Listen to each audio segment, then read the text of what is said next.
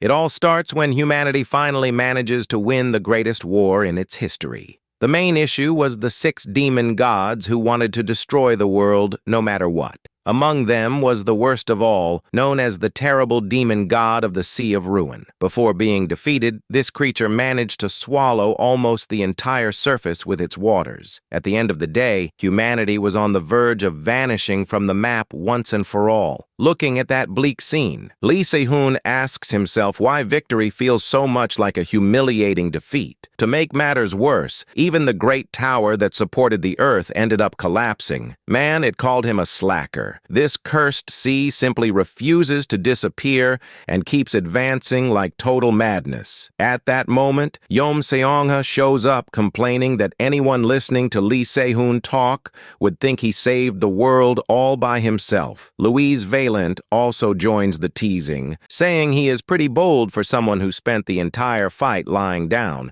To wrap up the annoying trio, Amir Singh comments that he just wanted a free ride to victory. Lee Se-hoon doesn't let it slide and reminds the 3 talkers that they would have passed away a long time ago without the gear he forged himself. This honest reply leaves the warriors completely outraged. Louise Valent tells everyone to shut their mouths and suggests settling the dispute with fists. But the trio is known by a very peculiar nickname. They are called the 3 Dogs, selfish warriors who never cared about humanity or the monsters. These mercenaries only moved according to their own interests, and whenever they felt like it, they were professional opportunists who only cared about easy profit amidst the chaos. They kind of sound like me. Even though they were terrible people, they survived until the end and were the ones who helped the most in the war. Back to the tragic reality. One of them asks if any of them will actually manage to survive. Yeom Seong-ha admits he is done for because he had all his internal organs crushed. Louise Valent and Amir Singh also reveal that they are bleeding out due to curses and fatal wounds. Lee Se-hoon just observes the situation, lamenting that they should have helped much sooner.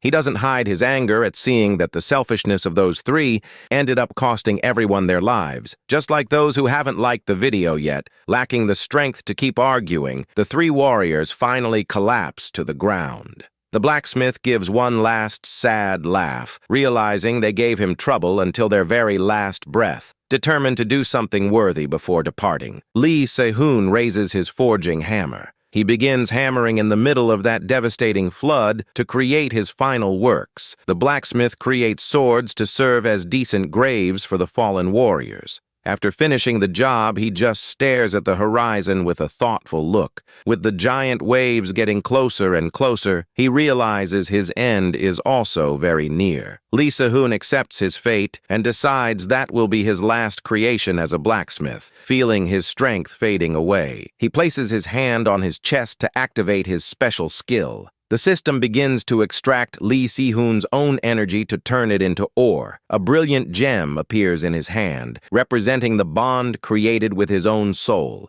This extraction process consumes the remaining energy left in his body. His exclusive skill allows him to extract special ores based on the bonds he formed. Unfortunately, using this technique on himself always generated a completely empty and useless stone. With nothing left to lose, he decides to put all his regret inside that useless ore. The blacksmith raises the hammer with all the strength he has left to shape his final piece. The waves of destruction begin to crash over him while the sound of the forge echoes. He remembers that he always heard that metallic sound in his mind during the most critical moments. Every time that noise came up, Lee Se-hoon was able to create legendary equipment. This time, however, the result of his effort is just an ordinary dagger without any special power. Despite it being a very simple weapon, he prefers to end his own life with it. The blacksmith refuses to give the satisfaction of being swallowed and taken by those cursed waters. With determination in his eyes, he prepares to deliver the final blow to himself. He gives one last laugh, finding it hilarious that his last action in life was forging something. As he lets go of the sword, the blacksmith finally understands the origin of that mysterious noise of waves in his mind. That constant sound that accompanied him since the awakening of his magic was the Sea of Ruin itself. He regrets not realizing it sooner or not convincing those selfish warriors to cooperate earlier. At the last second, Lee Se-hoon thinks that everything could have been different if he had started helping others a little earlier. Suddenly, a mysterious system alert warns that an armament skill has just manifested. The system confirms that the special technique of returning to the origin was finally unlocked successfully. At that moment, Lee Se-hoon wakes up startled by the shouts of a pink-haired guy calling him a cadet, a term he hadn't heard in over 30 years. The guy demands to know why he is sleeping in the middle of the entrance exam, leaving the blacksmith completely confused by the whole situation. Looking around, he recognizes the Babel testing room from 31 years ago and wonders if he is having some kind of vision before passing away. However, upon seeing the floating projection of the dagger, he realizes that it is the exact same image he saw at the moment of his tragic end.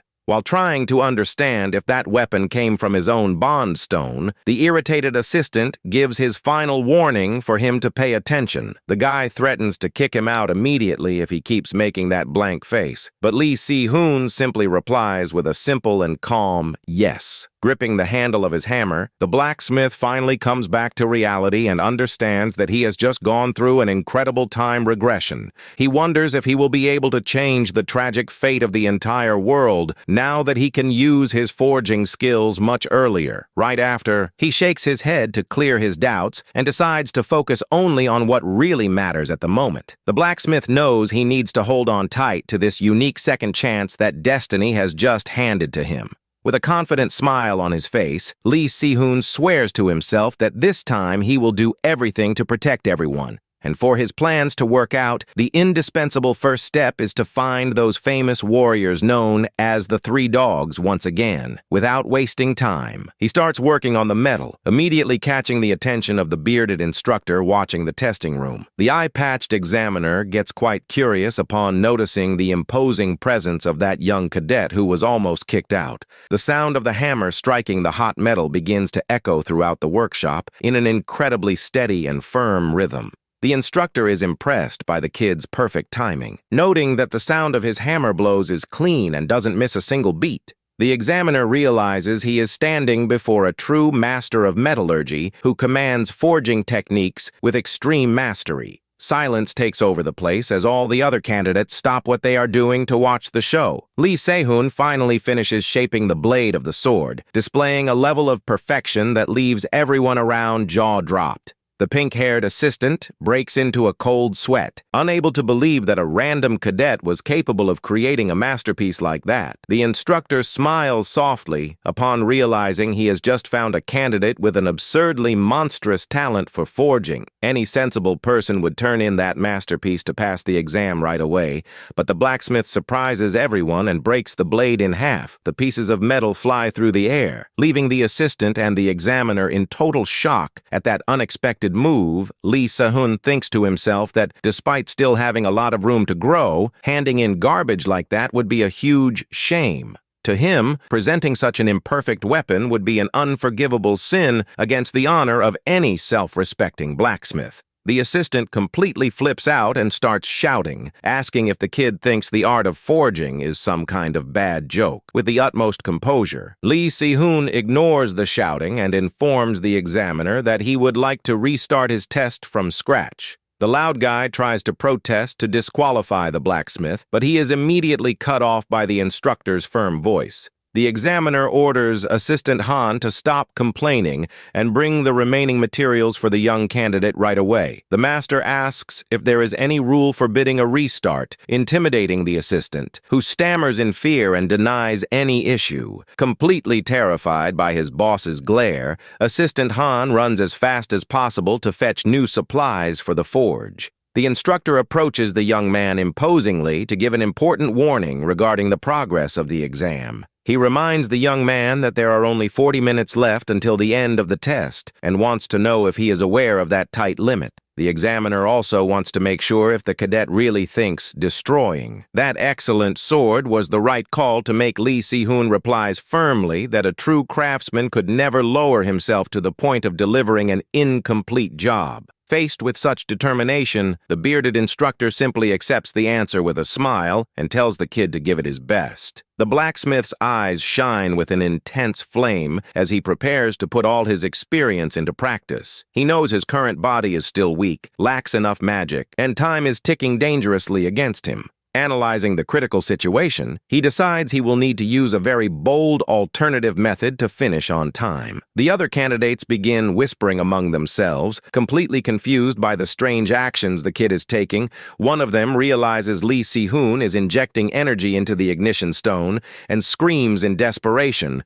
warning that it could blow everything up. Without giving a single care to his classmates' hysterical warnings, the blacksmith throws the crystals directly into the boiling forge. The other competitors enter absolute panic upon seeing an act considered pure madness by any average craftsman. An explosion of colorful, magical flames takes over Lee Si-hoon's entire workbench in an overwhelming manner. The cadets start screaming for help, demanding someone bring a fire extinguisher as fast as possible to put out the fire. Assistant Han runs desperately to the instructor, asking him to step in, but the examiner just tells him to shut up and watch. The experienced master tells his subordinate to pay close attention to the unusual flow of those flames, leaving the guy confused. Lee Si-hoon stares at the colorful flames that begin to dance impressively before him. This is the secret 5-color fire polishing technique, which generates an absurd temperature by combining special stones. The method demands crazy energy control, but the huge advantage is that it consumes very little mana to work. The other candidates are shocked to see that the forge didn't blow up and start whispering without understanding a thing. To everyone's surprise, the iron bar he was using changes color and begins to glow magically. Instructor Kim In-cheol quickly cracks the mystery and realizes the kid used resonance to alter the metal's properties. This significantly reduces the work time, but with only 30 minutes remaining, his situation is still pretty tight. The examiner admits the kid is excellent, but doubts he can finish the perfect weapon with so little time left. Unbothered by the doubts of others, Lee Si-hoon continues to bring the hammer down with all the precision he possesses. Colorful sparks fly everywhere with every perfect strike the young blacksmith delivers onto the hot metal. Even with visible exhaustion, he maintains a confident smile while shaping his newest creation with total mastery. He focuses all his attention on every single detail, knowing very well that any minor slip-up could ruin the work. Next, he plunges the newly forged blade back into the mystical flames to perform the final heat treatment. The blacksmith strikes the metal with even more force, capitalizing on every second he has left to refine the weapon. Suddenly, his body starts giving out, and a warning pops up indicating his magical energy is near its limit. He gets annoyed with the weakness of his current body and swears he will start heavy training as soon as the exam ends. Even with bleeding hands and terrible pain bothering him, he strictly refuses to let go of his hammer. The blacksmith knows very well he cannot afford the luxury of wasting a single second in this final stretch. Determined to win, he decides to push his young body to its absolute limit to finish the job no matter what. Time flies by and system alerts show there are only 10 minutes remaining, and then a mere 5 minutes. Focusing all his remaining energy, the kid begins to polish and sharpen the blade with swift, precise movements. In the final minute of the test, the examiner's voice echoes announcing that the time limit for the entrance exam has ended. At that moment, the system notifies that the 5-color flame blade has been created, and he even gains a new skill. The evaluation report reveals that the sword reached the advanced tier and possesses an incredibly high quality. The other candidates are left completely speechless upon finding out that a beginner managed to create an advanced weapon. Lee Si-hoon simply turns in the gear and calmly suggests they take a look at the status window. Assistant Han falls into despair upon realizing that the kid he criticized so much just passed the test with flying colors. Instructor Kim tells the noisy helper to shut it, making the guy stammer and apologize immediately. Shortly after, the young blacksmith is called for a private chat in Instructor Kim In-cheol's office. The examiner stares at the young man with a serious look, trying to figure out the mysteries behind that young talent. The instructor asks directly if the young man was satisfied with the sword he presented at the end of the test. Lee Si-hoon replies that for now that weapon will do, showing a confidence that actually impresses the master. Noticing the kid's subtle dissatisfaction, Instructor Kim comments that he still seems pretty unhappy with the result. The master decides to be honest and advises the cadet to withdraw his application, stating that this academy isn't for him. He explains that, despite Babel's great fame,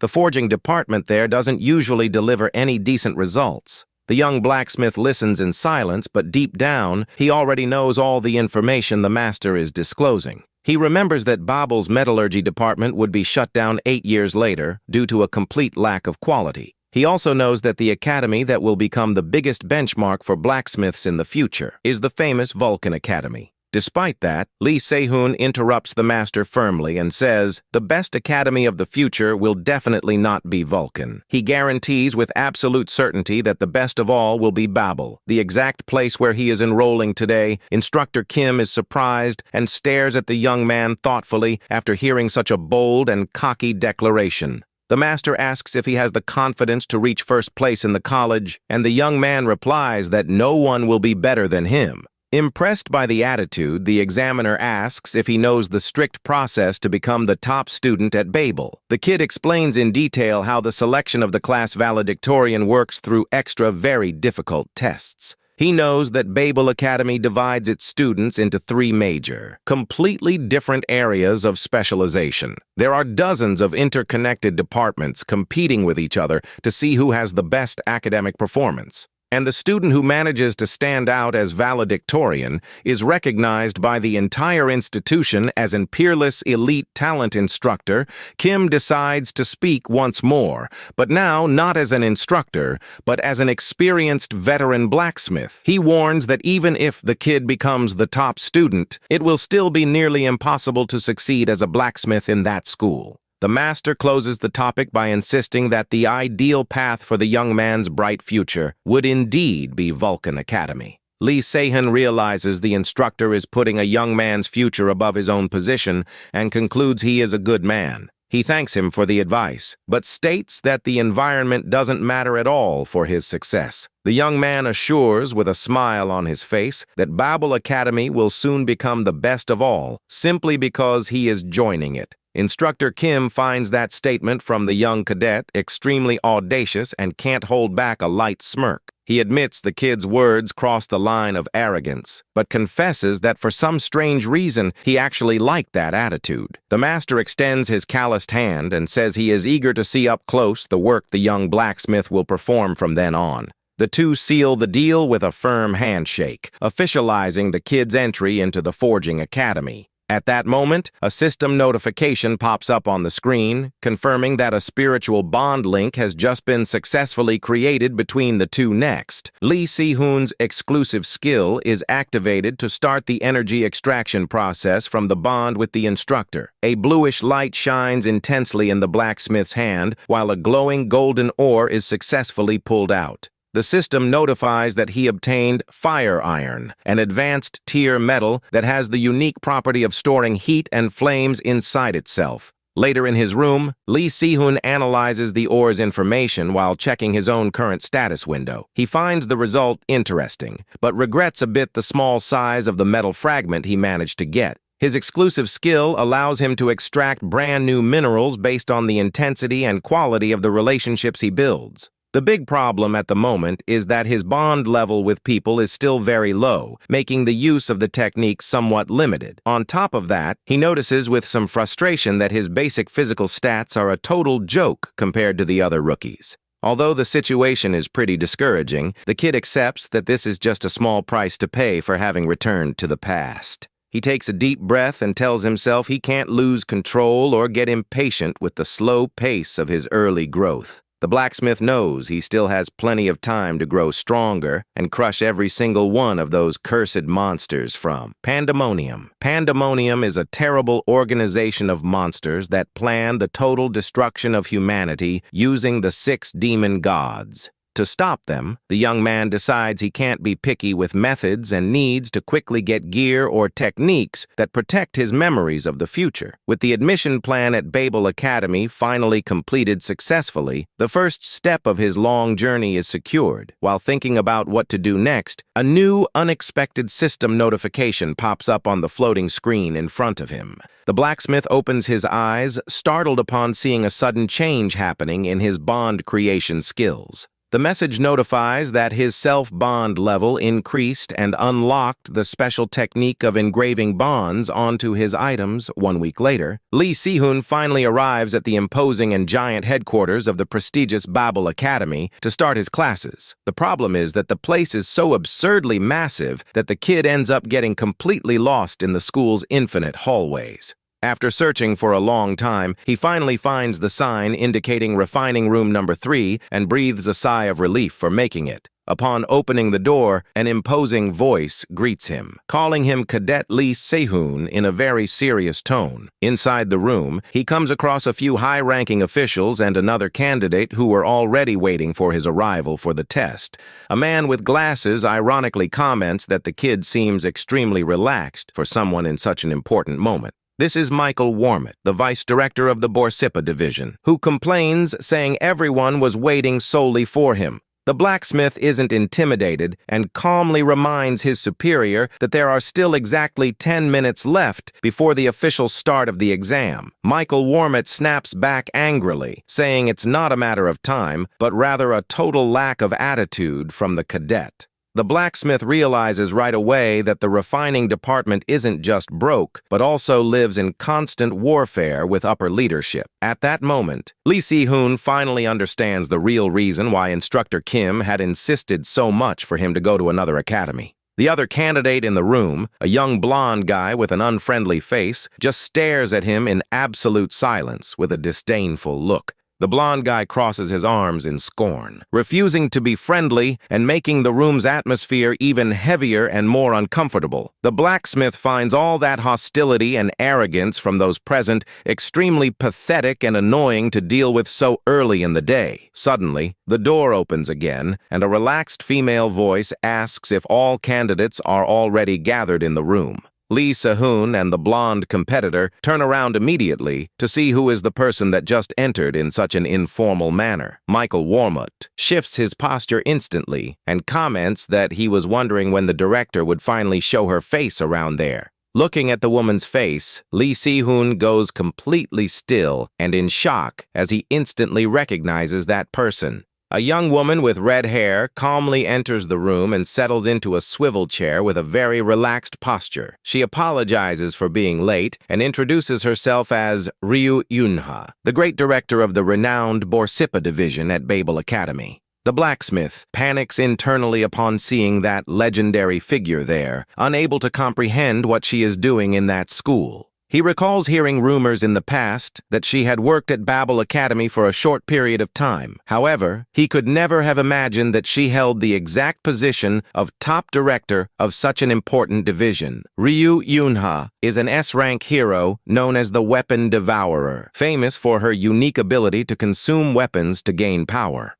The most shocking part of all is that, before his time regression, she was one of the most loyal and frequent customers at Lee Si-hoon's shop. A memory from the distant past floods the blacksmith's mind, showing Ryu Yunha sitting on the ground under a pouring rain. In that sad memory, the warrior deeply lamented the fact that she had consumed one of the weapons forged by him. Lee Si-hoon himself was standing there in front of her, observing the ruin and destruction that took over the entire surrounding scenery. The warrior looked completely exhausted and lacked the strength to keep fighting against the world's tragic fate. The blacksmith remembers he was also deeply shaken seeing one of humanity's strongest people in that deplorable state. He was holding his huge black sword, not really knowing what to say to comfort his longtime customer at that moment. Suddenly, the vision of the past begins to fade, and the reality of the testing room asserts itself once again before his eyes.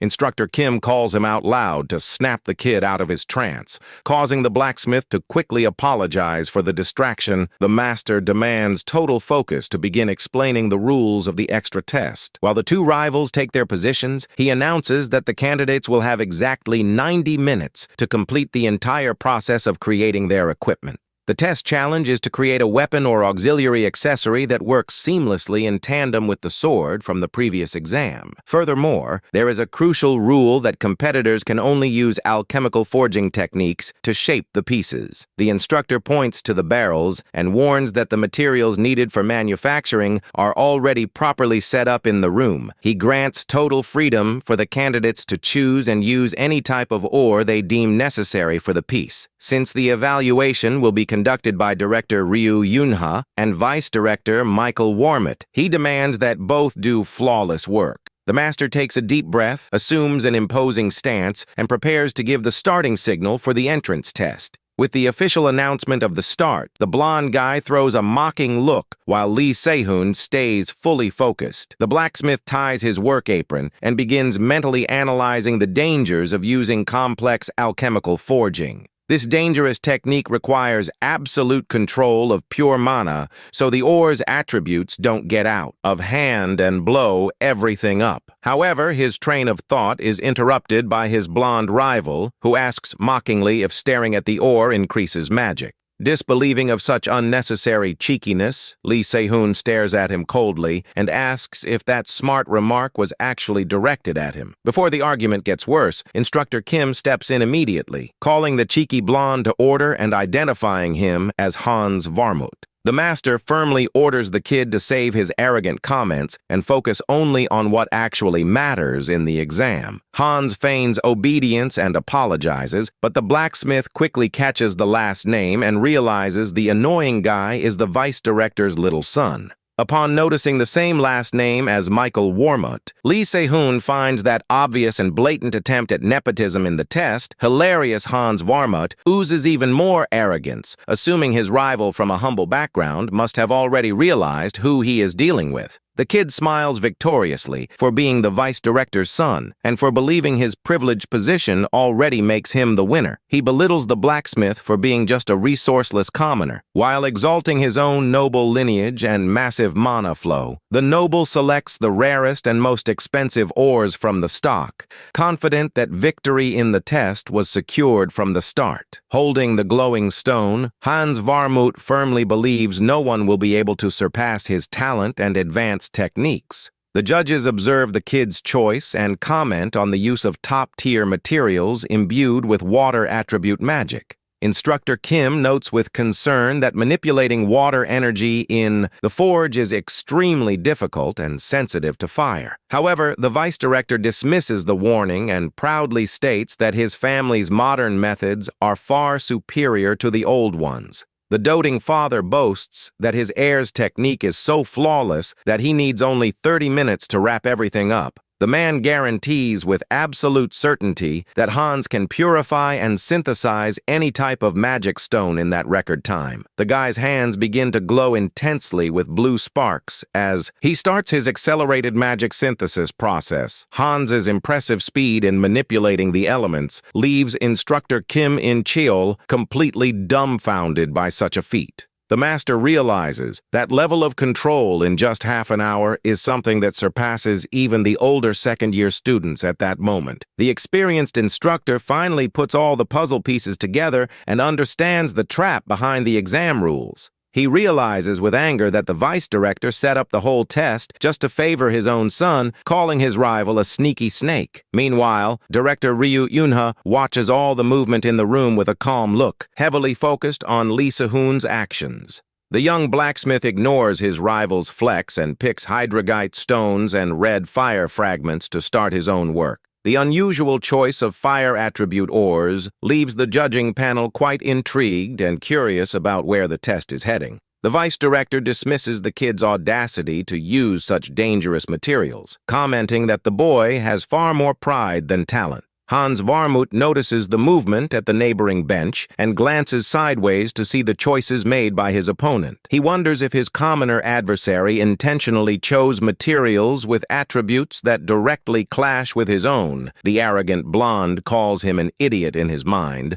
laughing at the attempt because he is sure his rival won't handle the fire's strong energy. He smiles smugly, believing that ridiculous contest will be won even easier than he imagined. However, Hans's smile begins to fade when a massive torrent of bright, magical flames suddenly erupts from Lee Se-hoon's bench. The blacksmith system triggers instantly, confirming that the powerful bond engraving skill has just been started successfully. The system's screen notifies that the secret flame bond engraving technique is being activated successfully on his right arm. With the command to equip the flaming ore, the young man's fist is instantly wrapped in fire. Elemental energy. Lee Se-hoon's arm becomes covered in intense blazes, leaving his rival open-mouthed, unable to understand what is happening. Hans Varmut eats his heart out in anger and grumbles in his mind, thinking the kid is just using some kind of cheap trick in the test. Without listening to outside comments, the young man manipulates the burning energy around his fingers with extreme ease and precision. The blacksmith points his hands at the red firestones on his bench and officially begins the complex resonance synthesis process. The magic ores begin to levitate and glow intensely as they react directly to the powerful energy sent by the kid. Lee Se-hoon keeps a calm, victorious smile on his face, as he knows perfectly well that he commands that creation technique like no one else. The testing hall is split between the intense, colorful energies generated by the workbenches of the two young competitors for the valedictorian spot. Vice Director Michael dismisses the kid and comments that it is pure stupidity to try and force a fusion using energy of the same attribute as the stones. The noble arrogantly states that forcing the elements this way will only cause the flow to go out of control and end in an explosion. Hans celebrates prematurely upon noticing the growing flames, thinking his opponent finally made a fatal mistake and caused an accident.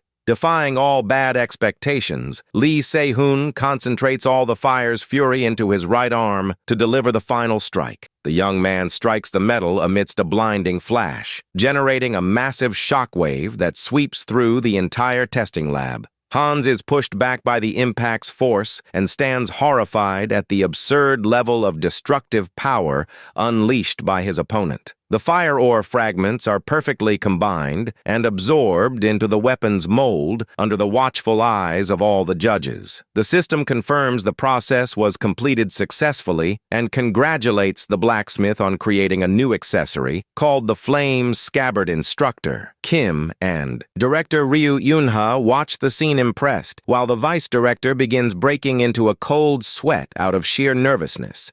The screen displays details of the rare tier accessory, which has the incredible property of storing and amplifying fire attribute magic. Hans enters complete panic upon realizing his country bumpkin rival managed to finish the synthesis in absurd record time.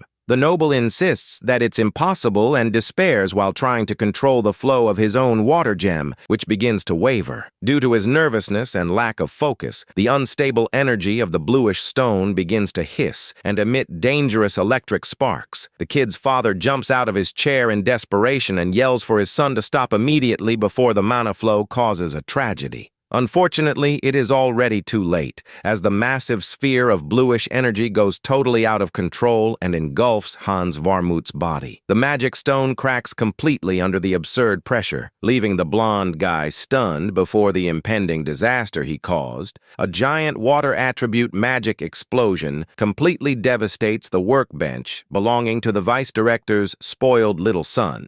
A few hours after the terrible incident, a tense atmosphere still hangs over the hallways of the prestigious refining department. Multiple shards of destroyed magic stones and burnt material debris lie scattered across the testing workshop floor. Hans Varmut appears all banged up, with torn clothes and a look of pure humiliation for having failed in such an embarrassing way. While Lee Se-hoon remains standing and totally calm, the vice director tries to devise a quick plan to save his son's reputation. Instructor Kim deeply regrets that whole ridiculous situation that ended up ruining a test meant to define the best of the class. He sighs in disapproval, seeing that cheap nepotism and leadership's rush ended up spoiling a high-level evaluation. The noble kid trembles in pain, while holding his left arm, severely injured by burns and shrapnel from the terrible explosion. He bites his tongue in rage, realizing he will lose the contest by default and that his pride was completely crushed before the entire judging panel. The blacksmith just observes his arrogant opponent's suffering with a slight mocking smile, knowing he reaped what he sowed.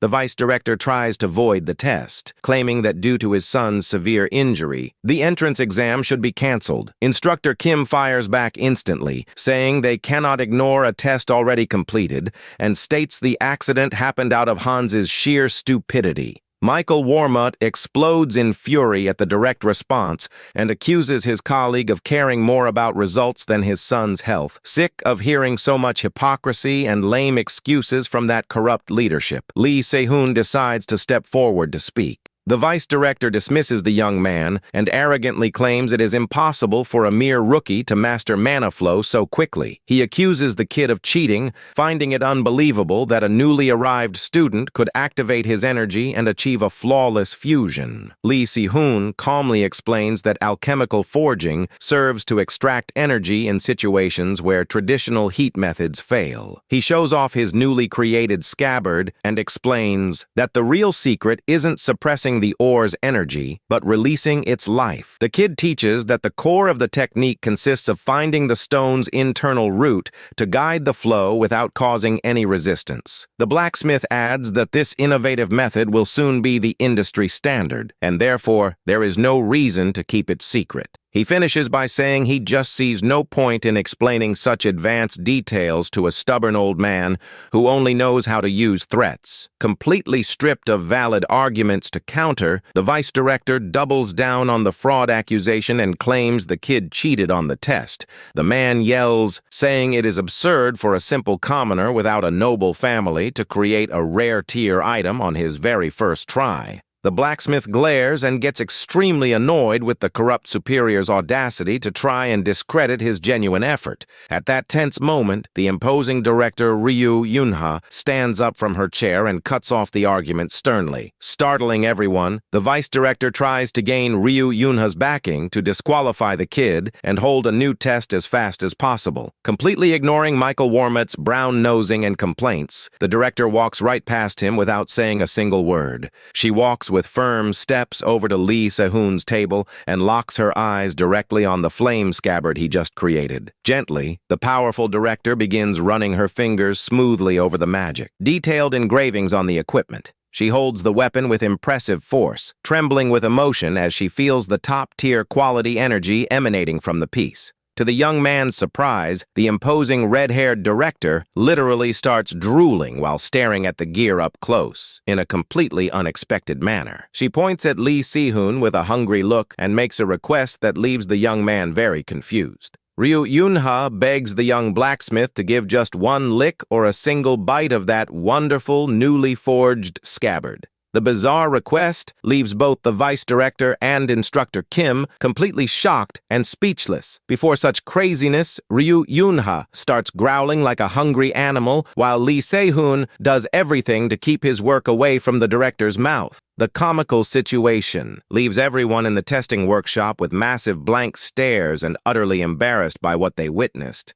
After the chaos at the entrance exam comes to an end, late afternoon begins to settle over the modern city's tall buildings. Lee Se-hoon walks calmly through the urban center streets, casually slinging his jacket over his shoulders. He analyzes the scabbard and notes the finish isn't bad, but realizes the final calibration of the details is still pretty amateurish. Despite the small technical imperfections he found in his own work, he cannot hide his satisfaction. The young man starts laughing to himself in the middle of the street, remembering the vice director's desperation, making people think he is crazy. Suddenly, the blacksmith stops laughing upon realizing that the last name Warmut brings back some extremely familiar and bad memories. He closes his eyes and tries to force his mind to retrieve all important information linked to that blacksmith clan from the past. He recalls Louise Valent's complaints about a Babel assistant who sold cheap weapons that exploded out of nowhere. Louise revealed she ended up with terrible mana scars because of that incompetent fool who ruined her life as a warrior. With that painful memory in mind, the young man finally manages to connect all the dots regarding the injustices that happened. He realizes Hans Varmut is the exact same scoundrel responsible for causing the severe injury that tormented Louise for the rest of her life. Lee Si-hoon's original plan was just to recruit the 3 dogs earlier, but now he decides to use other methods on Hans. A sly smile appears on the blacksmith's face as he realizes he has the perfect chance to fix the past with his own hands. He concludes that if he stops the rich kid from cheating, there won't be any reason for Explosive Dog to suffer from scars a few days later. A massive debate takes over the conference room at the Academy's prestigious Borsippa division. Instructors from other colleges find it a total absurdity to name an unranked rookie as Borsippa's top student.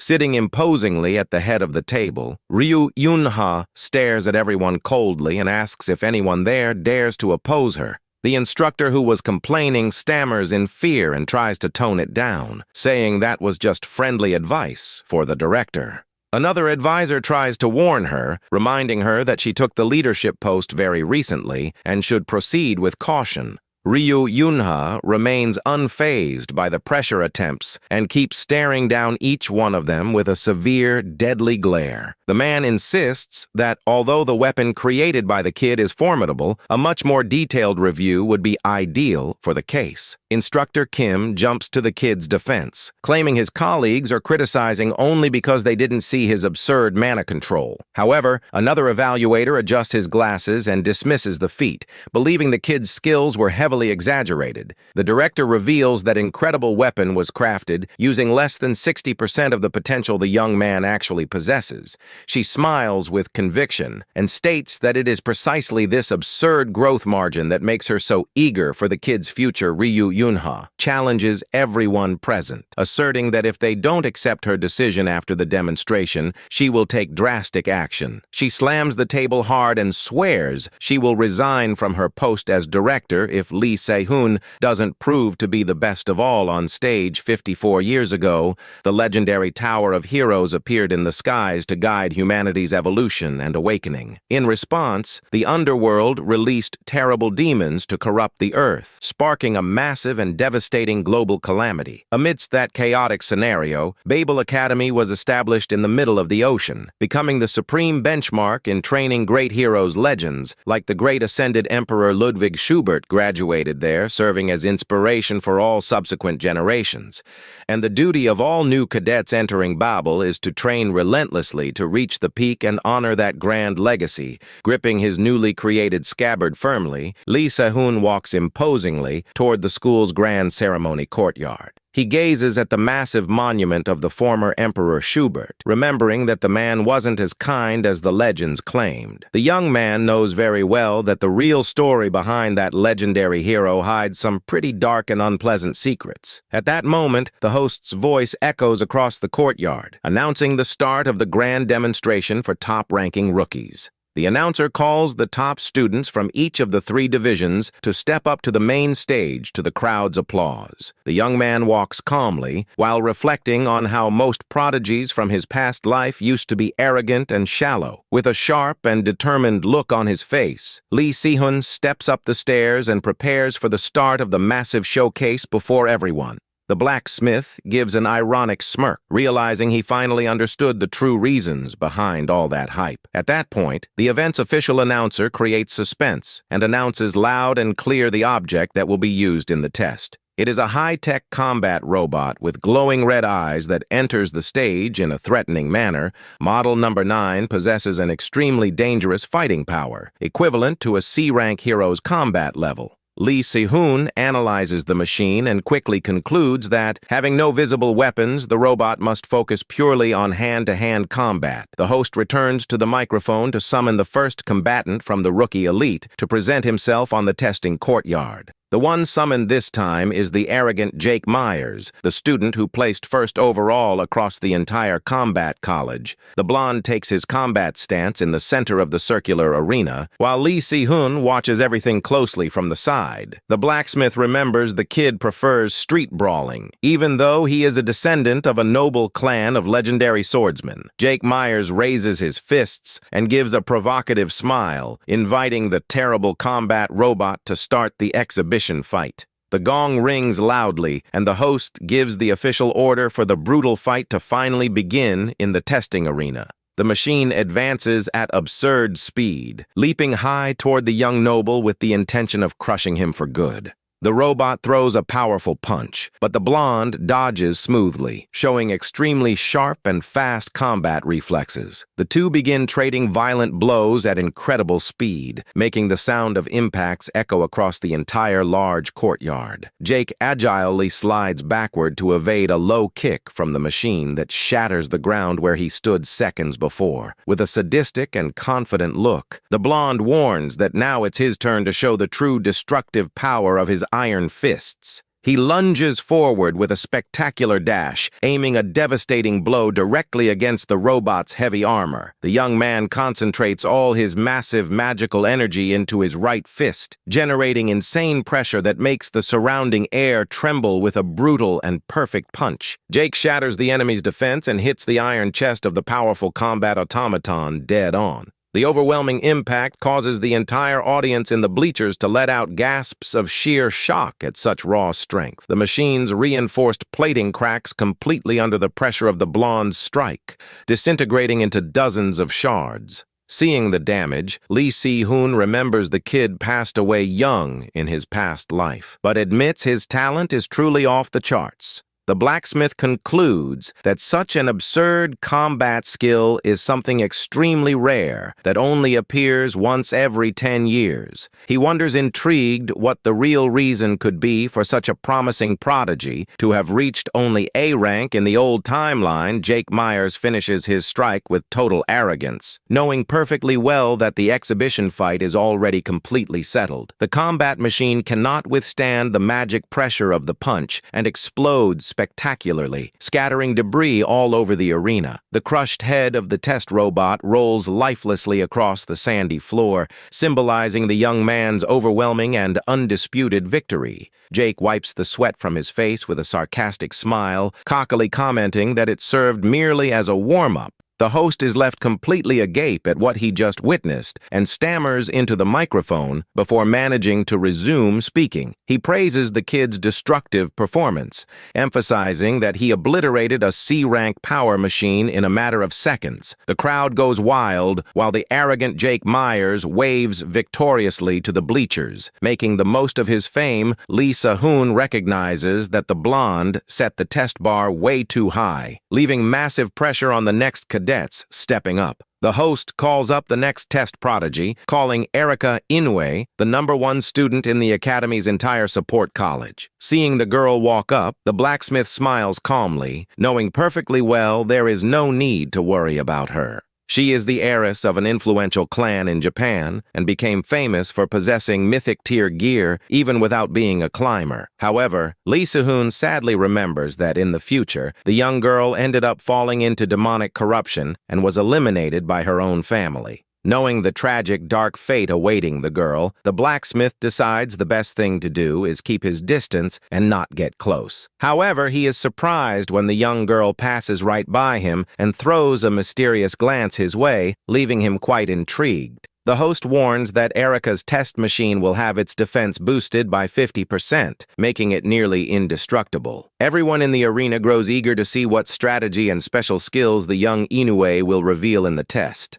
The girl solemnly lifts a massive iron cage, holding captive a black crow with glowing, mysterious blue eyes. Her own eyes shine with the same bluish light as her mana as she releases the creature and gives the animal the command to attack. The crow takes flight from inside the cage and begins transforming into a massive black shadow that covers the skies with its open wings. The giant, terrifying bird projects its shadow of death over the entire testing arena, leaving the audience awestruck by the scene. Lee Si-hoon follows the movement closely and gets quite surprised upon noticing the summons is simply a giant crow. The massive flying beast glides high in the testing arena skies, preparing to deliver its powerful strike against the metal target. The defensive robot reacts immediately to the threat from above and raises its massive reinforced alloy shield to try and protect itself. The blacksmith analyzes the machine's heavy armor and recognizes it will be extremely hard to break such a strong defensive barrier. However, the great black bird ignores the shield and summons a giant dark magic circle that glows intensely in the arena sky. A massive torrent of dark energy crashes down from the magic circle toward the robot, blanketing the entire battlefield in a shadowy flash. Erica's shadowy bird descends from the heavens like a true meteor of darkness, ready to obliterate the poor test robot. The strike hits the target with absurd violence, kicking up a massive dust cloud and making the whole arena shake from the impact. Even Lee Se-hoon is left jaw-dropped, realizing the destructive strength of the girl, who definitely didn't come to play around the robot's reinforced armor, simply gets a giant hole blown right through the middle of its chest, showing its defense was completely useless. The machine flips face-first onto the ground, completely destroyed, leaving the entire courtyard in absolute silence out of pure shock. Erica strikes a boss posture with her blue flame crow perched on her finger, acting as if destroying giant robots was just another typical day. The crowd goes wild over that unique, unbelievable strike. Given she destroyed a C-tier robot without making the slightest effort, Lee Si-hoon starts breaking into a cold sweat, thinking that if he just shows off his scabbard without putting on a show like that, the crowd will boo him to death. Right then, the host announces, with all the hype in the world, the final rookie of the lineup, who happens to be our beloved main character. The young man walks toward the stage under the watchful eyes of the evaluators, including the legendary supervisor Ludwig Schubert, who watches it all from the front row. Schubert comments that this year's rookies are impressive, but wonders if the alchemy kid won't crumble under so much pressure.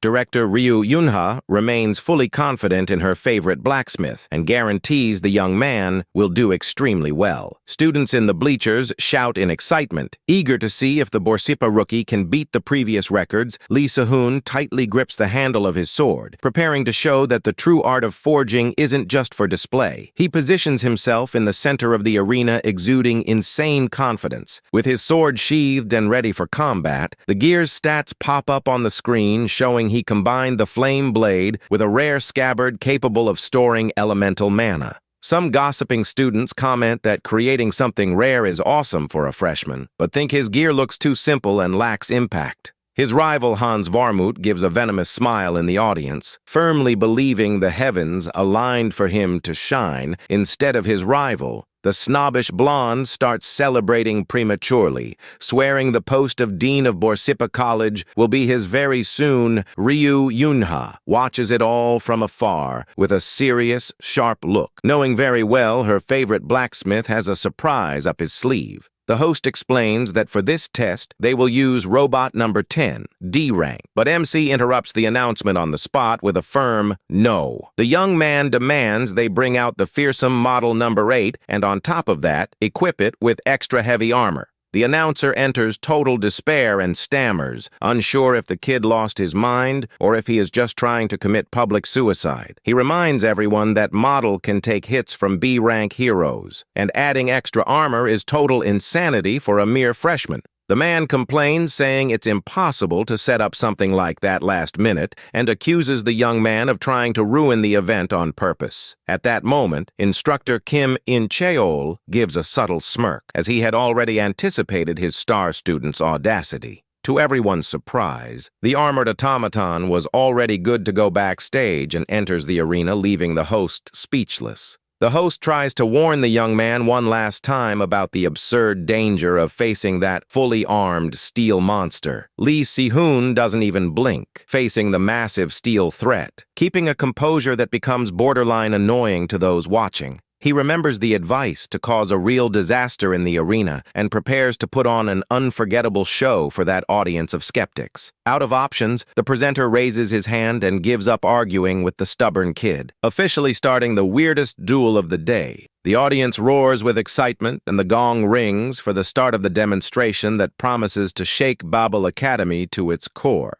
Director Ryu Yunha adjusts herself in her chair so as not to miss a single detail of the spectacle the young man is about to present. MC gives a smug smile while facing the massive steel monster, totally ready to blow everyone away. He asks, ironically, if he will manage to meet everyone's expectations and begins slowly drawing the blade from his magic scabbard. An overwhelming explosion of colorful flames erupts the moment the sword begins to be unsheathed, lighting up the entire courtyard. The young man takes an imposing stance, surrounded by a whirlwind of five-colored fire, leaving the massive armored robots standing before him. Strongman Jake Myers gets super hyped, seeing that pyrotechnic show, admitting the stuff is way cooler than he expected. On the other hand, envious, Hans dismisses the feat and grumbles that it's just a silly visual trick made by someone lacking enough mana to fight for real, ignoring the criticism. The blacksmith spins the blade, creating a perfect circle with the colorful flames dancing around him. Those flames possess conflicting properties that could harm the user himself, but his special scabbard serves precisely to keep everything under control. Utilizing his flame artisan technique, he channels the fire energy directly into the interior of the gear with mastery. With his eyes glowing in a menacing orange tone, the young man whispers that the mana storage has finally been completed successfully. The test robot activates its high-tech blue energy shield in an attempt to contain the destructive strike that is about to come.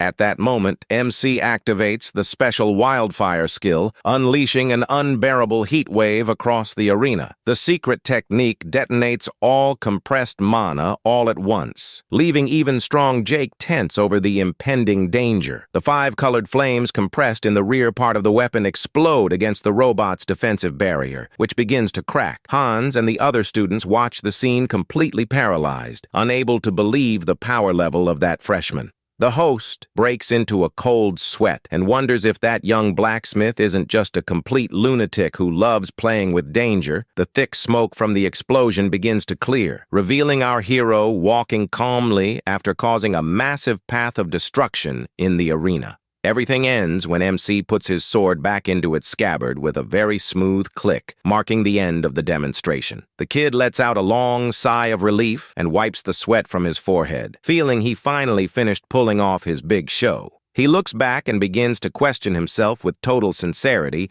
if he didn't end up going a bit overboard on the force of his attack. The poor host is so in shock from the destruction that he starts shaking all over while trying to say something into the microphone. Desperate, the man screams, calling the reconstruction crew immediately to fix the massive crater that split the entire arena in half. Shortly after, the sound of elegant footsteps echoes through the academy hallways, indicating someone very important is approaching. Lee Se-hoon waits patiently on a couch with his arms crossed, having no clue what is going to happen to him from now on. Director Ryu Yunha enters the room and apologizes for being late, explaining casually that she was helping clean up the mess in the arena. The young man sheepishly scratches his head and says he is the one who should apologize for breaking the central courtyard in such an absurd way. He regrets not controlling the force of the strike better, but the director gets totally confused. Unable to understand the reason for so much drama from the kid, MC asks, surprised if she didn't call him there just to give him a harsh scolding for destroying school property. She immediately waves her hands, no, and reveals that the real reason for that closed-door meeting is something completely different. At that point, a magic tension begins to rise in the room, and the director starts acting in a rather suspicious way, full of hidden motives. Lee Se-hoon stands there with a blank face, completely failing to understand what is going on with the woman before him. After building up almost dramatic suspense, she takes a deep breath and prepares to make an irresistible offer to the young blacksmith. Ryu Yunha gets straight to the point and offers to pay simply 10 times the market price for the incredible creations he displayed in the test. She asks with glowing eyes if he would be willing to sell his precious 5-color sword along with the magic scabbard he forged. The young man is left jaw-dropped by the offer, and suddenly a system notification warns that a spiritual bond was just formed between the two. The director enthusiastically praises the gear, while the level 1 connection between them is officialized by MC's system panel. Sehun is stunned to notice the bond formed incredibly fast, remembering that in his past life he had to give her several weapons to achieve that. The blacksmith gives a subtle smile, realizing that is the golden opportunity he so desperately needed to get what he wanted. He accepts and initiates the spiritual bond extraction process,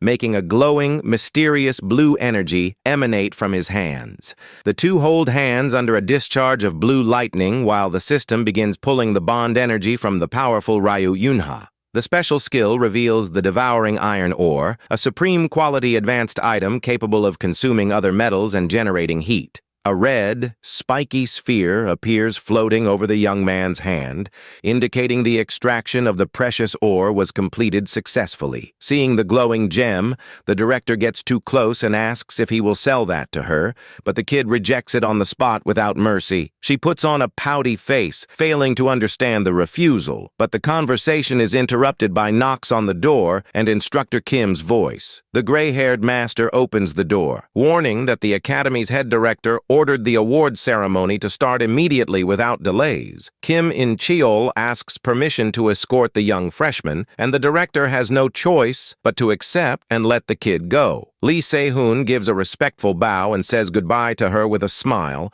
promising they will meet again very soon.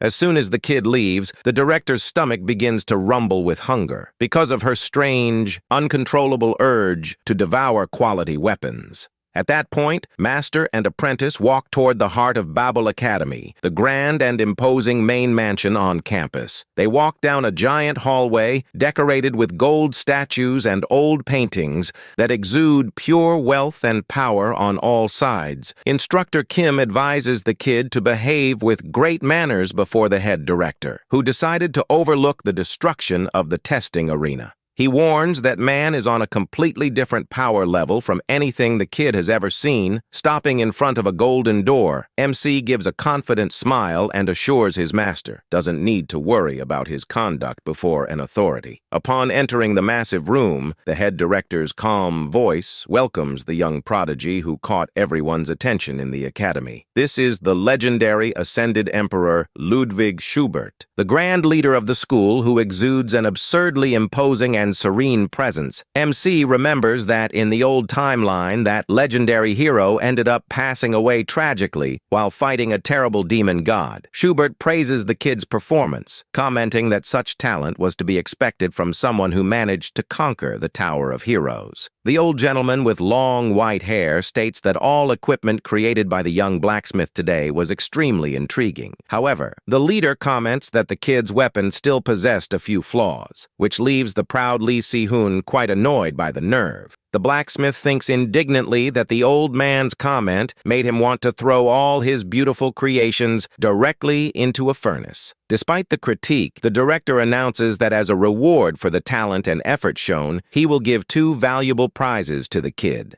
The emperor asks the young man to say exactly what he needs, and our hero begins thinking about what would be most advantageous to ask for. Right then, Se-hoon asks for rewards that help expand his mana capacity and his memory, leaving the elderly man pretty thoughtful for a moment. The academy leader raises his hand and uses his powerful golden magic to summon 2 legendary treasures from the vault directly onto the table. Magic light shines intensely in the room, while the 2 prizes materialize in a refined box before the kid's attentive eyes. The young man receives a black fragment capable of absorbing mana and an extremely rare magic fang that allows communication through dreams. MC is completely shocked while holding the items, recognizing that those divine relics are nearly impossible to obtain. The kid gives a confident little smirk, thinking that even if it's hard to use now, he already knows exactly what to do with the items. Schubert gazes at the young man serenely and asks, with all the calm in the world, if those 2 prizes are enough to leave him satisfied. Sehun offers a friendly bow and humorously assures the old director that those 2 rare relics are absolutely perfect. As the young blacksmith walks calmly toward the mansion's exit, a mysterious voice backstage asks the director what he is plotting. The voice comments intriguingly that handing out 2 massive rewards at once to a single rookie doesn't fit Schubert at all. The emperor calmly smokes his pipe and explains he only gave the prizes because he knows the kid has plenty of capacity to use all that potential. The old leader opens one of his golden eyes and explains the freshman possesses such a striking presence that he manages to seem experienced even to him. Schubert watches MC's silhouette recede and mentally admits that not even he is able to predict the scale of the kid's true power. Time passes and the scene shifts to the luxurious classroom building where students gather for the start of the first theoretical subjects. Snobbish Hans Warmuth tells a classmate he won't be able to have lunch with him because he already has plans with prestigious upperclassman Howard. The kid is left completely jaw-dropped finding out the blonde has connections with the top student of the 3rd year in Borsippa College. Hans boasts, saying their families are very close and that the upperclassman will give him several valuable tips on how to rise quickly in the academy. The suck-up begs to tag along, but the conversation is cut short when the classroom door opens and MC enters very calmly. Sehun shoots such a cold, intimidating glare at the snob group that the entire room's atmosphere seems to freeze in seconds. An awkward, heavy silence takes over the whole classroom as the young man walks calmly to his seat under everyone's gazes. MC locks eyes with his classmates with his glowing golden eyes, making it crystal clear he isn't there to make buddies or play house. Hans breaks into a cold sweat and swallows hard before that deadly glare, unable to comprehend how a mere freshman without a noble name can be so terrifying. The kid passes right by his rival with a smug little smirk, whispering bitterly that he better know his place. The snobbish blonde clenches his fists in so much rage he actually trembles, cursing in silence for being humiliated so casually in front of everyone. At that tense moment, Instructor Kim enters the classroom and orders all freshmen to take their proper seats for the lesson's start. The gray-haired master places a mysterious box on top of his desk and comments relieved that it seems everyone is finally present in class. He warns that, since it's the very first practical class of the year, it's best to start by doing some basic introductions to lighten the mood. The man pulls a very peculiar ore from inside the box and explains that gleaming metal block is known as projection alloy. Kim explains this ore is absurdly sensitive to energy, and that by channeling one's own mana into it, the physical result is almost instant. He demonstrates the technique by creating a massive black sword out of thin air, proving that any equipment imagined in the mind can come to life in seconds. Sehun watches the demonstration with respect and mentally recognizes the reasons his master is considered one of the top 100 blacksmiths in the whole world. However, the young man's look soon shifts to an expression of extreme seriousness upon noticing a small, very concerning detail in his master's demo. He notices cracks in the instructor's energy and concludes that man's magical health is in a critical state, much worse than it appears. The instructor continues the explanation, saying the alloy serves to create a clone that reflects the user's deepest, subconscious traits. Kim reveals the freshman's first big task will be precisely to forge this clone, and the best pieces will be displayed in the main hall. Students shout a very excited yes upon discovering their creations will be on display for the entire school for a whole week. One of the freshmen whispers, stunned that each of those ore blocks costs a real fortune, praising the fact that the academy doesn't skimp on anything. Hans Warmuth begins channeling his golden mana into the metal with total arrogance, swearing no one there possesses more talent than him. The blonde creates a very fancy golden rapier that draws gasps from the whole class. While MC watches the scene with the ultimate bored expression, Master Kim finally calls the last student on the list to take the test, summoning Lee Sehun to begin his awaited practical demonstration. The blacksmith holds the glowing ore and decides that, since he is the top student in that college, there is zero reason to hide his strength. He begins releasing an absurd amount of red elemental energy that wraps around the metal block, making the room's atmosphere extremely hot. With his eyes glowing in flames, the kid decides that if he is going to do that task, the best thing is to go all out and put on an unforgettable show. Suddenly, a giant wave of energy explodes from inside the classroom, startling even the birds flying outside the campus. Later, a massive crowd of curious onlookers gathers in the main exhibition lobby to see up close the test's mysterious result. Some envious students whisper that the kid is just an average freshman and find it a joke that people say he is on another level. The other classmate fully agrees with the malicious gossip, but they instantly change their minds upon coming face to face with MC's display case. The exhibition displays a shocking sculpture of 19 swords and a giant shield perfectly fused together, which absorbed energy from all the benches. The envious students start stammering in terror, trying to make up dumb excuses and saying all that was nothing more than a huge coincidence. However, Erika Inoue watches that impressive artwork with a cold, analytical look. Completely disagreeing with those envious opinions, strongman Jake Myers approaches the girl with a smile and agrees that trying to justify that feat with silly excuses is pure stupidity. She thoughtfully concludes that 19 high-quality projection alloys were still too little to express all the kids' magical depth. Meanwhile, in one of the school's foundry workshops, the heavy sound of rhythmic, precise hammer strikes echoes impressively off the steel walls. Veteran blacksmiths analyze the stopwatch with wide eyes, shocked to notice MC didn't make a single millisecond error. The forge supervisor watches the freshman's surreal talent with a drop of cold sweat running down, asking himself what on earth they will teach a monster like that. The teaching assistant breaks into a cold sweat and gives up on giving a lesson, preferring to ignore the kid and asking if anyone else wants to see a forging demo. He dismisses the whole class in a hurry to get rid of the awkward vibe, leaving only our obstinate MC working alone in the workshop. Sehun keeps striking the metal hard while his spiritual energy boils, although his physical body is already starting to show fatigue. He analyzes the 3 newly forged knives on his bench and grows thoughtful, feeling the final result still isn't good enough right. Then the assistant sneaks up behind the kid and mockingly asks if he is planning on breaking his own equipment again. The blacksmith stops his metal hammer mid-air and calmly greets the upperclassman, showing zero surprise at his arrival. The upperclassman asks him not to break the training knives, explaining that Borsippa needs to deliver a batch of ready weapons right after that weekend's. He reveals the cadet's budget depends directly on external sales of these training weapons and that Babel Academy finances students this way. The assistant questions what exactly he is unsatisfied with, asking if the real issue lies in his physical body's capacity or his magic. MC gives a nice smirk and confesses that, at this point in his new life, his biggest obstacle really is the lack of physical stamina. He explains he needs to forge heavy iron to create his own training tools, but can't even attempt the process due to lack of breath. The upperclassman grows thoughtful hearing about the kid's needs and begins devising a quick solution to help the rookie overcome that hurdle. He humorously suggests that obtaining body reinforcement magic would be dozens of times faster than just endlessly training.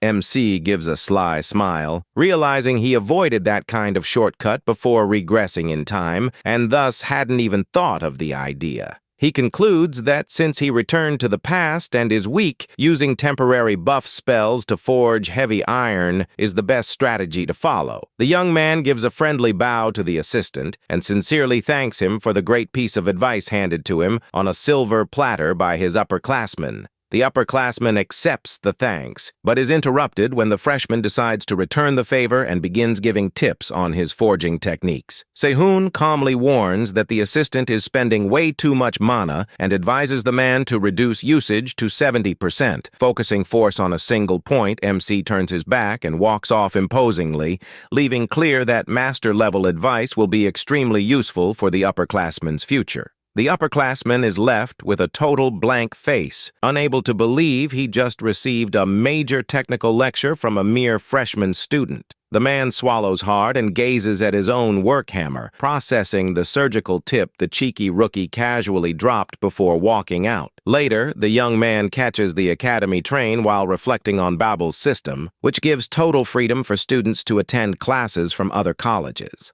The only problem with this free system is that accumulating 3 failing grades in mandatory subjects results in immediate expulsion with no room for tears. The train's loudspeaker announces the next stop is the UR Support College, specializing in spells, enchantments, and utility magic. The young man steps off at the terminal with closed eyes and the composure of someone who knows exactly where he is stepping and what he came to get in another's domain. Right at the exit, he runs head-on into Erika Inoue, the support college prodigy who was accompanied by a literal army of giant bodyguards. One of the thugs points his finger in our blacksmith's face and rudely orders the kid to get out of the way and make path for the young boss. Sehun gazes at the big guy without an ounce of fear and responds with ultimate audacity that the bodyguards themselves should get out of the way. The henchman snorts in rage and prepares to start a fight right there, but is interrupted by the calm, imposing presence of Erika Inoue herself. Ignoring her security's commotion, the black-haired girl stares at MC and asks directly where he is headed. Sehun explains he came to check out the enchantment department to see if he finds any interesting elective subjects regarding spells.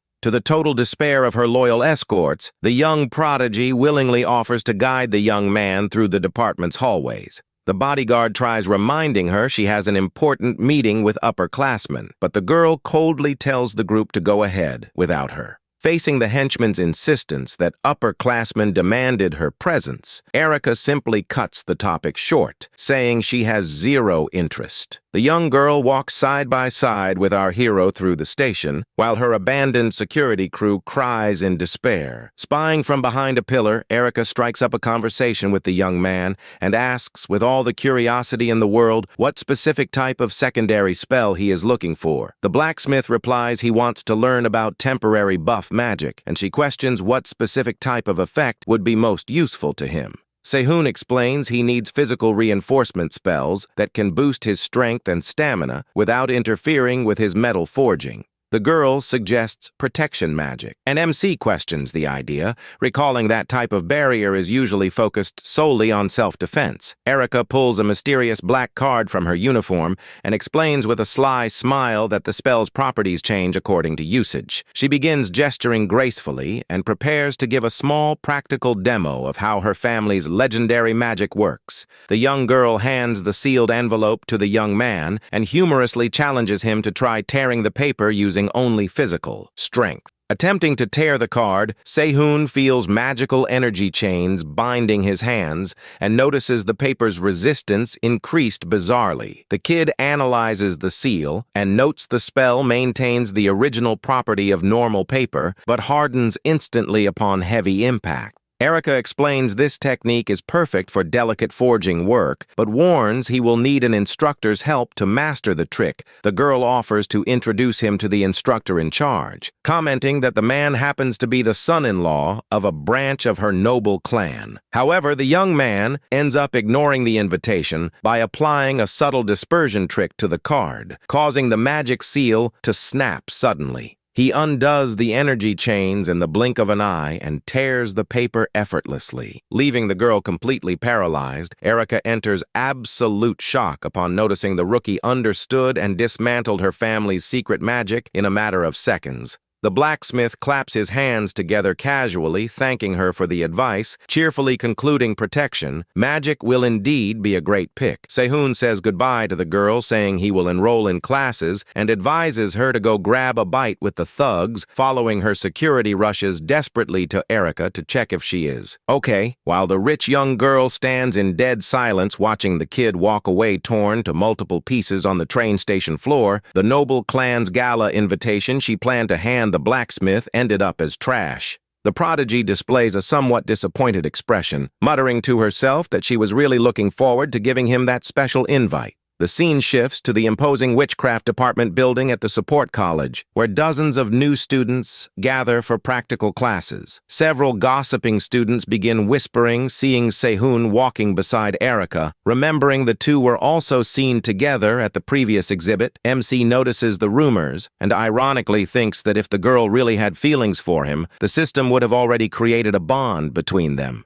They walk toward a dense forest, and the young man complains that the support department requires a practical test from students before accepting enrollment. The girl explains calmly that the dark forest is precisely the location chosen to conduct the practical magic barrier test. Right then, they spot several other freshmen completely lost in the woods. Cursing in anger for failing to find the correct path, Sehun analyzes the situation with disdain and sarcastically wonders if that bizarre admission test isn't just a simple, childish treasure hunt. Finding all of it a massive waste of time, MC decides to walk ahead, showing zero concern over the forest's dangers. Taking just one careless step, the kid accidentally steps on an invisible seal and ends up breaking the area's protective barrier with a loud snap with the spell's sudden destruction. Instructor Robert Parry and his assistant emerge from the brush with expressions of pure panic and shock. The instructor stammers in astonishment and informs the two that, by breaking the grand illusion spell, they just passed the practical admission test. The young blacksmith stands there with a total blank face, failing to understand how an accidental step ended up securing his immediate pass. In a quick flashback to the recent past, Instructor Robert Parry appears in his office, commenting surprised on the young heiress's interest in the rookie. The assistant hands his phone to his boss to check photos, proving the two young prodigies were walking very close together on campus. The instructor intriguingly questions why such a talented girl from a noble family would decide to enroll in a basic introductory subject. The man laments that enrollment numbers tripled because of her presence, as he isn't hyped at all to deal with so many annoying people. However, he reveals he received a secret request from Erica's older brother to make things hard and test the limits of Borsippa's young blacksmith. Due to this family pressure, the instructor decided to add a much more complex test this year, using the fearsome labyrinth of blinding souls. This basic spell distorts the senses of whoever enters and makes ordinary people get trapped in the forest without even realizing they are under magic. The man stands impressed upon noticing the blacksmith broke the grand illusion, using purely his survival instinct without the heiress's help. Back in the real forest, Instructor Parry officially announces to the whole group that everyone present managed to pass the first admission test. He warns he will now start the second practical test to divide the classes, and a red-haired freshman proudly steps up to go first. The smug redhead walks confidently, thinking that is the perfect chance to show off all his massive talent to try and impress beautiful Erica. The instructor explains the second test consists simply of dismantling a web-shaped barrier using purely one's mana without damaging the structure. The redhead kneels before the glowing spiderweb on the ground as soon as the examiner gives the start command, concentrating his mana to tackle the challenge. However, the spell causes the magic spider to constantly run away upon sensing outside mana, regenerating the red web infinitely. The kid starts breaking into a sweat from exhaustion upon noticing his normal mana isn't enough to cover the spell's entire complex formula. Traditionally desperate as time runs out, he decides to resort to brute speed and starts dumping energy recklessly to try and force the seal. The freshman finishes the test, and the instructor warns his time was 2 minutes, advising the kid to focus more on analyzing the spell's structure. Still catching his breath after the effort, the kid respectfully thanks him while Erica Inoue watches everything, showing zero interest. Without wasting time on the previous student's fatigue, Instructor Robert Parry calls the next freshman in line to take the tough magic web test. The master coldly informs the red-haired kid that his result was pretty weak and decrees the student will start his classes in the beginner class. Next, the examiner summons talented Erica Inoue and very politely asks the young prodigy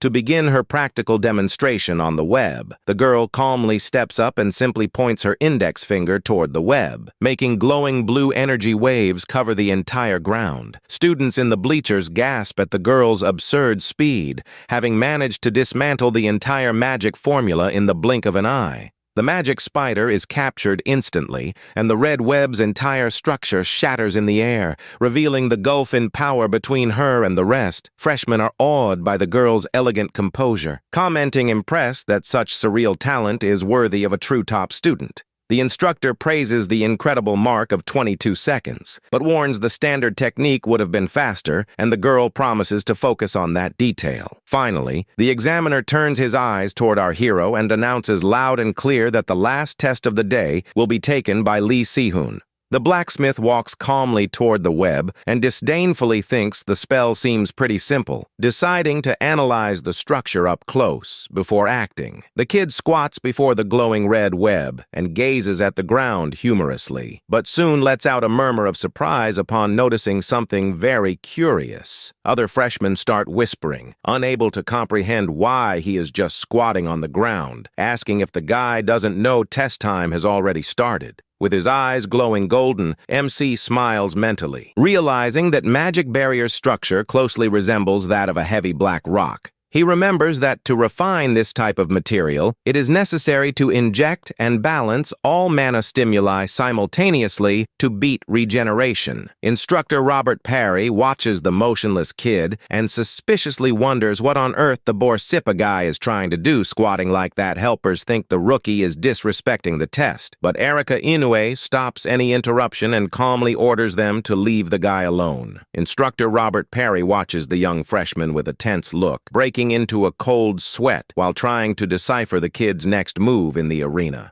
Si-hoon extends his flame-wrapped hand over the magic web, imagining what would happen if he managed to retain the energy accumulated in the barrier. Suddenly, a giant fire pillar explodes directly from the web's center, startling the whole class and lighting up the entire forest. With the flash, evaluators run frantically toward the smoke, while MC remains calmly kneeling in the center of the flame circle. Holding his own wrist tightly to contain the pain, the young man smiles triumphantly, realizing he got what he wanted so badly from that test. The blacksmith cheerfully realizes he now holds the perfect formula in hand to finally refine the valuable, heavy, dark black rock. The freshman simply stands up and walks away from the site very casually, leaving the instructor and young heiress Erika completely paralyzed. Still trembling with stopwatch in hand, the test assistant warns his boss that the Borsippa kid took a little over 7 minutes to finish the test.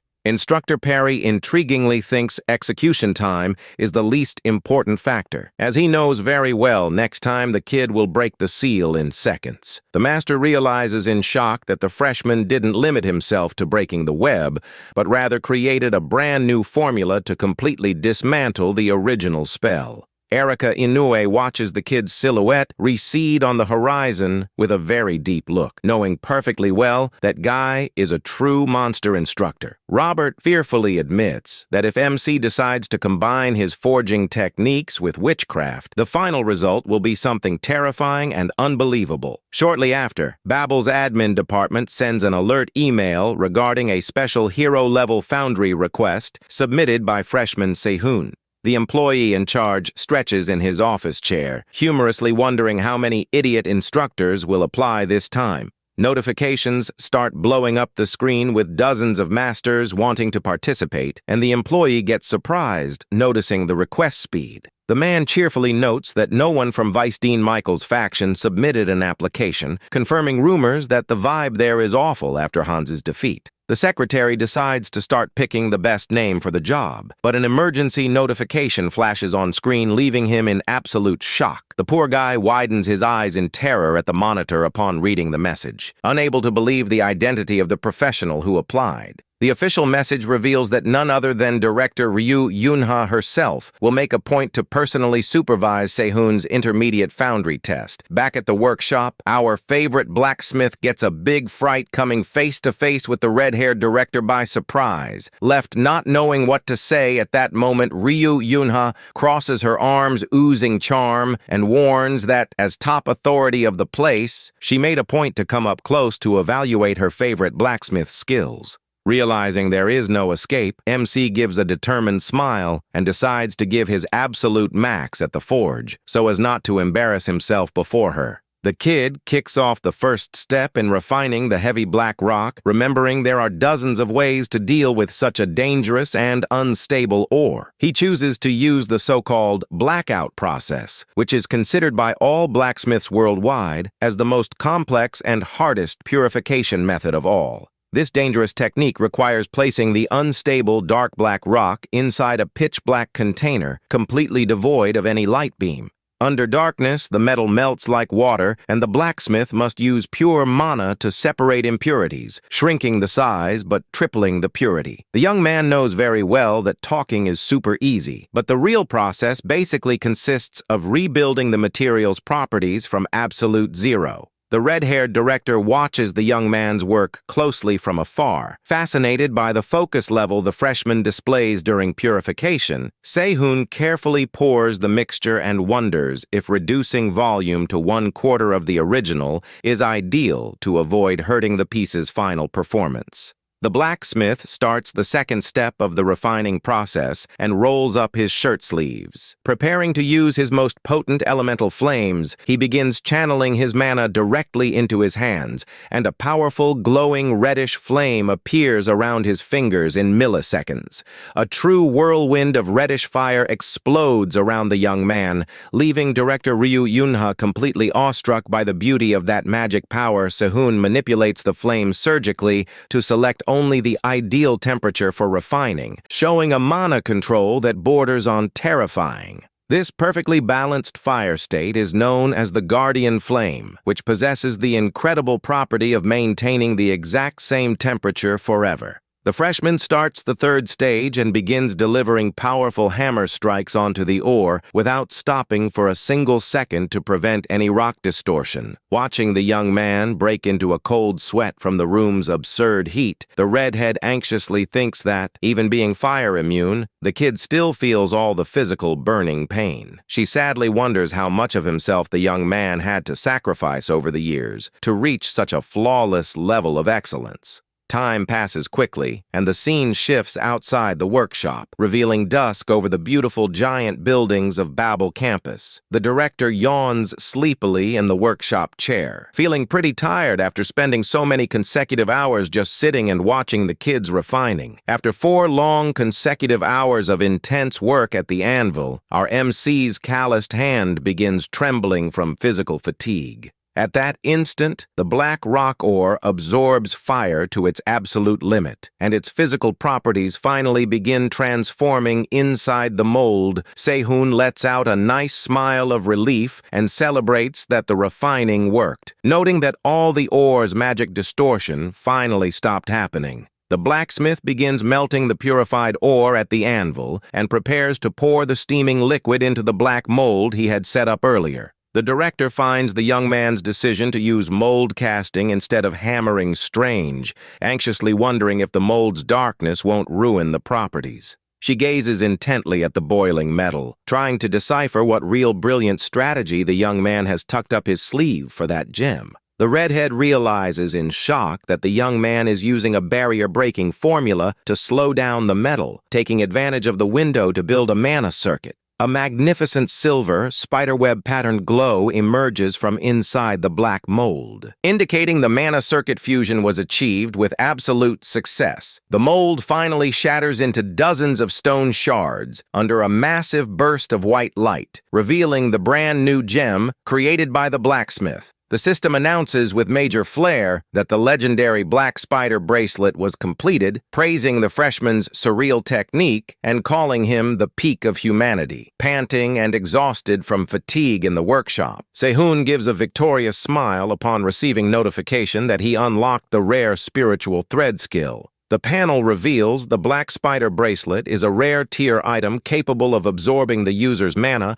and unleashing a burst of raw flames. MC cheerfully celebrates successfully wrapping up the process, but his moment of glory is cut short in a very bizarre way. An absurdly loud hunger growl echoes through the quiet workshop, leaving our MC quite confused and standing there with an awkward blank face. Sehun stares at the director and notices she is blushing bright red out of embarrassment, holding her own stomach, revealing the awkward noise came from her. The kid lets out a long sigh and throws his head back, finding that bizarre situation with the college's top authority. Hilarious Yunha ignores the embarrassment and gazes at the destroyed mold remains, marvelously commenting that the young man's technique generated an incredible resonance phenomenon. The young man smiles silently and thinks that if he refines this technique further in the future, he could even create a set of bracelets with extra effects. Sehun hands the baked mold scraps to the hungry director,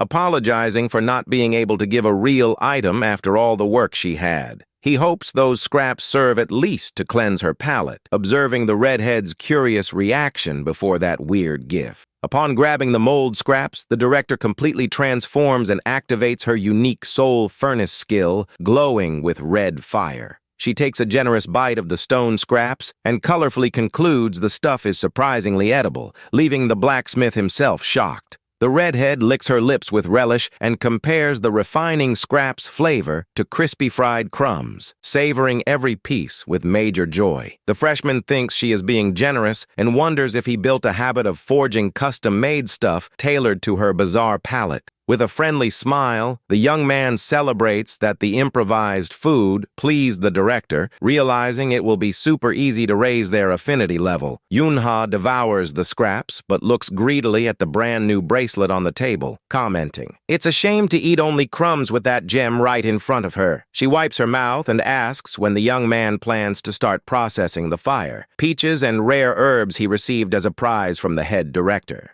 The blacksmith replies he has zero intention of selling those ingredients right now, and the redhead gets startled, asking if the offered price was low. Sehun smilingly explains he plans to save everything for practical subjugation classes, disdainfully remembering that hunger is the best spice for a warrior. The director gets flustered and deeply touched by the young man's drive, promising she will eagerly wait for the moment he crafts a weapon for her. She asks if the casting process is finally completed, and MC relievedly confirms the day's work is wrapped up. The redhead suggests they head out so workers can clean up the mess, and the kid collapses onto the floor, confessing he lacks the strength even to walk. Right then, the young man's legs simply give out due to extreme exhaustion from 4 hours of hammering, and he lets out a murmur of surprise as he slips. The blacksmith falls seated onto the workshop floor with zero ceremony. While the pretty director approaches, worried to check his physical state, Yuna asks if he is okay, and the young man gives an awkward smile, admitting he miscalculated his own stamina during the heavy refining. The redhead warns she will personally carry him to the freshman dorms, and mysteriously asks if he happens to have any fear of heights. MC tries to reply he has no phobias at all, but is cut off before even managing to finish his explanatory sentence to her. To the young blacksmith's absolute shock, the director simply picks him up Princess Carrie style and warns she is ready to go, giving zero time for the kid to process. The redhead leaps all out through the workshop's giant glass window, plunging toward the school's outer courtyard. The two fly through the night campus skies under moonlight, with the beautiful director holding the young freshman with impressive ease. The redhead marvelously thinks the simple mold scraps she ate gave her a colossal physical power boost, enabling that incredible jump. The blacksmith gives a subtle smile while being carried through the air, finding the bizarre way his new life is unfolding hilarious. He reflects on how things changed drastically compared to his past life, while young Erica watches the two flying from afar. The heiress holds a cloth handkerchief and upsetly wonders if the kid still hasn't returned to the dorm, as she really needs to deliver the invitation.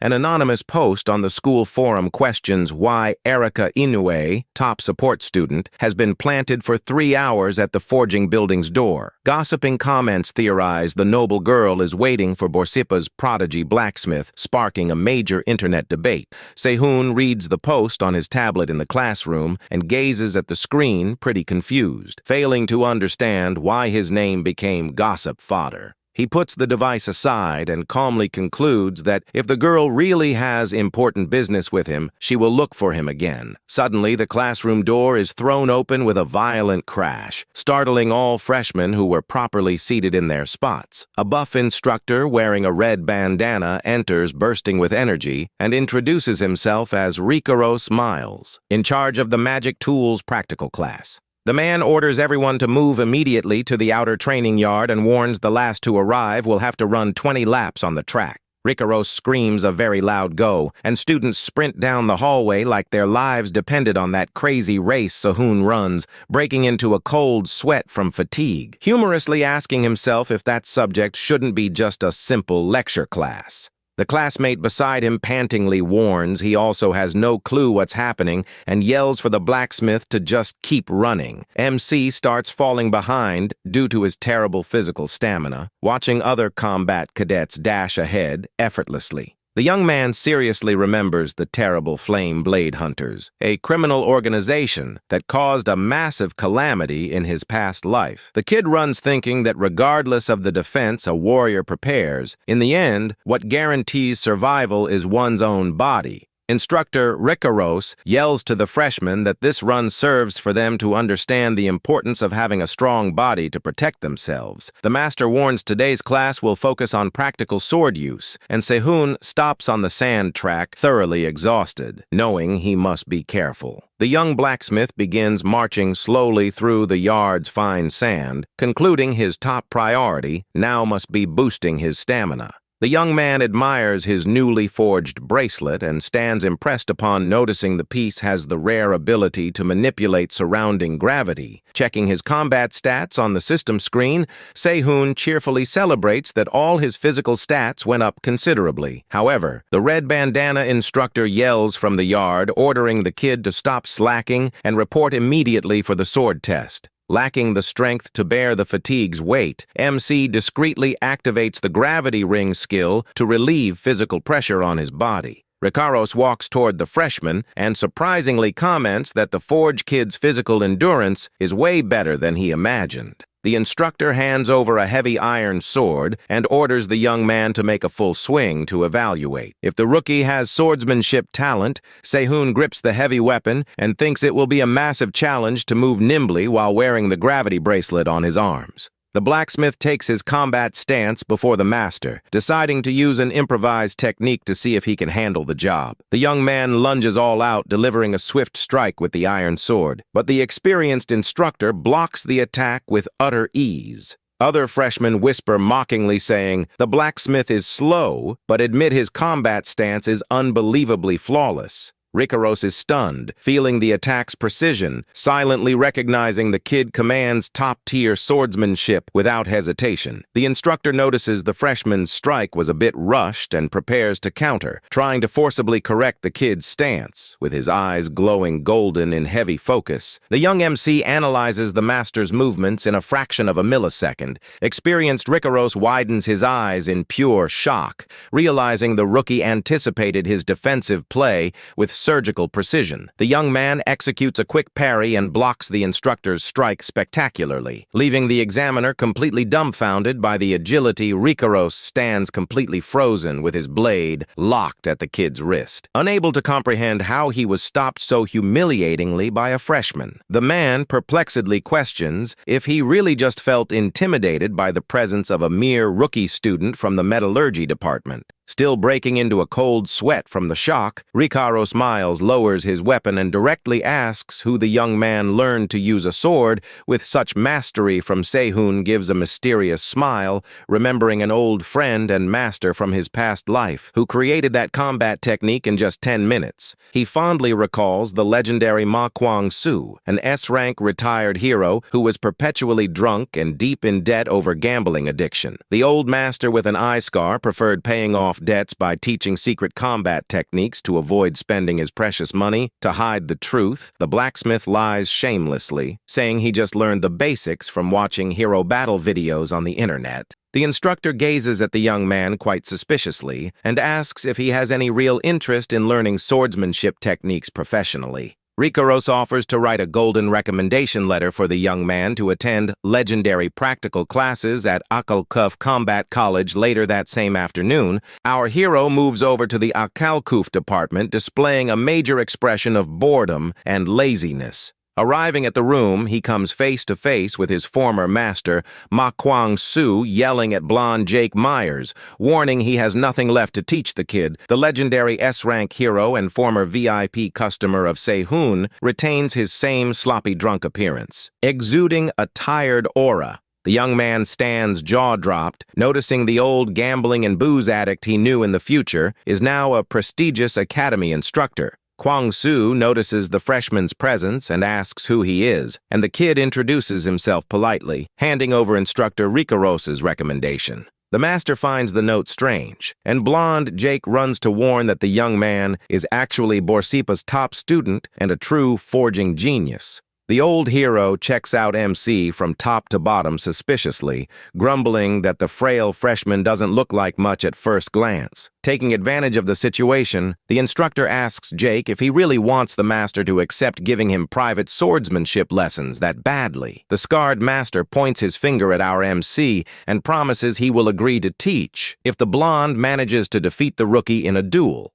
He decrees the fight will consist of just one quick round, and the first to land a valid hit on the opponent will be the grand winner. The instructor steps back from the sand arena and raises his right arm, preparing to give the starting signal for the clash between the two freshmen. Kwang-soo screams a loud start, and strongman Jake Myers dashes toward Sehun with frightening speed and aggressiveness. The young blacksmith maintains his usual calm and simply grips his wooden handle firmly, patiently awaiting his opponent's approach. The old master watches the young man's stance and notes the rookie is using a body relaxation technique to maximize his flexibility. Kwang-soo concludes the best counter to this smooth swordsmanship is going for hand-to-hand combat instead of throwing direct strikes. The instructor grumbles, annoyed that he hates proud kids trying to play mental strategy games before even starting the real fight. Jake Myers flies at Sehun with his whole body, finding that easy duel against a mere technical department student a total bore. The blonde manages to grab MC around the waist and slams him hard onto the sand floor,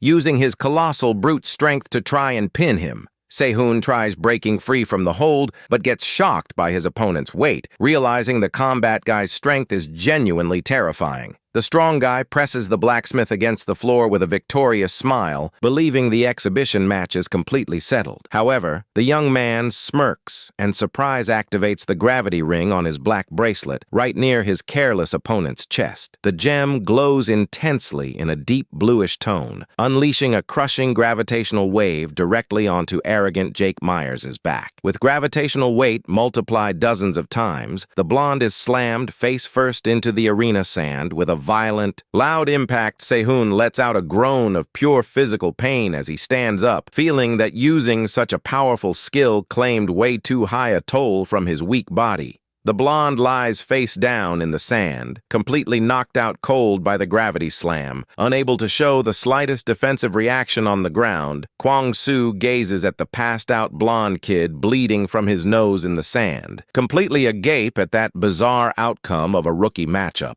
Sehun lies back in the sand with a cynical smile, joking that he was just a tiny bit faster than his opponent. But right after, he appears running 20 laps on the sand track under the screams of the irritated red bandana instructor out of options. The young man accepts the master's punishment and keeps running while his classmates just watch him. The blacksmith complains his physical stamina is a total joke and wonders if he will actually manage to handle the strain of forging after training. The red bandana instructor gathers the whole class to start explanations regarding the day's lecture topic. He reveals class formats changed drastically due to a recent wave of mysterious attacks on renowned blacksmiths. The instructor explains that creators of hero tier or higher fire swords are being hunted mercilessly. Back at the office, Sehun is still sprawled on the floor while Jake tries to figure out the gravitational blow he just suffered. Master Kwang-soo tells everyone to leave the room and decides to honor the deal to teach the blacksmith since he won the freshman duel. MC taunts the old man, saying actually the master is the one who should learn, since he ended up getting hit in the previous test.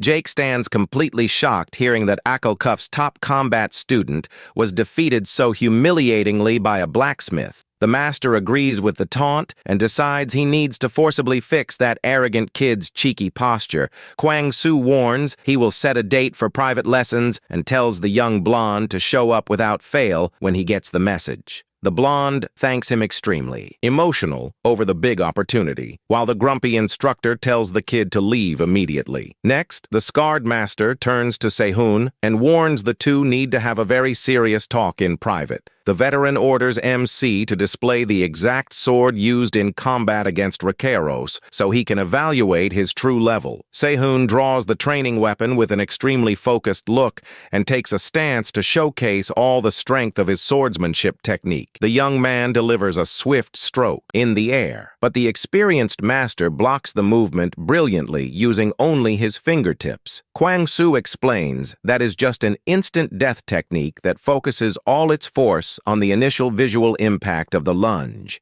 The instructor analyzes the weapon and critiques the kid's style, saying the idea is good, but execution is crude and full of weak spots. The grumpy old man further grumbles he would break the arms and legs of any incompetent instructor teaching such a flawed strike. He tells the kid to wait a moment and promises he will teach a decent variation to give utility to that empty swordsmanship technique. The blacksmith gives a subtle smirk and asks if that means their private lesson is officially confirmed. Satisfied with the deal's outcome, the young man politely says goodbye and warns he will withdraw from training for today. Old Kwang-soo stands watching the kid walk away and grumbles, annoyed that MC is a cheeky, way too direct brat. Sehun walks down the hallway, thinking the master thinks too highly of himself, while Jake comes running up behind him all flustered, shouting loudly. MC turns surprised, noticing the blonde still hasn't left, and asks what his classmate wants with him. At this hour, Jake extends his hand in a friendly manner and reveals he has an extremely valuable item to gift the young blacksmith as a reward. The kid hands over an elegant black envelope containing an exclusive invitation to noblesse, a select faction of noble families.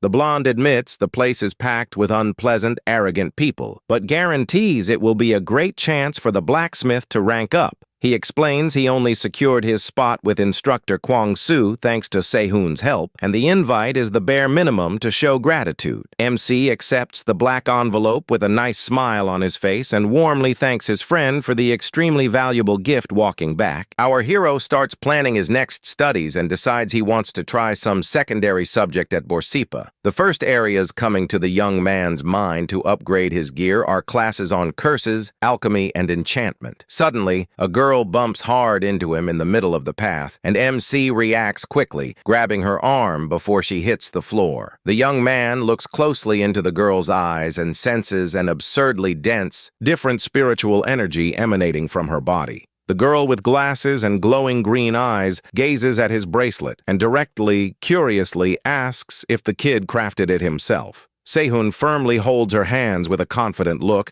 and replies with another question, wanting to know what she would do if he actually did. The girl gets super hyped and offers to apply an enchantment to the piece while a system window confirms her identity. The system reveals she is Leah Claudel, a legendary enchantment prodigy capable of boosting any weapon's tier by 2 degrees. The girl is famous for shaking up the entire enchantment industry by creating a legendary weapon out of a normal tier piece. Leah starts muttering to herself while analyzing the bracelet, thinking about which complex formulas she could use to upgrade that item. Sehun calmly sips his coffee while observing the girl's eccentric behavior, unsure if she found the item bad or way too good. The young girl frantically explains the big issue is that the bracelet's compatibility is too perfect, giving infinite formula options. Facing so many magic upgrade possibilities, the girl confesses she is completely confused and unable to decide which path to take. The blacksmith rests his cup on the table smoothly and warns with a smirk that the piece still hides more surprising secrets. The moment MC mentions the item possesses a resonance phenomenon, the young prodigy nearly flips out from sheer joy. Suddenly, a spiky-haired kid approaches their table with a serious look and suspiciously asks what Sehun really is. Leah explains the young man is a star freshman from the foundry department, while proudly revealing she is already in her 3rd year. The mysterious guy stares at MC with a very cold look and directly orders the blacksmith to follow him for a private chat. Leah stands surprised, learning the guy is Erica's lackey, while the arrogant rookie orders the blacksmith to shut it and stop getting in the way. The blue-haired guy says he prefers settling things without a scene, but Sehun calmly takes a sip of coffee and tells him to speak right there. The kid demands the blacksmith issue a formal apology for tearing Erica's prestigious invitation right in front of everyone with ultimate deadpan composure. Sehun responds very simply that Erica herself told him to tear that paper.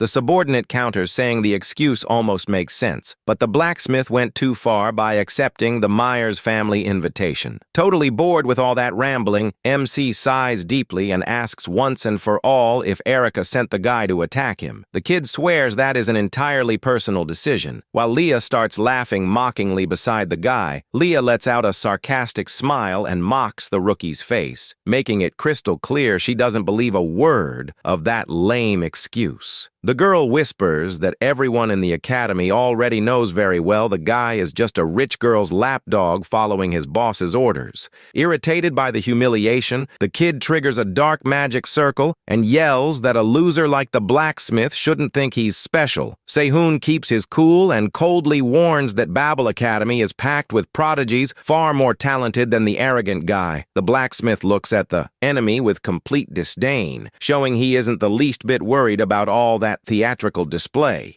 The attacker releases a massive amount of dark energy into the street and asks if MC was by any chance talking about himself. He screams for the blacksmith to shut up and lunges all out, releasing several ferocious shadow beasts straight at our hero, without showing the slightest panic reaction. Sehun simply extends his right hand toward the attack with incredible self-confidence in his eyes. The blacksmith blocks the shadow wolf effortlessly, while Leah lets out a high-pitched gasp of fright, seeing the energy clash right in front of her. MC analyzes the enemy's strike and realizes he used a real hidden dagger as a physical medium to hurt people. The attacker breaks into a cold sweat out of pure shock. Realizing the freshman managed to crack his secret illusion trick with just one glance, Sehun begins spinning the captured dagger on his fingertips provocatively and mockingly replies that that's a secret of his. With a comical smile, the blacksmith activates his special bond skill to devour and melt the iron of that dagger right in front of its owner.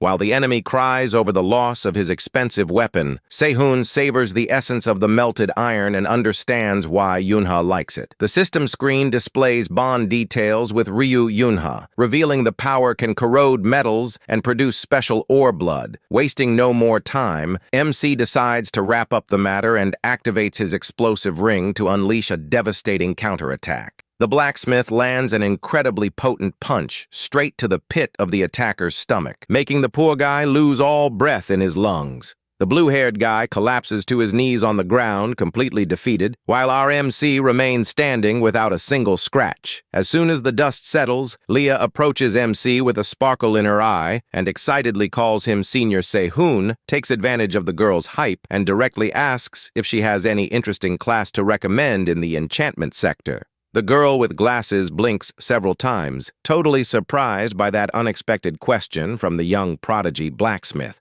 Leah quickly suggests her own ancient enchantments class, cockily saying that a great upperclassman named Leah Claudel is there. Meanwhile, the defeated attacker limps away down the dark street holding his stomach in pain and cursing the blacksmith. The guy regrets underestimating the rookie when suddenly Erica's mysterious silhouette appears, demanding to see the damaged dagger. The kid gets a huge fright seeing his boss pop out of nowhere and tremblingly hands over what remains of his precious combat weapon. He hands over the melted blade while Erica calmly squats on the sidewalk to analyze the damage done by Sehun's skill. The young heiress warns her subordinate doesn't need to report the incident to her brother, as she will handle that matter personally. Erica notes the weapon had a powerful anti-theft protection spell and grows intrigued by the fact that the blacksmith bypassed the system. She nervously wonders if the freshman actually managed to create a magic cancellation technique based on advanced witchcraft. The girl concludes she needs to bump Sehun's grade to the max rank in forging and also grant a top rating in witchcraft. The next morning in class, a system notification pops up on Sehun's screen confirming a spiritual bond with Erika Inoue was created. The kid gets confused by the alert and quickly deduces the young heiress must have been spying on his clash against her subordinate. Sehun analyzes the dagger he took as a reward and plans to fix the item using spiritual threads to unlock all its empty slots. The young man focuses attention on instructor Kim In-cheol's theoretical class, but confesses to himself he already knows everything being taught by heart. The muscular instructor with an eye patch wraps up preliminary board explanations and warns, it's time to start real practice. He demonstrates how any metal shape can be completely altered just by modifying internal mana flow and arrangement. The instructor explains that applying this type of shape-shifting is precisely what will define a weapon's versatility and strength. The experienced master manipulates a metal sphere to show that a real blacksmith must master the potential of each material. He places iron blocks on each student's desk with incredible precision. Displaying his flawless mana control technique, students stand awed by the demonstration, and the instructor warns that today everyone will train transmutation using those bars. The master orders them to make a small scratch in the block's center using only mana, and then restore it. Leaving the item as good as new, Sehun notices the instructor doesn't completely reject magic refining methods, and listens to the master setting a 10-minute limit for the test. As soon as the start signal is given, freshmen start panicking, seeing their metal bars melting into bizarre, crooked shapes. Sehun and his rival Hans Warmuth place hands on their respective metal bars simultaneously to begin the challenge. The two freshmen complete the first part of the transmutation in the exact same second, leaving the classroom atmosphere pretty tense. Instructor Kim In-cheol observes the two guys' speed and announces they can move on to the next stage of the practical test. The master projects a 3D hologram and warns he will show a complex sample arrangement for the guys to try and replicate. Hans glances sideways at MC and confidently thinks his speed is identical to his rivals, and that he will definitely emerge the winner this time. Next, the instructor displays an extremely difficult geometric arrangement packed with interconnected gears, challenging their skill. The blonde begins shaping his metal, releasing dark mana smoke. While Sehun calmly manipulates his block with complete composure, Hans finishes the process and displays his complex floating arrangement over his hand, laughing loudly and telling everyone his work turned out perfect. The instructor approaches the blonde guy's table with a serious look and imposingly calls his name to evaluate the test result. The master orders the guy to try restoring the iron block to its original shape, leaving the blonde freshman pretty confused by the request. Attempting to reverse the process, Hans's metal begins cracking entirely, and the system warns the mana arrangement was completely destroyed. Kim In-cheol explains the bar couldn't handle the sudden change, proving the processing method used by Hans was flawed from the start. The experienced master seriously reinforces that a true blacksmith must fully understand the maximum potential of every metal he handles. He explains that if restoring the material's original structure is impossible, the equipment ends up suffering destructive corrosion instead of changing. The instructor warns this detail completely alters weapon quality, and Hans swallows his pride, bowing his head in respect. Hans glares at Sehun annoyed, wondering if MC already knew that secret before even starting to shape his own iron bar. He tries comforting himself, thinking his rival just got lucky being distracted. But at that moment, a deafening noise echoes through the classroom. Sehun calmly warns he finished, and with a single smooth motion, makes all the floating metal return to the perfect shape of a solid block. Other students in the classroom watch that scene completely dumbfounded, unable to believe the rookie accomplished the impossible. Instructor Kim stares at MC with wide eyes in shock and asks the freshman to redo that incredible transmutation once more. With a cynical smile, Sehun lies, saying he only achieved the feat because the academy's bars are specially adjusted to make training easier. The master feigns accepting the kid's explanation, but deep inside he knows very well that Iron Bar had 0 easing adjustments. Instructor Kim stares at the kid in silence, thoroughly impressed by the hidden brilliance of that young Borsippa metallurgy student. That legendary transformation formula was originally created by Lee Kensei, the greatest blacksmith in history, and remained unbroken for decades. This advanced transmutation technique represents the truth of iron and was always considered the greatest practical challenge for all blacksmiths. The master wonders if the kid really broke the historical record, while Sehun walks off thinking that is the second formula he breaks. Dusk arrives at prestigious Babel Academy, painting the skies orange and signaling the end of classes for that productive day. The instructor wraps up class, but calls Sehun in private before the kid leaves, and MC turns wanting to know what it's about. The master hands over a box with the rare red flame gem, explaining that is an admission gift for Sehun choosing his college. He explains that absorbing the essence of that gemstone will help permanently strengthen the kid's control over Red Flame's MC immensely, thanks him for the valuable gift, and offers a respectful bow, knowing that item will be extremely useful. Next, the master takes the opportunity to ask if the freshman would be interested in enrolling in his secondary elective subject. Sehun asks if he is talking about the famous equipment primordialism subject, leaving the instructor pretty surprised that he knows it.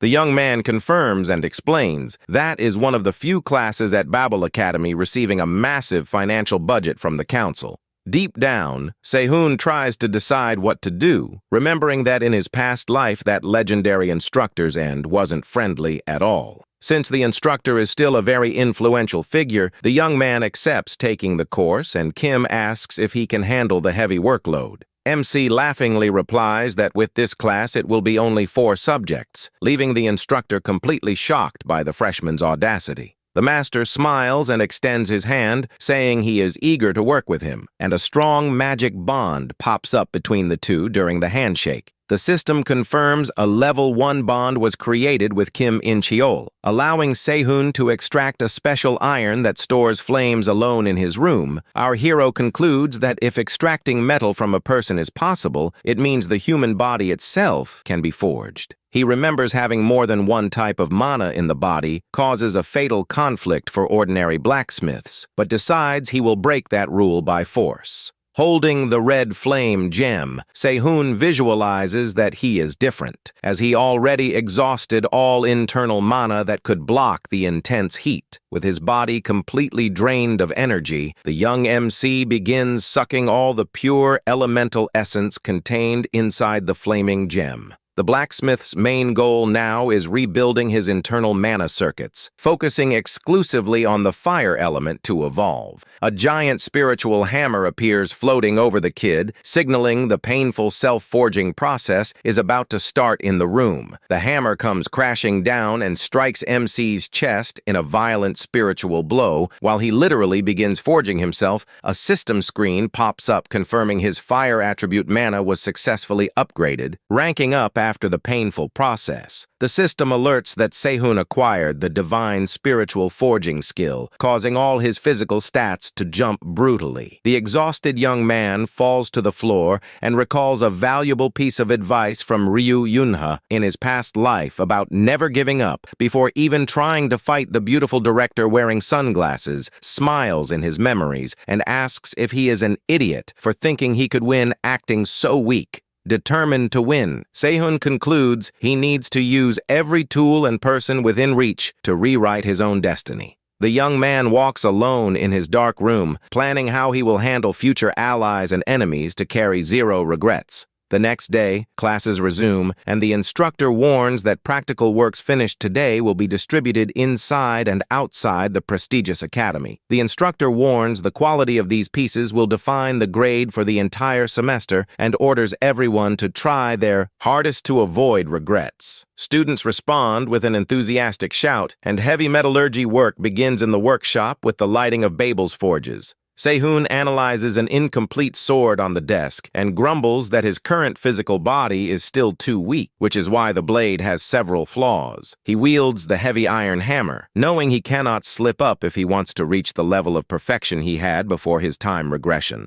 The blacksmith begins work by striking the heated metal with surgical precision amidst the flames before cooling the incandescent blade in water. The kid analyzes the gleaming weapon after finishing the exhausting forging process and relievedly concludes the final quality is decent enough. He thinks upgrading more pieces would be very hard due to short time, although delivering several average weapons could yield a bigger budget. However, the young man decides it is infinitely better to focus his effort on producing at least a single perfect, top-quality weapon. MC focuses all his attention on the metallic blade, preparing to apply a special refinement to the newly created weapon's core. Suddenly, Sehun hears a familiar dripping sound echo through the quiet workshop and slowly turns to check the metal's reaction. The distinct sound resembles the collapse of an entire world, flooding MC's senses with a powerful wave of magic energy. The blacksmith gives a mysterious smile, remembering that whenever he heard that bizarre noise, it meant he had created a legendary weapon. A blinding light emanates from the sword, indicating Sehun just engraved a permanent white glow slash directly into the blade's structure. The system displays white glow longsword details, revealing the weapon possesses an advanced tier and spectacular cutting ability. Sehun compares his work with a classmate's weapon and concludes the result turned out excellent considering he used only ordinary iron. MC gives a satisfied smile, realizing his legendary pre-regression skills are gradually returning. Meanwhile, other students whine frustrated over their ugly creations, seriously thinking about dropping out of the metallurgy course. On Saturday morning, weather is calm and sunny at the academy, with students enjoying free time to rest near the cafeteria. Leah gets surprised by the blacksmith's interest in seeing her techniques and warns her private lab is located in a much more secluded spot. Sehun walks with the young girl and finds the long walking distance strange, but Leah playfully replies it wouldn't be easy to see her tricks. The two arrive before a rustic wooden house that functions as an old hardware shop on the edges of the Akalkuf department. The girl excitedly opens the door, shouting for her grandmother, while the young blacksmith accompanies her in silence, observing the shop's interior. The stylish, gray-haired elderly woman appears, holding a few old pots, and grumpily complains, warning she isn't deaf. The old woman directly asks if Sehun is her granddaughter's boyfriend, leaving the couple completely flustered by the embarrassing assumption. Leah explains the young man is actually Borsippa's top freshman, but the old woman dismisses it, saying the academy is lost with such soft youngsters. Sehun formally introduces himself as Lee Sehun, refining freshman, leaving old Helena quite surprised by the kid's polite posture. Helena quickly cuts the small talk and orders her granddaughter to get to work immediately, as the shop's stock is packed with backlogged orders from freshmen. The old lady points toward the back, warning that rustic area filled with hanging pots is their official working workshop. Observing the place's details, Sehun mentally recognizes the old lady possesses technical skill far superior to what she lets on. The kid fails to understand why such a talented professional lives hidden in that rustic village running a simple shop. Leah displays a colorful palette, explaining those magic powders are made from crushed mana stones to create enchantment patterns. Sehun analyzes the case and asks if her job consists of using that incredible variety of colors to restore damaged magic formulas. The young girl excitedly confirms, holding a small golden pen, and prepares to display her magic drawing skills to the young man. She explains the job is great because she gets paid and can practice her enchantments without having to worry about material costs. Leah holds the brush, which begins glowing intensely with golden energy, concentrating pure mana flow to start runic painting. She applies the enchantment pattern to the base of an old frying pan, releasing glowing magic runes that wrap around the whole metal object. Sehun watches the work and remembers he came to the site because he thought the prodigy girl had entered a decline phase at the academy. The blacksmith recalls rumors that Leah was turning in bad work on exams and dropping from her top rankings. However, watching her work up close, MC fully understands the cause of her problem and already knows how to help her improve. He gazes at the young girl with a genuine smile on his face, mentally admitting that incredible deep focus capacity is a genius talent in itself. The young man shifts his gaze and comes across a rustic box packed with old metal tools abandoned in a dark corner of the workshop. He realizes the iron objects forgotten. They possess an incredible resonance with mana patterns and can grant special buffs. feeling. His hands itching to forge after so much time, Sehun is egged on by the old lady, who directly challenges him to test his skill. Helena warns the freshman to grab any tool from that pile if he is capable, while Sehun realizes the old lady just wants to use him for work. MC accepts the challenge, laughing, and warns that if he can use that giant whetstone in the corner, he will put on a metallurgy show in the workshop. Without hesitating, the young man reaches out and wields a simple, worn kitchen knife that was sitting on the workshop's wooden bench. Experienced Helena crosses her arms, quite surprised, and suspiciously asks if the kid really intends to use that ordinary object in the test. Carefully examining the knife, MC notices the blade's incredible symmetry and concludes that the object belongs to someone who has mastered swordsmanship. He picks a special whetstone packed with dense mana particles, thinking that a high-level specialist will be able to make the most of its maximum sharpness. Without wasting time, the young blacksmith begins sharpening the metallic blade with rhythmic, precise movements, making the knife's edge glint with a lethal shine. Helena watches the young man's flawless work in complete silence, utterly bewildered as she starts to wonder if he really is just a fresh rookie. Suddenly, Leah screams hysterically that she has finally finished her work, holding up her enchanted frying pan and startling the grumpy old lady. The girl gets startled when she sees her grandmother standing right there beside her and asks when she arrived, but the old lady just snaps back rudely and impatiently. An elegant man in a pinstriped suit enters the workshop, laughing loudly, teasing that the old lady tried to find fault with the rookie but ended up failing miserably. Helena tells the man to shut his mouth and lands a painful slap right on Leah's forehead, sending her granddaughter's glasses flying from the force of the sudden strike. The old woman turns to MC and asks if he finished the job, and the young blacksmith just nods his head in confirmation while holding the knife. The boy mentions that it was his best work for now, but assures her with a confident smile that he will do an even better job next time. Helena takes the sharp knife to evaluate the result and harshly orders the two rookies to get out of her workshop immediately. Leah grumbles that her grandmother didn't need to be such a grouch and says goodbye, dragging MC out of that rustic hardware store. Helena is left alone in the empty workshop, staring intently at the knife's perfect edge that the young man just polished so extraordinarily well. The elegant man in the pinstriped suit enters the room laughing, asking mockingly if his older sister was working hard at the forge. The old woman tells her brother to keep his mouth shut because of the noise, and asks irritably where the kitchen knife he came to pick up for the restaurant is. She asks when he is going to quit that silly restaurant since he is a renowned swordsmanship instructor, but the man asks her to respect his hobby. The instructor finally finds the object on the wooden workbench and cheers happily as he grabs the kitchen knife by the handle. However, upon examining the metals cut up close, the experienced, scarred swordsman widens his eyes in absolute shock at the quality. He asks if his sister sharpened the knife while drunk again, but Helena denies it and says the one responsible for that miraculous edge was a young assistant. The swordsman insists on knowing who did such an insane job, and the old lady calmly reveals that the person behind the polish was a fresh rookie. She emphasizes that it was a newly enrolled student from this year who sharpened the blade, leaving the man in the pinstriped suit completely flabbergasted. Walking back, MC gazes thoughtfully at the sky, having no idea of the devastating impact his simple work had on the master. The boy asks if the old lady used to be a metallurgy professor, and Leah confirms it, saying she retired 5 years ago to open the shop. MC curiously asks if there is any secret story behind that retirement, but the girl simply replies that she knows nothing about it. The young man reflects that many masters left the department in recent years, causing Borsippa to decline in the future, and decides he will not let that slide. Leah soon cuts off the boy's thoughts, asking all coyly how her runic enchantment turned out on her grandmother's frying pan. MC replies that the base of the spell was very solid, but offers direct criticism, saying the drawn runic pattern ended up way too stiff. The girl is shocked by the comment, and MC explains that she thought of better ways to channel mana, but chose not to risk it. He says that being afraid and holding back your own creative imagination is a terrible waste of talent for a prodigy enchanting master.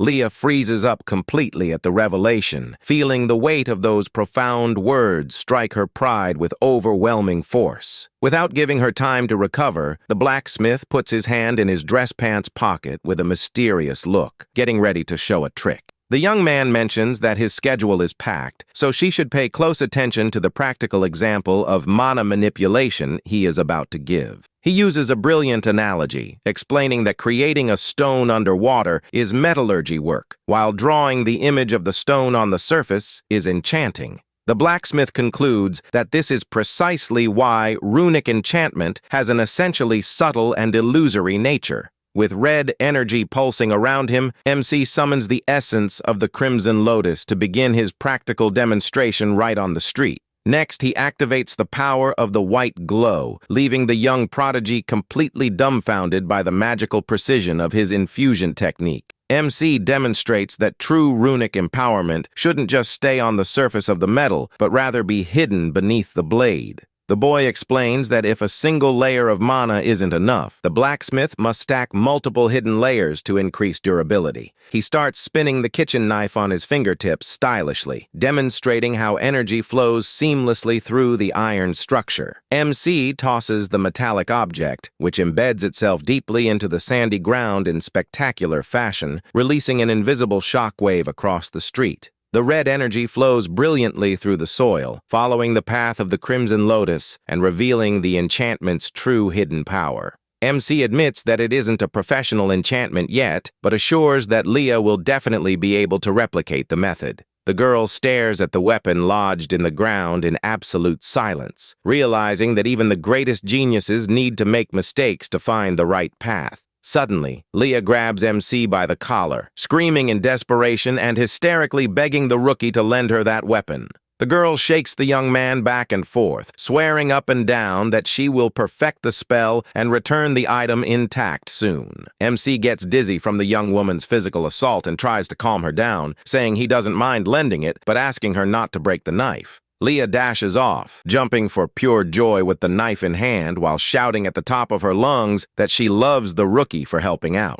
MC stands still in the middle of the street, breaking into a cold sweat over the senior's craziness, wondering in disbelief if he was just mugged in broad daylight. The system notifies him that a level 1 bond has been formed with the prodigy Leah Claudel, and MC wears a funny little smile thinking about how young she is. Now at the Academy's arena, MC prepares for the next challenge, knowing that today he will finally have his first encounter with one of the legendary 3 dogs. MC walks toward the arena bleachers, but stops suddenly upon noticing that Erika Inoue is still following him very discreetly. The blacksmith asks directly if she will leave if he asks nicely, but the black-haired girl confesses straightforwardly that she will keep following him. Erika promises she won't get in the way and assures she only wants to watch his steps from a distance, making MC quite suspicious. Having no patience to argue, the young blacksmith accepts the girl's quiet company and decides to head straight inside Babel's massive combat arena.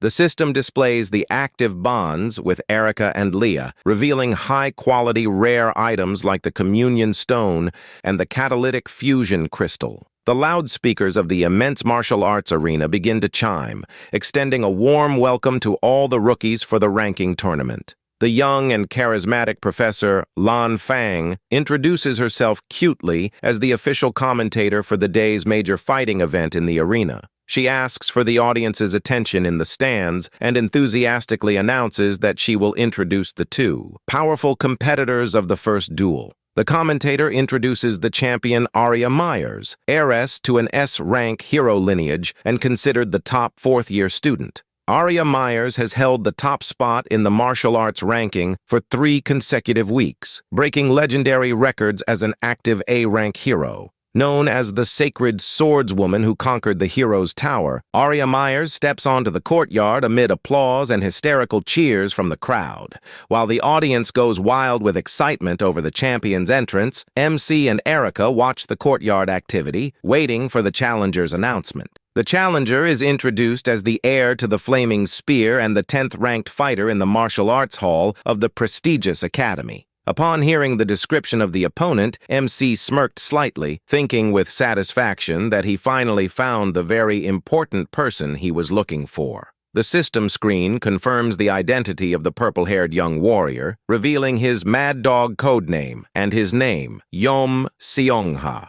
Yom Seongha enters the arena wielding his majestic spear wrapped in red flames, demonstrating an intimidating combat presence. On the other side, Arya Myers patiently awaits the start of the match, holding her golden sword with an elegant and imposing posture. The fight starts violently, and both weapons collide in the center of the courtyard, unleashing a destructive shockwave and glowing sparks. Young Yom Seongha grits his teeth, feeling the absurd pressure of the champion's strike as she blocks his fiery charge with extreme ease. He tries to push his flaming spear forward, but realizes that Arya Myers' physical strength is infinitely superior to his own. The champion gazes at her opponent with her glowing golden eye, displaying a look of complete superiority without showing any concern for the fight. With flawless swordsmanship, Arya Myers dodges the fire attack and prepares to deliver a devastating counterattack against the young man. The swordswoman unleashes a razor-sharp wind strike that sends Yom Seongha flying, making the challenger lose his balance on the sandy floor. MC watches the fight from the bleachers and concludes that the purple-haired boy's swordsmanship level is still way below the ideal standard for his age.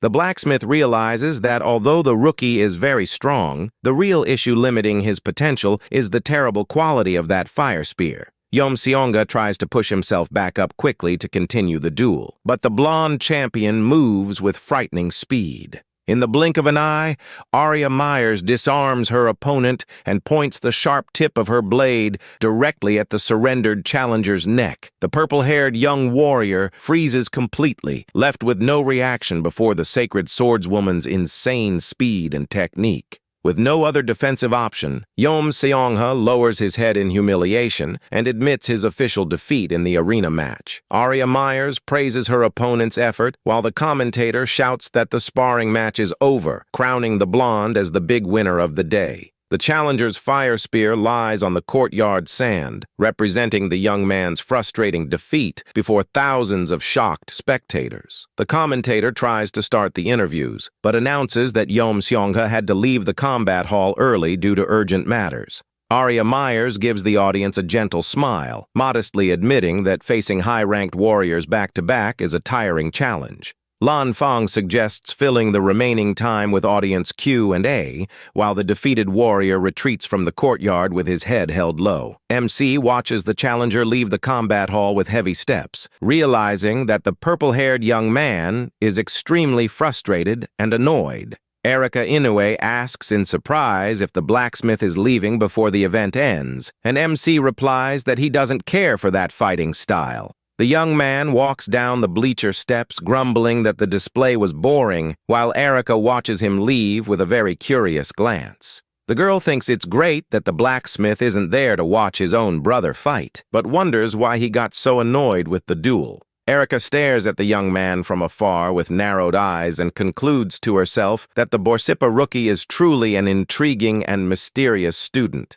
In the arena, Arya Myers watches the bleacher exit gates with a calm and thoughtful look, wondering if there is any new talent worth noting. The sacred swordswoman stares intently at the horizon with her glowing golden eye, thinking that maybe there really is an interesting opponent at the academy. Moments later, in a quiet park near the combat hall, Yom Seongha sits alone on the stone steps, letting out a heavy sigh of discouragement. MC approaches the defeated young man, watching him seriously as he remembers the legendary warrior he knew in the timeline before his regression. He remembers that Yom Seongha had a difficult personality, but was the hero who sacrificed his own life to defeat the terrible demon of the Sea of Ruin. The blacksmith approaches the rookie, asking if he was watching the duel, thinking that since it's before his madness, he can get the bond stone peacefully. Yom Seongha stands up with his back turned and remarks harshly that MC was very skilled to manage to find him in that hidden park. The warrior turns around with a serious look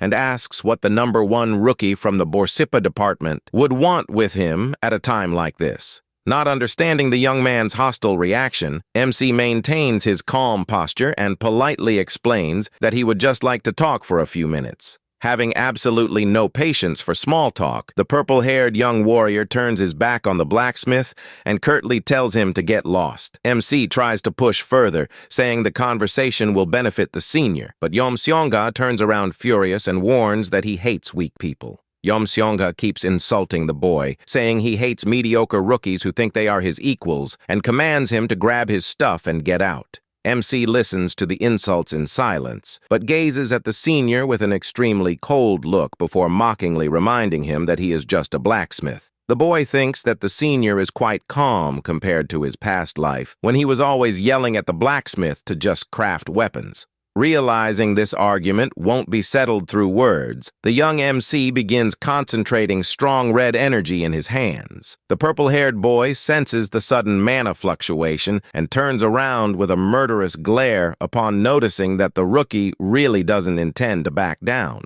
The two face each other tensely in the middle of the park, and Yomseonga coldly warns that he will give only one last warning before crushing the fresh rookie. MC provokes the senior, saying that the legendary legacy of the residual ember's Spear of the Flame Wheel will be destroyed and come to an end because of him. Overcome by hatred, Yomseonga charges forward at high speed, throwing a fiery punch toward MC to put an end to that humiliation. The punch packed with elemental fire energy travels through the air, while MC calmly awaits the strike's approach with complete composure. MC blocks his opponent's punch using only the palm of his left hand, leaving the senior completely shocked by how easy the defense was. The system notifies that the special bond skill of the Steel Seeker has been successfully activated, neutralizing the destructive impact of the warrior's strike. Yomseonga stares at MC in horror, unable to understand how a mere metallurgy rookie managed to block a strike infused with his mana. MC concludes that the senior truly deserves the title of prodigy, admitting in his thoughts that maybe it is worth having a conversation with the young man. The warrior steps back and notices that the residual embers of his attack are still floating in the air, representing the true power of his legendary spear. Determined to kill his opponent once and for all, Yomseonga channels the flames around him and leaps toward MC to deliver the final blow. A massive explosion of red flames consumes the entire park courtyard, covering the entire combat area in a dense cloud of smoke and soot. The violent impact scatters glowing ashes in every direction, while the scorching heat of the destructive attack melts the park's stone ground. However, when the smoke clears, MC appears standing without a single scratch, calmly dusting off his uniform under his rival's gaze. The senior falls into total panic upon noticing that the flames of his own special technique are now floating tame inside the blacksmith's hands. He stares at his opponent in horror, realizing with extreme frustration that his fiery attack was negated and stolen by the rookie MC. MC plays with the stolen flame on his fingertips, displaying a bored expression in front of the purple-haired warrior, trembling with rage. MC stares at the senior with an analytical look, noticing that his opponent is about to completely lose control of his emotions. Yomseonga becomes enveloped in a dark, violent aura, showing that his murderous rage has reached its limit after being humiliated by the rookie. The blacksmith recalls that the terrible Flame Flower sect massacre in the future likely occurred because of his rival's explosive temper. Yomseonga charges forward again in a berserk state, preparing to crush MC with raw physical strength and zero control. MC dodges the strike, but realizes that the effect of his protective skill is running out, and that his physical body has already hit its limit. Seeing that a friendly approach is out of the question, MC decides he will have to defeat his opponent by force to get what he wants. The two prepare to collide with full force in the middle of the courtyard, when suddenly a strong impact blocks both warriors' movements. To MC's surprise, Yomseonga's furious punch is blocked by a mysterious hand that emerges out of nowhere from within the thick smoke. Young Jake Myers appears holding the senior's fist with a serious look, and MC is quite surprised to see the blonde interfere in that duel. Jake pushes against his opponent's arm and asks if the senior really knows the top student of the Borsipa department to be attacking him like that. Yomsonga stares at the blonde in silence for a few moments and decides to back off, lowering his fist and suddenly calming his murderous aura. He coldly commands the rookies to get the hell out of there, and Jake thanks him in relief, pulling MC by the arm to run away as fast as possible. The blacksmith tries to keep provoking him, but the blonde panics, telling his friend to shut up and move fast before the senior changes his mind. Alone in the park, Yom Song-ha laments losing control of his emotions and almost ruining his master's reputation with that fight. The purple-haired boy grits his teeth in pure frustration, feeling the weight of the mistake he made by trying to attack a mere metallurgy rookie. As they walk back, Jake scolds MC, asking what he was thinking trying to pick a fight with such a dangerous senior like that. MC just smiles mockingly and shoots back that the situation wasn't that serious, leaving his blonde classmate exasperated. A system notification pops up, confirming that the spiritual connection with the target Yom Seongha was successfully created, paving the way for the bond. MC reflects that the warrior from his past life was way more aggressive and that he will need to cook up a strategy to increase his affinity bond. MC looks at the blonde beside him and notes that he will also be very useful, asking right after if his hand got hurt after the block. Jake lets out a heroic laugh and shows off his hand with a mild burn, assuring that his hands are much tougher than they look.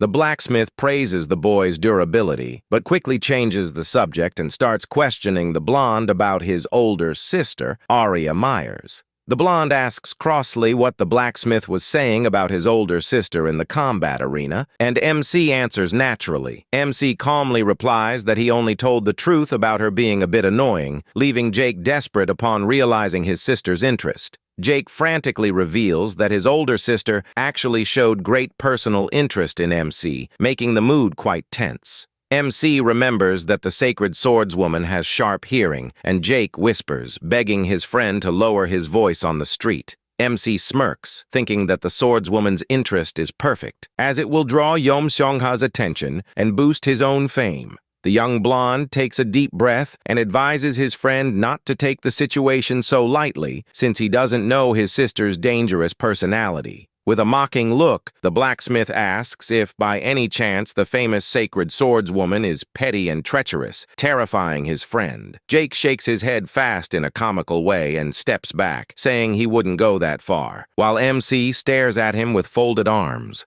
MC gazes at his blonde friend with curiosity and asks directly why he is so terrified and hates his own older sister so much. MC begins to quietly reflect on the dark past of the legendary sacred swordswoman Aria Myers and the terrible fate awaiting her in the future. He remembers that her famous golden sword had nothing special about it and that the girl was hiding a dark secret from the entire academy. In the original timeline, the sacred swordswoman suddenly vanished, and in her place emerged a terrifying monster known as the demon god of annihilation. MC gazes at the horizon with a subtle smile, thinking that the current expression on the champion's face already revealed all her future corruption. Without giving any more explanations to his friend, MC simply waves his hand with his back turned and says he is leaving the blonde alone on the sidewalk. Jake stands on the street completely bewildered by the blacksmith's sudden departure, wondering if something really serious happened there. Suddenly, the blonde boy's phone vibrates with a noisy notification, drawing his attention to a new text message on the screen. Aria's message sarcastically says that he made an interesting friend and orders the blonde to keep acting as a bridge between the two rookies. She finishes the message by terrifyingly asking if his dear petty big sister is asking nicely, leaving the blonde breaking out in a cold sweat. Jake lets out a terrified sigh in the middle of the empty street, realizing in desperation that his older sister really is a manipulative, cruel monster. The next morning in the classroom, MC leans over his desk with his head down, wondering if he didn't go overboard in the physical fight with the senior. Suddenly, the classroom door flies open with a violent crash, and the eccentric professor Reese Dobai enters pushing his wheeled cart with full force. The charismatic master in a top hat introduces himself as Reese Dobai and energetically announces that he will be leading the practical classes for elemental founding. The students whisper in fear, recalling that the master is known as a complete lunatic, while the professor hands out the assignment evaluations. The master begins calling out the rookies' names to hand over grades and semester budgets, leaving the most anticipated evaluation for last. He finally calls the name Lee Si-hoon, and the other students whisper in envy, imagining that MC's budget will be massive. The professor announces seriously that the blacksmith's budget has not been finalized yet, leaving MC confused and intrigued by the statement. The top-hatted master explains that the quality of the sword submitted by MC was so ridiculous that the weapon was selected for the Academy's public auction. He notes that the rookie's final budget will depend on the winning bid at the auction, and MC suspects that Vice Principal Michael Warmott might be behind this. However, the boy accepts the explanation, knowing that if there were any real issue, Professor Kim In-cheol would have already stepped in. The professor clears his throat and announces that today's class topic will be residual mana, noting that a senior student volunteered to help. Warrior Yeom Seong-ha enters the classroom with his head down to act as a temporary assistant, leaving MC surprised by his presence. MC wonders in surprise why his rival is there, while the professor quietly grumbles, wishing the students had that same focus on their studies. The top-hatted master cuts the introduction short and warns that he will explain the theoretical concepts before releasing the class to the forge. He explains that in equipment crafting, residual mana is divided between the standard charge type and the independent type that generates its own energy. The professor emphasizes that the independent type is infinitely harder, as it requires the blacksmith to create a functional mana core inside the object. He explains that building this core isn't standardized and varies completely depending on the technique, used material, and creator's control. The master decrees that for this reason, all fresh rookies will start practical work with the charge type, calling the assistant to the workbench. Yeom Seong-ha holds out his right hand and concentrates his pure elemental fire energy, releasing an intense, brilliant red flame in front of the class. The professor explains that fire mana is highly volatile and hard to control, but notes that mastering this nature guarantees incredible persistence. He points to the senior as the perfect example of this advanced technique, showing the 3 rings of flames floating around the warrior's body. Hans Varmut watches the demonstration terrified, confessing to his classmate that he can barely control the forge's heat while the senior masters it all. The master tells the rookies to make the most of the opportunity with the assistant and sets the deadline for the practical assignment for next Thursday. The board displays the assignment topic focused on flame rings, and the professor reinforces that students can forge whatever they want as long as they follow the concept. The professor tells everyone to head straight to the workshop and humorously reminds them not to forget to put on appropriate forge clothing. The rookies start standing up excited, and Hans Varmut realizes that this is his big chance to try a friendly approach with the senior. The young blonde approaches with a big smile, holding out his hand to greet the assistant, trying to make friendly small talk with Yeom Seong-ha. However, the purple-haired young man stares at him with an extremely cold look and curtly orders the blonde to get lost, leaving his rival humiliated. As MC walks toward the exit, the purple-haired senior calls him by his full name with a serious posture in the middle of the classroom. Yeom Seong-ha approaches MC in the exit hallway and directly asks what the metallurgy rookie actually knows about him. MC reflects in silence that his rival's spear control level is measured by the number of rings, remembering the master who reached the 8th stage. He comments that since the senior controlled 3 fire rings with ease, he could probably maintain 6 simultaneously if he made an effort. The purple-haired boy is startled by the rookie's precise statement and runs after him, demanding to know the real meaning behind those words. MC turns around and asks if the senior didn't use to reach the 7-ring level, leaving the warrior completely shocked and speechless. The assistant freezes, wondering how that rookie knows an intimate secret he hadn't revealed even to his sect leader. The blacksmith explains that he also possesses talent with the fire element, but notes that he felt something very strange in the flow of the flames his rival used. MC points out that the senior seems unable to properly ignite the attack's residual energy, causing the fire to simply fade away. MC stares at the shocked warrior with complete calmness and directly asks if his rival happens to know the true cause of this problem. The purple-haired boy swallows hard at the blacksmith's direct question and reluctantly confesses that he has only a slight suspicion of the problem. However, the senior dodges the topic, arrogantly saying he sees no real reason to reveal his intimate secrets to a mere rookie. Showing zero concern, MC turns his back and coldly tells the young man to speak up once and for all about what he actually wants from his help. The blacksmith sets his terms, demanding that the senior pay a fair and adequate price for all the valuable advice he will receive from here on out.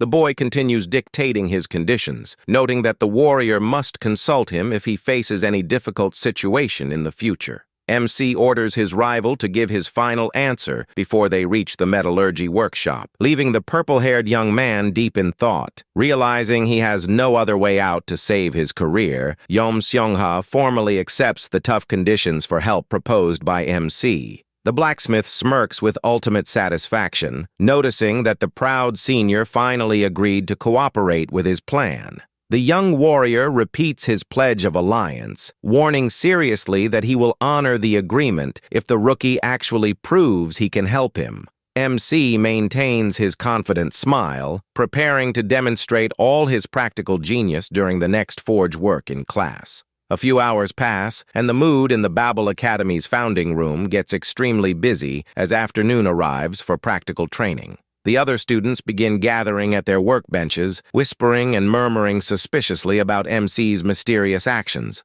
The rookies gossip in amazement, noticing that MC is working on hot metal without using any blueprint or technical reference drawing on the table. The blacksmith ignores the outside comments and begins melting fire and darkness attribute ores following a perfect 7-to-3 ratio. The students comment fearfully that mixing those elements directly in the furnace will cause all the magic to evaporate, not understanding why the rookie is acting like this. With a sharp and laser-focused gaze, MC plans to heat the metal slowly until all the pure elemental magic starts dripping from the structure. MC firmly adjusts his protective gloves on the workbench, preparing to execute an extremely dangerous and complex technical process. Controlling both flames and magic at the same time, the blacksmith performs the advanced thermal conversion technique to make the metal absorb both properties. Professor Reese Dubai watches the scene, breaking into a cold sweat of sheer amazement, fully understanding why Kim In-cheol selected the boy for the auction.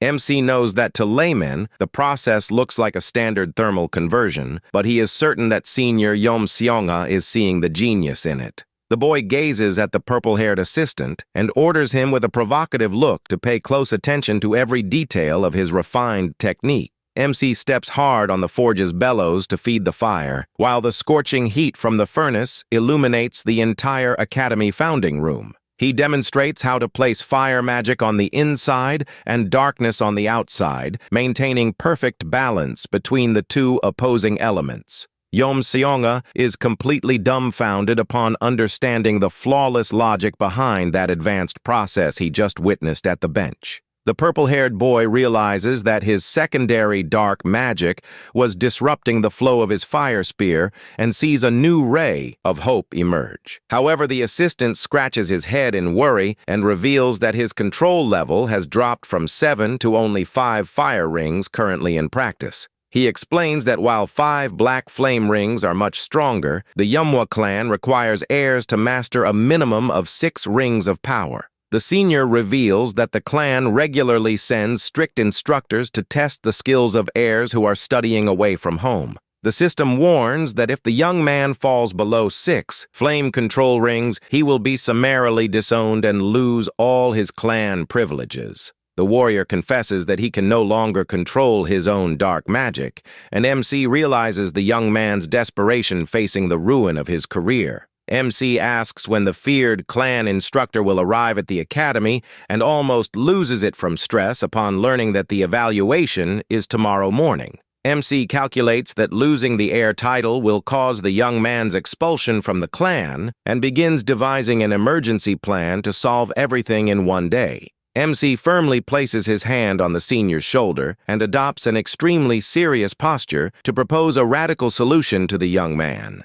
He asks directly if the warrior is willing to do whatever it takes to save his position as heir, and Yom Seongha confirms on the spot. Satisfied with the young man's determination, MC smiles and notes that the first step to solving the problem will be swapping his combat weapon. The system reveals that a level 1 bond with Yom Seongha has been formed, unlocking the black stone of the Crimson Shout, a perfect fire and darkness ore. MC and the senior enter a luxurious private training room in a kalkuf, which is reserved only for the elite of the Academy's top combatants. MC messes with the room's holographic panel and notes that he will alter the virtual scenario to recreate the perfect environment for practical training. In the blink of an eye, the empty room transforms into the traditional courtyard of the Yomhwa clan, leaving the purple-haired assistant quite surprised by the scene. Yom Seongha asks in amazement if the rookie is homesick, but MC explains that he merely activated a scenario he received from Master Kim.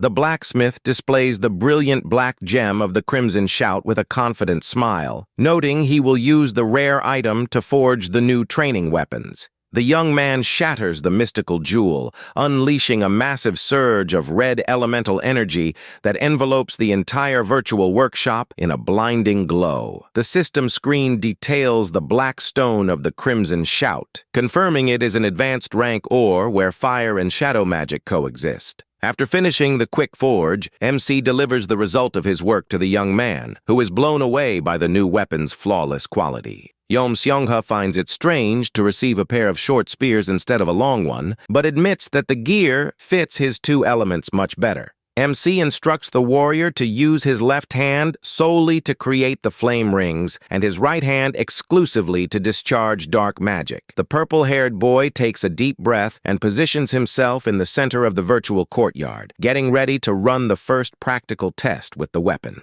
He begins spinning the short spears with mastery and speed, releasing massive rings of black flames that engulf the entire clan training scenario. The warrior widens his eyes in sheer amazement upon noticing that the energy flowed perfectly through the weapons without causing any elemental conflict in his body. MC watches the training's success and explains accessibly that the senior had ended up channeling shadow magic into his left hand unconsciously. MC explains that it's normal to mix elements, but his flow is so messy that it gets in his way because the warrior spent his whole life repressing darkness. The blacksmith assures that after mastering both energies, reaching the 6-ring level will be a breeze, and hands over some weighted arm guards for the young man to train. Yom Seongha firmly grips the pair of short spears and gives a confident smile, quietly acknowledging that the boy truly made a valuable piece of equipment. 3 hours of intense training pass, and the warrior keeps spinning his spears rapidly, covering the entire virtual room in black flames and sparks. MC observes the rapid progress,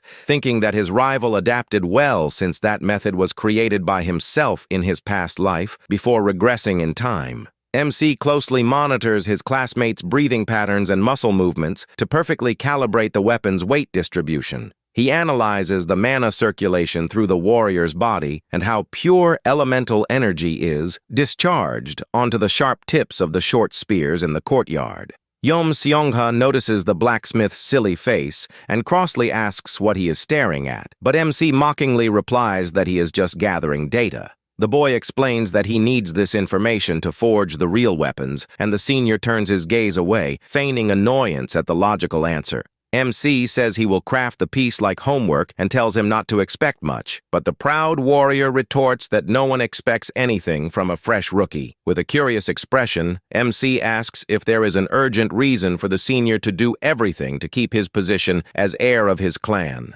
Yom Seongha reveals with a sad look that his adoptive master and clan leader wishes to see him take control of the entire Spearman family in the future. He confesses that, as a disciple, he only wishes to fulfill the will of S-rank Yom Jin-hyun, the legendary hero who adopted and raised the boy since childhood. An ancient frame displays the imposing portrait of Yom Jin-hyun, the founder of the clan and the man of greatest influence in the purple-haired youth's combat training. Even retired due to severe injuries, the first leader of the Yomhwa clan still holds absolute and paternal authority over the young man's decisions. MC recalls the past friendship bond while the senior stares at him suspiciously, wanting to know the real reason the rookie is helping so much. Yom Seonga directly asks why the young blacksmith from Borsippa is trying so hard to solve a problem that isn't even his at the academy. MC rests his chin on his hand with a mysterious smile, deciding to reveal his future exploration plans to gain the warrior's trust. The blacksmith visualizes the 6 great demon regions of the world, dominated by swamps of terrifying monsters and wild beasts that threaten humanity. MC explains that he plans to enter all these regions and that to survive, he will need strong heroes to protect him while he forges their weapons. He notes that as the next clan leader, the warrior will have the perfect power and money to help him on the journey, leaving his rivals surprised by the interest. The blacksmith cynically replies that he isn't working for free, and the senior finally understands that everything is part of a major lucrative deal. Yom Seongha presses the handle of his spear against MC's chest, smirking as he realizes that the rookie is actually a relentless businessman. The warrior promises that if MC helps him become the leader of his clan, he will accompany him without hesitation into all 6 of the most dangerous demon regions. The young man visualizes his future self as a powerful weapon master, accepting the deal and swearing he will kill all the demon gods for the blacksmith. Satisfied with his opponent's oath of loyalty, MC lets out a friendly laugh, knowing he just secured an indispensable ally for the future. The boy tosses the precious bond gem to the purple-haired warrior and assures with a mysterious smile that the young man won't regret his choice. The gem glows intensely, activating the spiritual bond of the black stone of the crimson shout as a torrent of red energy consumes MC's arms. The next day, on the Academy's common training grounds, the young heir takes his stance in the arena, wielding his new shiny short spears. Arrogant instructor Kang Hyun-woon arrives at the location accompanied by disciples, greeting the young heir with a cynical, mocking smile on his face. Yom Seongha asks who those guests are, and the 7th ring instructor replies that the clan leader ordered the rookies to watch the duel. Kang Hyun-woon provokes the rookie, saying that since he is the clan's most promising heir, he must demonstrate flawless technique to the new disciples. The heir stares at him with an extremely furious look and curtly tells the instructor to watch his words, since the next leader hasn't been chosen yet. The instructor lets out a sarcastic giggle and cynically pretends to apologize, claiming he got confused for a brief moment regarding the rules. Kang asks if they can start the practical swordsmanship test, but the purple-haired boy refuses, surprising everyone with his direct response. Yom Seongha announces he is applying for the 7th ring promotion exam, leaving the long-haired instructor completely shocked and enraged. The 7th ring master remembers a secret clan order telling him not to go easy if the heir attempted the exam, promising to cover up any mistake. He scoffs, saying that promotion requires a real duel against an official instructor, and curtly warns that the rookie is being way too arrogant. Arrogant Kang Hyun-woon cracks his neck and orders them to bring his spear, decreeing that the 7th ring promotion duel will be a battle of domains. He explains that the rules are simple, and whoever possesses the strongest flame ring will win, while MC just watches the whole commotion from afar. The master gives the signal to start the fight, and young Yom Seongha assumes his combat stance, crossing his 2 new metal short spears. The instructor laughs out loud upon seeing the pair of short spears and mocks the heir's equipment, calling the weapons crude and unfit for the clan. However, the senior charges forward, delivering a swift strike that releases a violent blast of dark and red energy, terrifying the instructor with its power. Kang blocks the attack and yells angrily, asking if the boy forgot the order to suppress dark mana, warning that such dirty flames are not accepted. Yom Seongha stands imposing, surrounded by 5 gigantic rings of black flames, and warns that they will find out who is right as soon as the weapons collide. Overcome by fury, the instructor charges forward with his flaming spear, screaming that the young heir will bitterly regret his insolent choice. The 2 spearmen collide their weapons in the center of the training grounds, releasing a massive thermal shock wave that makes the whole ground shake. A massive pillar of fire consumes the center of the arena in a deafening explosion, covering the entire combat area in smoke and glowing sparks. In the middle of the smoke, the arrogant swordsmanship master widens his eyes in pure dread. Feeling the heat and overwhelming weight of the young heir's attack, Kang realizes in horror that his ring of red flames is being completely devoured and shredded by his rival's powerful black short spears. Suddenly, the arrogant instructor's spear begins to crack under his opponent's overwhelming impact. Unable to handle the insane pressure, the poor guy's weapon simply shatters completely in midair. The instructor drops to his knees on the ground, completely defeated and unable to comprehend what just happened. Yom Seongha rests his spear on his shoulders and mocks him, reminding him that he had called the weapon crude. The warrior says he will become the official successor as soon as the promotion ceremony takes place. MC asks what it takes to become the clan head, and the senior notes that two conditions exist.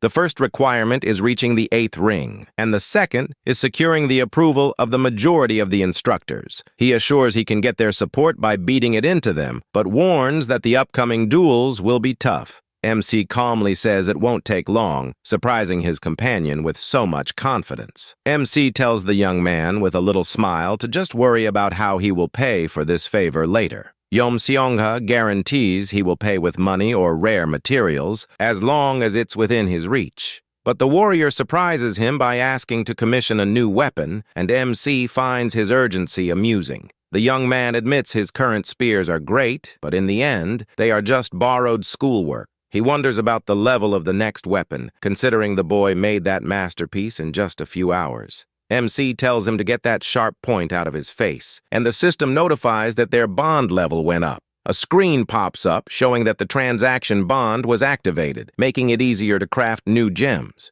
The scene shifts to the auction house's grand auditorium, where a crowd eagerly awaits the start of the event. The host steps onto the stage, hyped up, and announces the start of the regular second-year technology auction. MC shows up all dressed up in the audience because his professor insisted that appearance was very important. MC knows it will be hard for enemies to try anything against him while he is under the spotlight. The auction starts with an Iron Swords theme, and the host reveals he added a surprise quality test. He displays a legendary fabric made of white tiger pelt that is soft, yet possesses the hardness of steel. An assistant delivers a violent blow against the cloth to demonstrate the material's absurd durability. The host explains they will use that special fabric to expose any weapon with low durability. The auctioneer announces the first sword to be tested, making the entire audience quite curious. Erika Inoue finds the situation quite interesting and asks MC if he knows why they are doing this.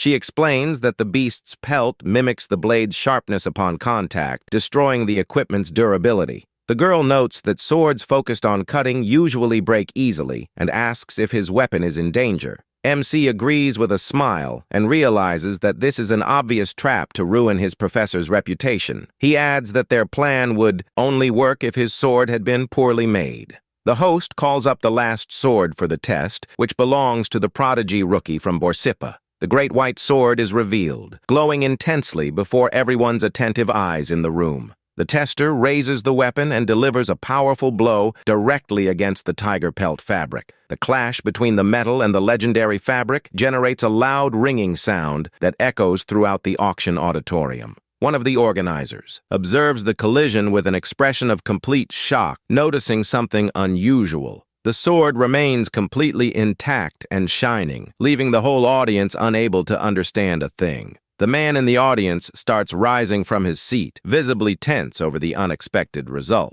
MC stands up in the middle of the crowd and asks for permission to briefly explain the weapon's mystery. He reveals that his sword gathers atmospheric mana and creates an invisible, extremely fine blade at the tip. People whisper in confusion, saying they can't feel any mana coming from that piece of equipment. MC smiles warmly on stage, explaining that it's perfectly normal for them not to feel anything. He details that the energy density is too low to be an aura, but strong enough to slice through anything. Erika Inoue asks curiously if the phenomenon that happened just a moment ago was also because of that technique. The young man confirms, saying that when two identical energies collide, they create resonance instead of canceling out. He displays a mysterious gem and says he can use that same cutting energy to do something incredible. The blacksmith breaks his classmate's bond gem, activating spiritual communion power directly on the weapon. The unstable energy that was floating around the metal starts stabilizing in a surprising way.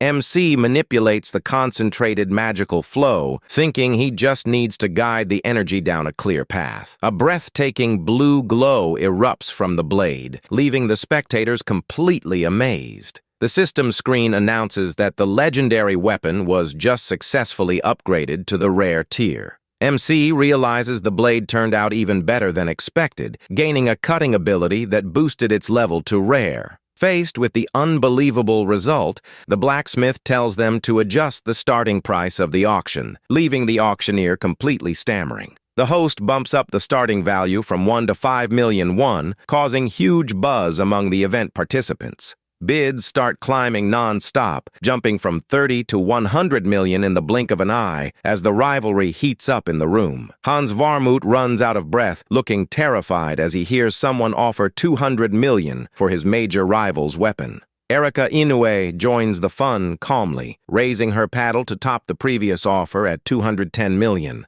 The auctioneer shouts excitedly, urging the audience to place more bids and asking if the rich folks there will really accept going home empty-handed. While the wealthy compete in the 300 million range, MC looks at his meager balance of 100,000 won and silently cries with envy. Suddenly, someone from the back of the room drops an absurd bid of 600 million, leaving arrogant Hans in shock at such financial power. The blonde boy remembers that his superior had ordered him to buy MC's equipment no matter what, regardless of the price. The powerful Ryu Yunha appears in the back, wondering if her bid was too low, while the other students look like shrimp next to her. Realizing he failed his mission miserably, the young prodigy falls into despair, knowing he is in deep trouble with his superiors. The host stammers with emotion as he announces the closing of the auction for the incredible, shiny white sword created by the rookie. The hammer finally falls, sealing the historic sale of the weapon for the insane price of 600 million won to the blacksmith's delight. MC can barely hide his smirk as he sees the roaring success of his first official work at the Hero Academy. He looks at his phone screen like an idiot, confirming that all that cash hit his bank account without a single deduction. Ryu Yunha enters the room right after, and MC confirms proudly that the payment was already deposited in full under his name. The young man asks how she intends to use the sword, and the redhead replies that she plans to take it out to test in an actual danger zone. The director smiles while holding the scabbard, commenting that it would be a total waste to use top-tier gear like that just to train at school. She suggests their destination be Mount Unwol, since the location is being considered for their first practical survival test. MC agrees on the spot, thinking it would be great to explore that mountainous area ahead of time to put his plans into action. The beautiful redhead pauses thoughtfully, considering that her position as director of Borsipa requires a certain caution with new students. In exchange for his help, she promises to get the materials for whatever weapon he wants to make, proposing to organize their schedule for next week. MC accepts the proposal readily with a knowing look, well aware that all that talk is just a perfect excuse for him. In reality, the boy's plan involves finding a lost treasure belonging to the legendary, powerful necromancer Jürgen Kruger from the UD group. That valuable mystical artifact ended up getting lost during a pandemonium attack and is now hidden somewhere on Mount Unwol. Meanwhile, at the Warmut family mansion, young heir Hans appears quite apprehensive before an intimidating presence. His older sister lets out a sarcastic smile, mocking his failure to secure the precious gear created by MC. The young man apologizes with his head down, but she warns that the mistake is already made, and now they need to urgently focus on the next step. She asks if he will take the same class as his rival, and suggests the boy find an opening to get close to him during his studies. The young woman promises to step in with their father regarding the succession ceremony if he manages to pull off this important task without making new mistakes. The sister looks at her younger brother with a serious expression, warning that if he keeps failing like this, he will lose his position as main heir soon. Hans stays firm and asks if she is also anxious about what might happen in the future, displaying renewed determination. He comments that it is forbidden to use certain methods before graduating, but the young woman interrupts him coldly, saying she has already understood everything. The blonde boy leaves the room huffing with rage, swearing to himself that he will take that damn sword from MC no matter what it takes at the academy. The sister sternly scolds him for interrupting her while she speaks, and the boy apologizes, frightened by the lady's authority. She leans on the desk with a mean smile and commands him to bring that masterpiece back to their clan by any means necessary. The young woman finishes her warning, coldly saying that the boy should use whatever means he deems necessary to fulfill the goal. Far away from that mess, MC walks peacefully down the outdoor stairs while grumbling about the annoying behavior of certain people. He reflects on how certain individuals manage to be strangely bothersome just by their simple presence in the academy courtyard. Later on, MC delivers his 2 new completed projects to the small top-hatted evaluator, who is left jaw-dropped. The 2 advanced-level weapons are put on display, showcasing flawless stats for manipulating pure elemental fire and dark energies. The small examiner inspects the details closely, whispering that the Polish level on the spears is simply excellent for a rookie. He is genuinely surprised to notice that MC engraved auxiliary formulas and flame ring enchantments inside the metal structure. The master notices that the system alerts the warrior if any mana control mistake occurs, acting as a spectacular combat guide. The tiny top-hatted man gives a cheerful smile of approval, commenting that the item works both as a training tool and a study book. He awards a flawless top score to the project and humorously notes that the young man is excused from attending theory classes. The other students in the classroom are dying of envy, whispering that the boy is so brilliant he should just graduate straight from Borsippa. MC politely says goodbye to the master, who asks the young blacksmith to let him know if he decides to sell the spears in the future for good money. Carrying his new gear on his back, MC walks under the sun, getting ready for Professor Ma Guangsu's famous class.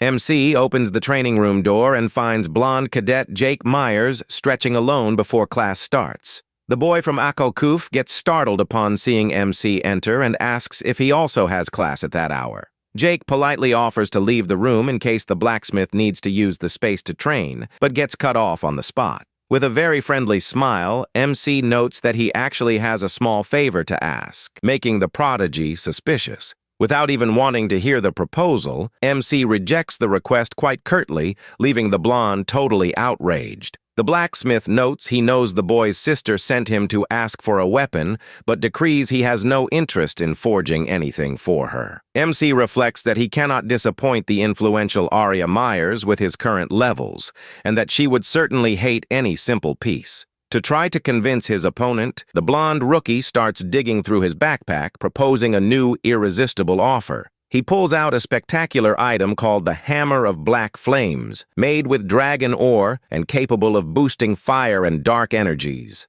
The blacksmith inspects the treasure with disdain, but admits the tool is decent and holds great potential for future upgrades. Jake then proposes a duel with the precious hammer on the line, demanding that MC craft his sister's weapon if he gets defeated in the arena. MC's gaze sharpens as he spots the perfect opportunity to win another valuable reward for free. Interested in the deal, the blacksmith flashes a mischievous smile and notes that he wants to add a special condition to their duel. MC demands that if he wins, the blonde will have to go a whole month without even mentioning his sister's name and still pass the message to her. Jake accepts the challenge, taking his stance in the arena while remembering that last time he ended up leaving a silly opening for his opponent. The prodigy decides to fight with full strength from the start, releasing an impressive blue aura all over his body. The blacksmith notices the insane amount of mana his opponent concentrated just by clenching his fist, recognizing his rival's combat talent.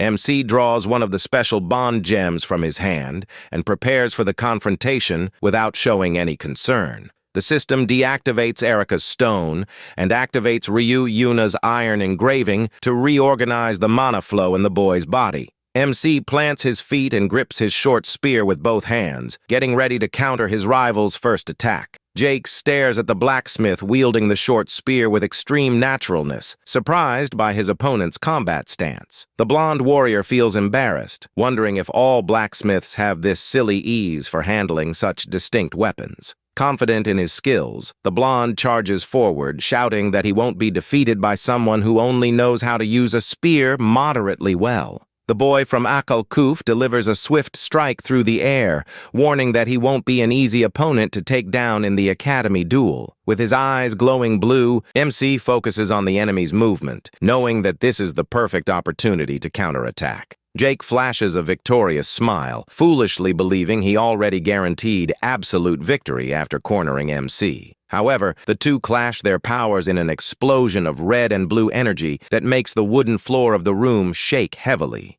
The blonde panics upon recognizing the legendary technique of the spinning flame spear emerging right before his terrified eyes. Before his temporal regression, the blacksmith heard countless tales and secrets from the future's greatest warriors to boost his bond. Those formidable warriors who opened their hearts to MC ended up teaching him secret, unheard-of techniques. MC fondly remembers the jokes he used to hear from them about his lack of combat talent while he trains dedicatedly in the present. Even as a clumsy imitation, the blacksmith can now reproduce the spear flames of the Yomhwa clan with great ease. He spins the flaming weapon majestically, creating fire barriers around his opponent and dominating the entire arena space. Jake ends up completely cornered by the pressure of the strikes, realizing he is being dragged along by his opponent's pace the whole time. However, he notices that MC's physical abilities depend purely on active system techniques. The blonde warrior plans to take advantage of the opening as soon as the effect of his rival's technique ends to turn the tables in his favor. But when the blonde charges in to land the final blow, MC executes an unexpected maneuver that leaves him totally stunned.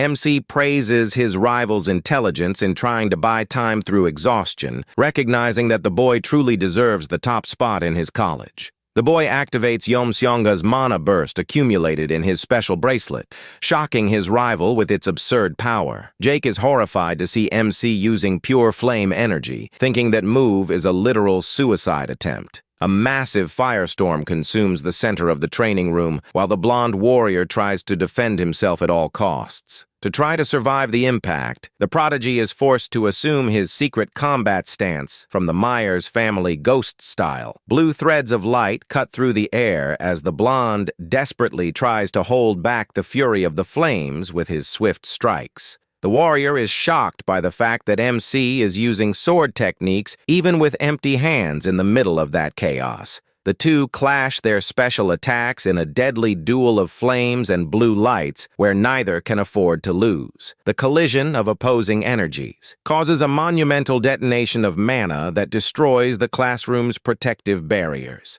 As the smoke starts to clear, MC reemerges extremely calm and imposing in the center of the bluish haze. The blonde warrior appears frozen and completely drenched in sweat, feeling the sharp edge of MC's spear pressed against his neck. Jake admits a humiliating defeat, and the system notifies on screen that MC has just established a new bond with the boy. MC stares at his opponent glumly, chronically wondering if the duel really wasn't going to end in a tie this time.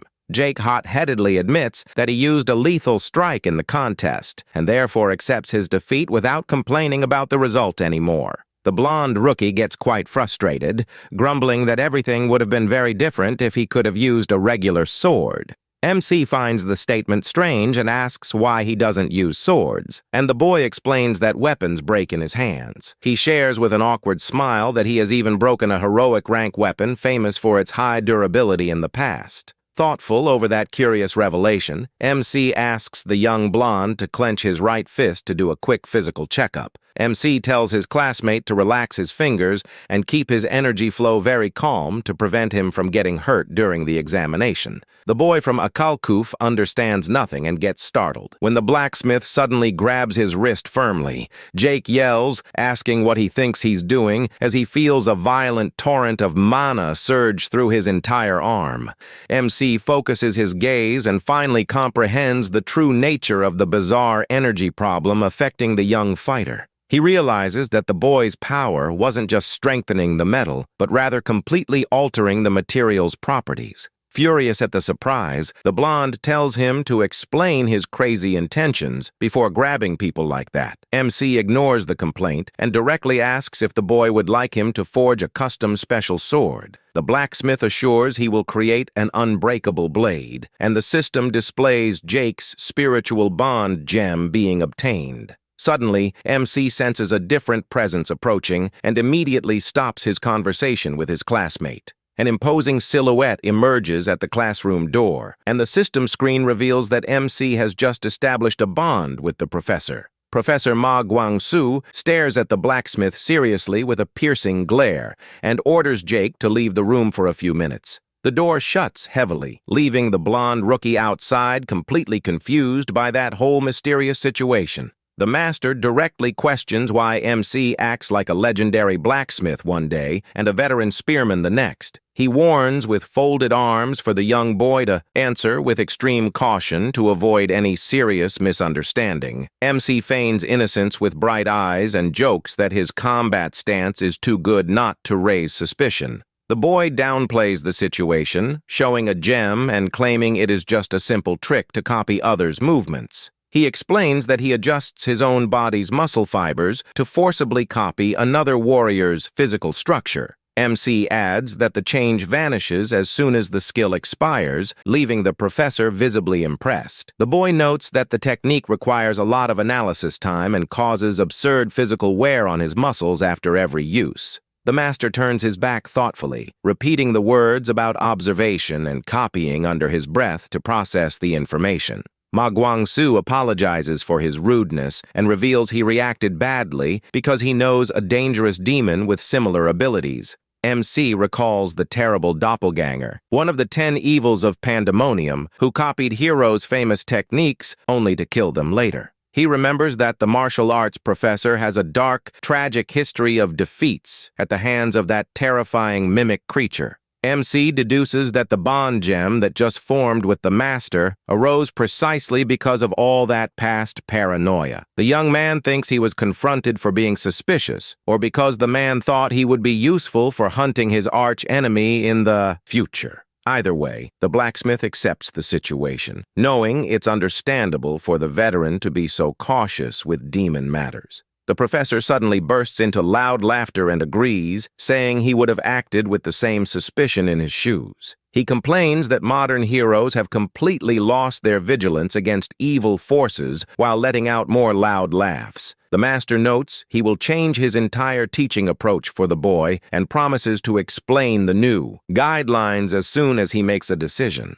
Ma Guangsu watches the young man walk away, thinking the boy has talent to lead the college, even coming from a humble family. The professor smiles excitedly, thinking it will be fun to train the boy, while MC's phone starts vibrating non-stop in his pocket. Upon answering the phone, the blacksmith hears proud Yom Seongha impatiently ask what reward he chose for the favor. The purple-haired warrior confesses he hates owing favors, but MC mockingly says he leads way too tiring a life. MC takes advantage of the call and casually asks if his partner knows a mage named Louise Valent, affiliated with Babel College. The warrior says he has never heard of her, and MC coldly commands him to use his influence to find out the girl's whereabouts. MC takes the chance to give a mean jab, reminding him that his partner is completely broke in his clan. Annoyed by the joke, the senior asks him to trust his methods and hangs up the phone in the blacksmith's face, quite rudely.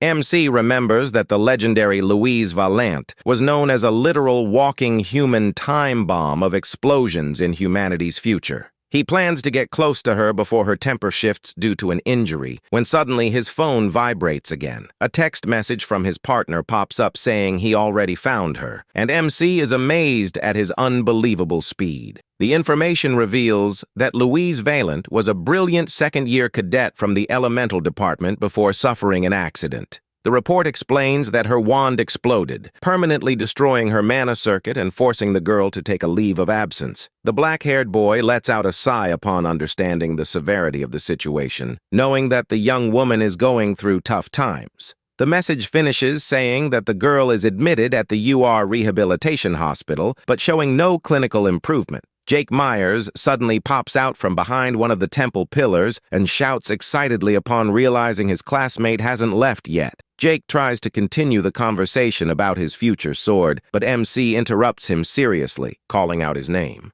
MC shows his phone screen with Louise's info and asks if his classmate knows the two people involved in her case. The blonde rookie reveals that both families are allied through marriage and that the young people are part of an influential high society group. The blacksmith promises to craft the weapon in just 1 week if the boy investigates these two suspects, leaving the fighter bewildered by the speed. Jake gets extremely hyped and assures he will do anything as long as he gets his much-dreamed-of sword in hand. With a cold look and without hesitating for a single second, MC asks the boy to break his own arm cleanly. Seeing his classmate's shock, MC insists, with a creepy smile, telling him to make the fracture in the most discreet way possible. The scene cuts to the main general hospital of the support college, where injured students receive advanced medical treatments. Doctors closely monitor physical exertion tests while patients struggle to recover their magical capabilities. Young Louise Vallon lets out a tired sigh, focusing all her strength to try one more test in her rehabilitation. The famous cadet known as the Explosive Dog begins her 151st attempt to channel her mana flow. She focuses all her elemental energy and conjures a lava projectile spell, generating intense flames around her fragile body. However, the unstable magic fails miserably, causing a violent energy backlash directly in her injured chest. Louise collapses in pain, coughing heavily and clutching her chest while the medical team rushes to stop the test. Monitoring systems confirm the severe mana backlash and initiate emergency procedures to freeze her energy. The girl suffers on the floor, remembering all the trauma from the terrible accident with her wand that ruined her promising career as a mage. The chief doctor orders the experiment halted immediately, commanding the application of a magic neutralizer and a sedative on the young woman. Louise tries to stagger up, desperately pleading for just a little more rest time before restarting the tests. The doctor curtly denies the request, declaring an end to the day's exams and limiting the girl's daily rehabilitation attempts. He warns that the complexity of allowed spells will be reduced to beginner level, leaving the young woman completely devastated. The mage tries to move forward in desperation, begging the professor not to restrict her magical progress in such a cruel manner. She holds onto the assistant's lab coat, crying and begging for just one more chance to prove she can still conjure magic. The doctor commands her not to use her energy under risk of causing worse damage, while the young woman stubbornly screams that she is capable. Louise crawls on the floor, fighting against the nurses and screaming with all her strength that she can still use her magical powers. Unfortunately, the effect of the strong sedative makes her body give out, and she ends up fainting on the floor from sheer exhaustion and frustration. The gentle breeze blows through the hospital room's open window, bringing a sense of calm after all that tense moment. The young mage slowly opens her eyes, waking from her induced sleep with a very dejected and discouraged expression.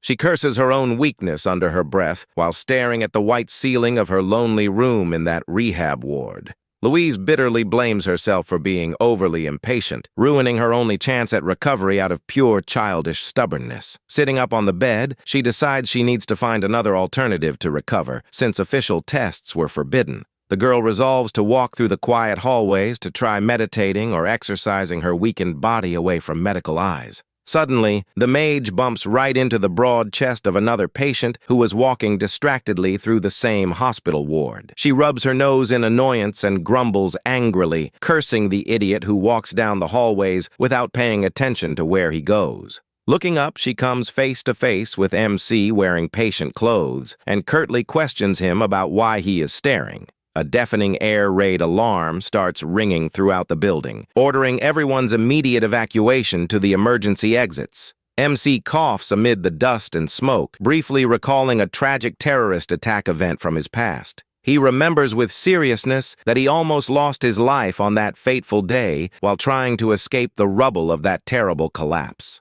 MC swears to himself that he never wants to deal with those dangerous criminals again while running toward the emergency exit. The memory displays the masked figure of a mysterious, highly dangerous girl watching all the destruction from the top of a building. He remembers the physical details and attire of that ruthless assassin who acted with total coldness in the face of others' suffering. MC suspected that the high-level masked girl was the real mastermind behind that entire terrorist operation. He recalls the tense moment when he crossed paths with that mysterious warrior, feeling her overwhelming murderous aura at the scene. In the memory, the masked assassin looks at the young man with disdain, intimidatingly asking what he thinks he's staring at. Back in the present, Louise repeats the exact same annoyed question, snapping MC out of his deep thoughts about the past. The mage shouts in rage, demanding a sincere apology for him bumping into her without paying attention in the hospital hallways. She stares at MC with eyes burning in fury, demonstrating that even weakened, she still possesses a quite explosive temper. However, her weak body suddenly falters, and the girl loses her balance, collapsing forward and almost hitting the cold floor.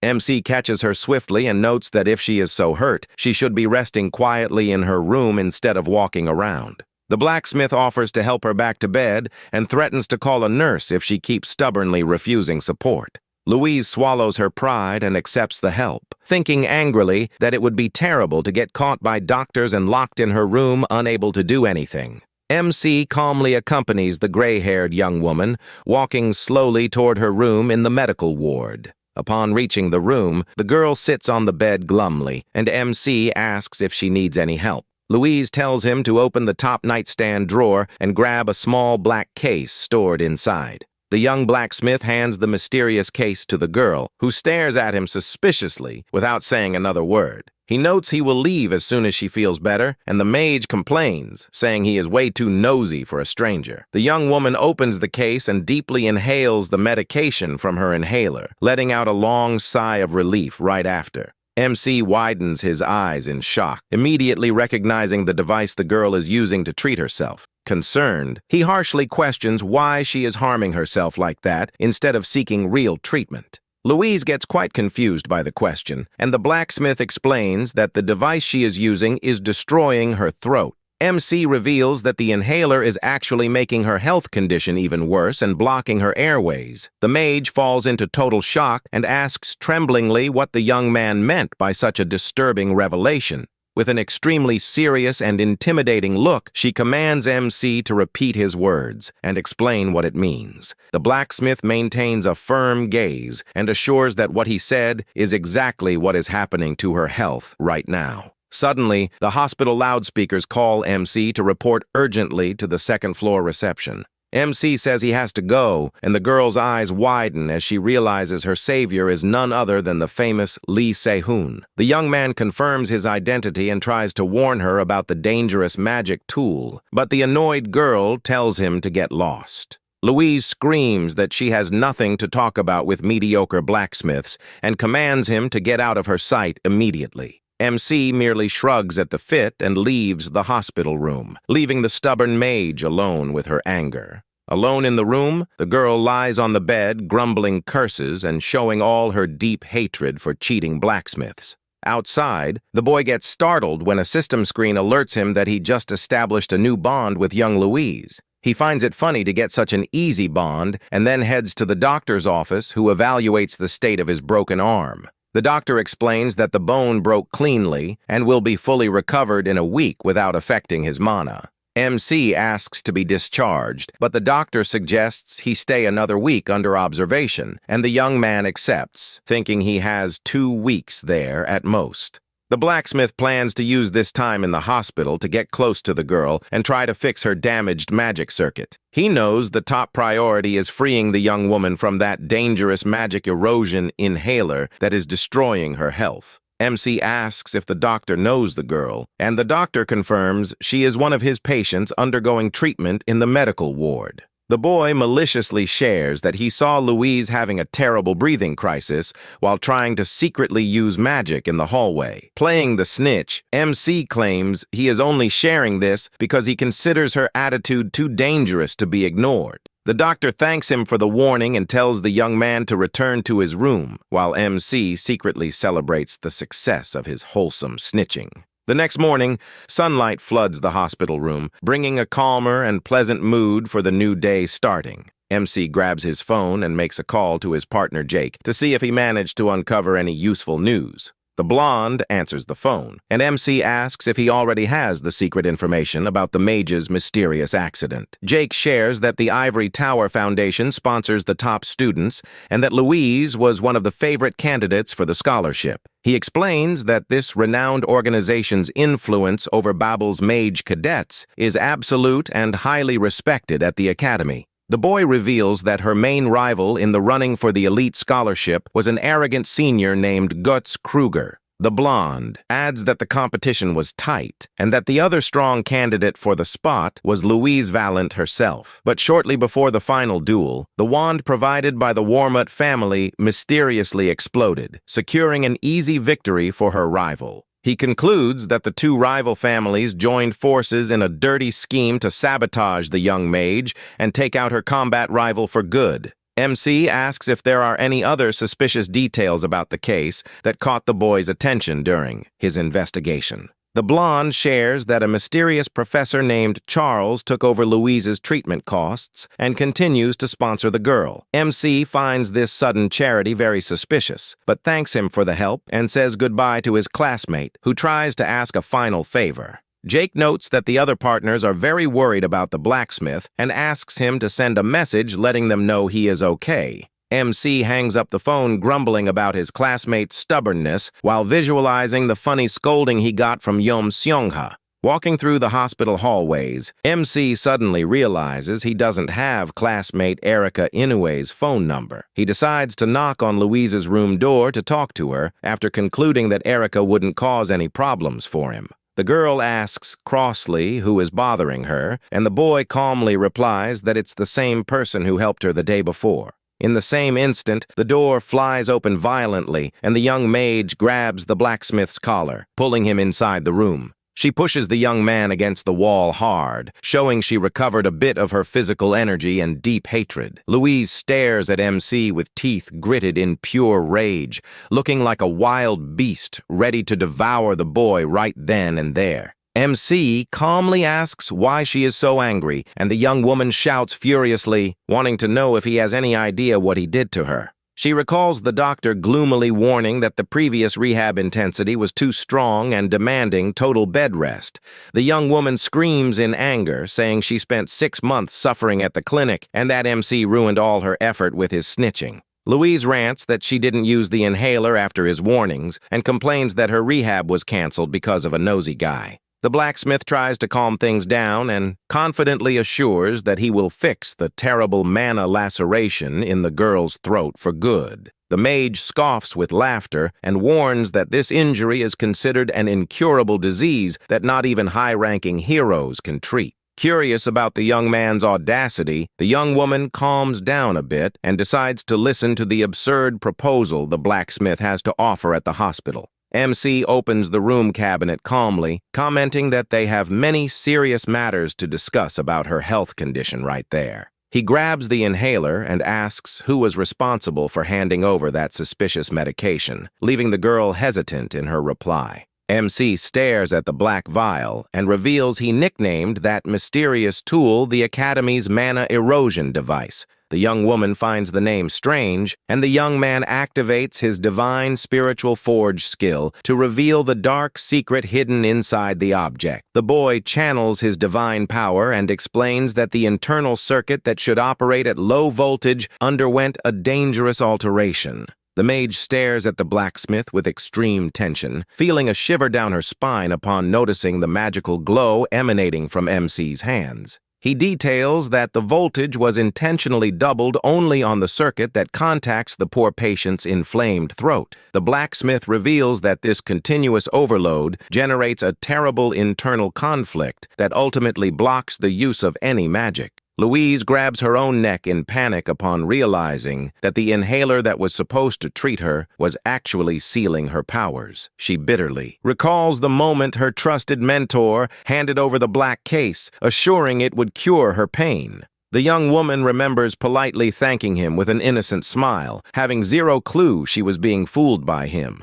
The fake master cynically encouraged her, saying she was strong enough to overcome any obstacle and never give up. The mage remembers agreeing with determination, swearing she would cherish that mean advice deep in her wounded heart. Back in the present, she stares at the blacksmith in absolute silence, realizing in horror that she was made a fool of by her own mentor. Overcome by deep hatred, the girl clenches her fists and angrily swears she will make that damn traitor pay dearly for all the suffering. MC smirks upon seeing her determined look, warning beforehand that as a blacksmith, he cannot heal her broken mana channel. However, the boy assures he can readjust the magical flow enough for her to start conjuring her spells at school again. The girl looks at him seriously and asks the price for that favor, knowing that MC isn't doing all this charity for free. MC calmly replies that his requirement is very simple and involves nothing too complex for the young mage. The blacksmith reveals he only wants her support in exploring the world's 6 great demon regions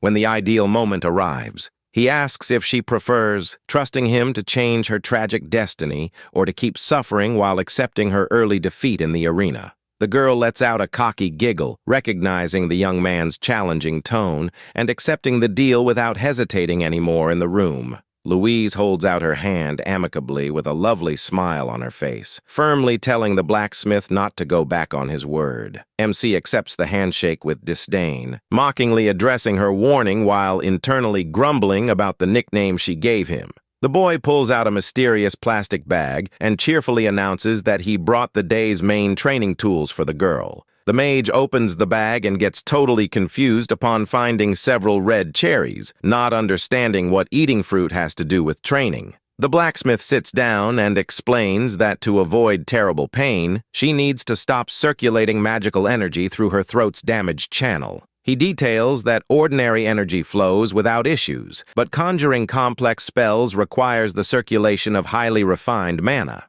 MC reveals with amusement that the secret trick simply consists of refining elemental energy right on the tip of the tongue. The girl is amazed at the madness of using an area with very low mana channel density, doubting that this absurd method will work. MC guarantees with absolute certainty that this is perfectly possible for her, leaving the gray-haired young woman quite intrigued. The boy remembers in his thoughts that before his temporal regression, the young woman gained global fame as a relentless warrior using that exact technique. Curious to test the innovative method, she accepts the challenge and impatiently asks what the first exercise is that she should perform in bed. MC calmly eats a fruit and notes that the important first step is training control over the magical circuit inside the mouth. He sticks out his tongue, proudly displaying the cherry stem perfectly tied as a demonstration of the basic technique. Louise stares at him with a giant blank face and a blush of embarrassment while listening to the young man's explanations on how to tie the stem. The blacksmith demonstrates the step-by-step with good humor,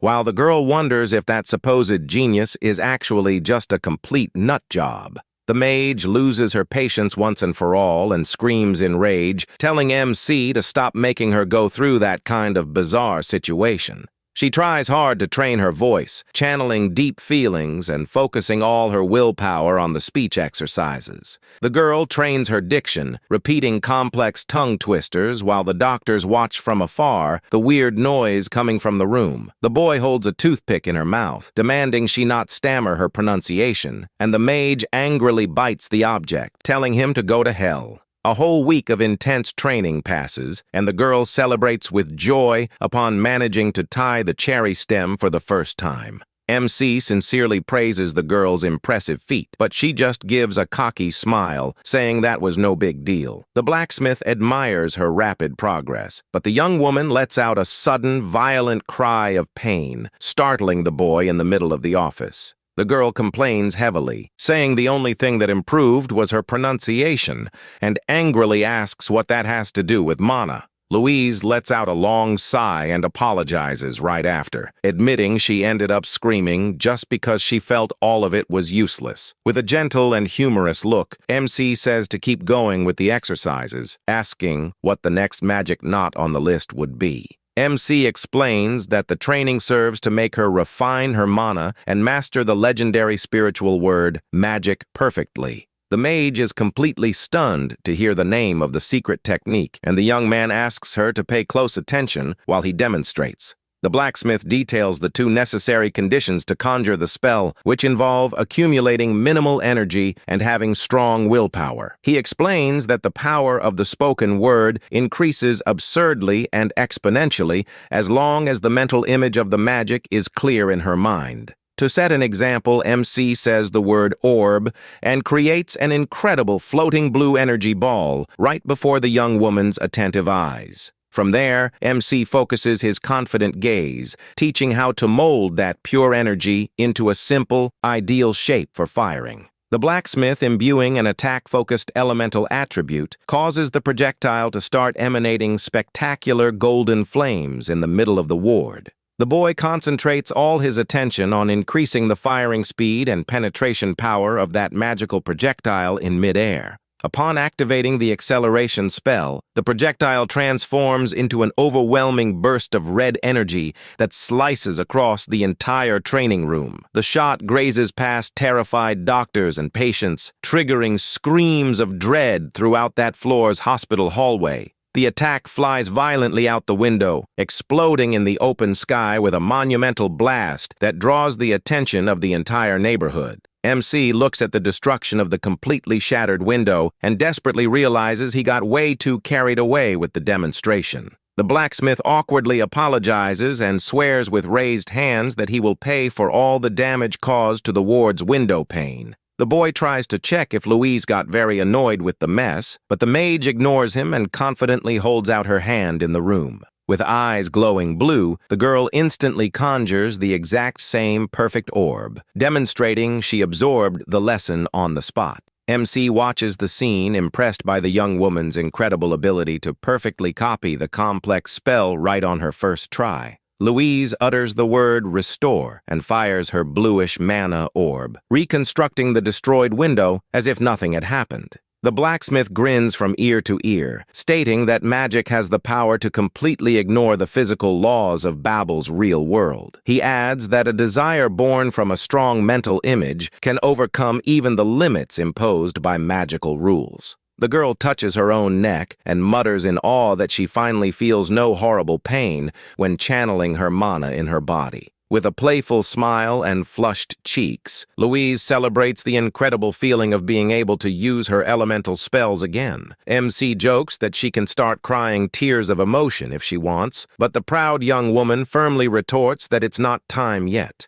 With a dark, vengeful look, she guarantees she will only cry after tearing out the throat of the scum responsible for ruining her life. The blacksmith flashes a sadistic smile upon seeing her determination, noting that with this motivation, they can move on to the next phase of the plan. The gray-haired mage gets curious about MC's statement and asks what this mysterious next step he is planning would be. The boy pulls out his phone and posts an anonymous challenge online under the codename Trauma Breakthrough to kick off the confrontation. Meanwhile, in the simulated training field of the Ivory Tower, fresh cadets face grueling, noisy combat challenges. A black-hooded warrior unleashes relentless attacks on desperate rookies who can't break his guard no matter what. Students scream in desperation, unable to understand how a simple skeleton warrior can be so absurdly strong in the academy arena. One of the rookies gets thrown far, groaning in pain under the cold, disdainful gaze of Senior Guts Kruger, who watches it all from the best seat. The arrogant senior scratches his neck in boredom, complaining that there isn't a single actually useful or promising rookie in this year's new class. He gets interrupted by a ringtone on his phone and looks at the device with curiosity to find out who that call is from. The young man contemptuously orders all the weaklings to leave immediately, and the injured rookie runs off thanking him for the dismissal. Guts answers the call, curtly asking what the problem is while watching his skeleton minions standing in the arena from afar. The ally on the other end warns in an alert tone that a controversial official challenge letter was posted on the Ivory Tower forum. He warns that things got quite messy on the tower's social network and asks the warrior to check the post immediately. The arrogant senior slams his fist on the desk in a rage, shouting insults and calling the post's author a completely crazy cadet. Weapon creator Pierre Warmou also looks at his phone tensely while reading the direct insulting message sent by young Louise. In the post, Louise shares that she overcame her circuit damage and demands a settlement duel against Guts before returning to class. She schedules the confrontation for the following week at Babel's Martial Arts Hall, and MC proudly displays his phone screen at the hospital. Pierre smashes his phone in hatred, shouting enraged curses at the girl's insane audacity to challenge them publicly. Guts stares at the computer, huffing with rage, swearing he will crush his opponent once and for all to ensure she can never walk again. Back in the hospital room, Louise stares at MC with disbelief and indignantly asks if the blacksmith is a complete raving lunatic. MC remains extremely calm and mockingly retorts that he didn't make any death threats against their rivals online. She complains furiously while eating dinner, claiming her current conjuration is at a baby's level and that a revenge duel makes zero sense. Suspicious, the girl asks if MC isn't actually a spy sent by her rival to sabotage her, and MC tells her to calm down. The blacksmith calmly explains that her willpower is much more important than boring calculations to free her mana from fear. MC insists that the duel is necessary to overcome the trauma of defeat, telling the stubborn girl to grasp the situation, no matter how hard it seems. Louise hesitates, looking at her plate of food, wondering nervously if another defeat in the arena wouldn't make her trauma even worse than it already is. MC firmly holds her hand, telling the young woman to stop saying so much meaningless nonsense before even trying to fight. He assures she would never lose to a mediocre opponent like that, and the system notifies that the creator bond between the two leveled up. MC reveals that the rare materials to forge her new equipment are already prepared, and the girl's spiritual jewel glows intensely. The gray-haired young woman blinks her eyes, surprised to see the magnificent glow of the magical gem the blacksmith draws from his hands. She lets out a long sigh, giving up, and directly asks what the next step of the bizarre training at the hospital will be. MC briefly replies that they will take an exam, and the mage gets quite suspicious, asking which test he is talking about. With an enigmatic smile on his lips, MC slips on a tight black glove, demonstrating that their fun is just beginning in the room. He announces that the test will be an oral exam, and the girl curses him as a raving lunatic while the blacksmith reflects on how weird that phrase sounds. In the academy courtyard, two students gossip about the mysterious accident with Louise's wand that exploded right before the elite selection. One of them suspects that the prestigious Warmut family intentionally sabotaged the equipment to favor rival Guts Kruger in the scholarship race. Hidden in the building's window, the master oversees the conversation, calling them pathetic fools for spreading such dangerous rumors around school. Over the phone, the superior aggressively scolds Pierre, questioning how he managed to create so many problems over not knowing how to deal with a girl. Pierre Warmou holds the phone, breaking into a cold sweat of sheer nervousness, humbly apologizing to his older brother on the call. The brother coldly orders him to fix the mess on his own without involving the family, hanging up the phone and leaving the young heir tense. Pierre laments that his father didn't step in to resolve everything sooner, knowing his siblings would love to see him fall to steal control of the group. The boy curses Louise in his quiet office, turning around, startled upon hearing the mockery of his ally Guts entering the room. The blonde warlock enters the room, laughing and sarcastically greets his partner Pierre, asking if his dear close friend is okay. He provokes, saying Pierre personally came to warn everyone about the defeat of that girl they humiliated 6 months ago in the selection. Guts walks arrogantly and tells his partner to shut up and act like a man instead of standing there looking like a terrified mute. The warlock reminds him that the mistake was Pierre's for sparing Louise's life instead of banning her, questioning if that was an order from great Professor Charles. The blacksmith straightforwardly admits the mistake, but arrogant Guts demands an immediate, definitive solution instead of cheap, useless apologies. The warlock threatens his colleague, warning that if he falls, he will be dragged down with him out of the Warmut clan's succession line for good. With a cold, dark smile on his lips, the young blacksmith tells his ally not to worry about the threats he just received. He guarantees he already possesses a brutal, totally foolproof method to put a permanent end to that annoying girl during the duel. Back at the hospital, MC inspects the brilliant dyed-water gem, recognizing it was the bond stone that belonged to the young woman in the future. He notices with surprise that the girl who used to force materials to adapt to her power has now learned to harmonize with them docilely. The boy notices the gem is much more cooperative and decides to use his techniques to forge even better equipment than planned. Louise opens the ward door, commenting she heard he had his arm cast removed, but stops talking upon seeing the boy's strange movements. She asks if that is the promised special ore, and the blacksmith invites her to sit down and start the equipment creation process right now. MC instructs the girl to simply infuse her mana into the gem until it stops changing color, explaining there is no need for refinement. MC smirks, seeing that starting the work is much simpler and more practical than he originally imagined. He remembers that before his temporal regression, he focused solely on fixing flaws in pieces, but now the situation is far more favorable. The blacksmith decides to forge the gem in a special way capable of drawing out the total destructive potential of the young warrior's mana. He begins the process by infusing his own magical energy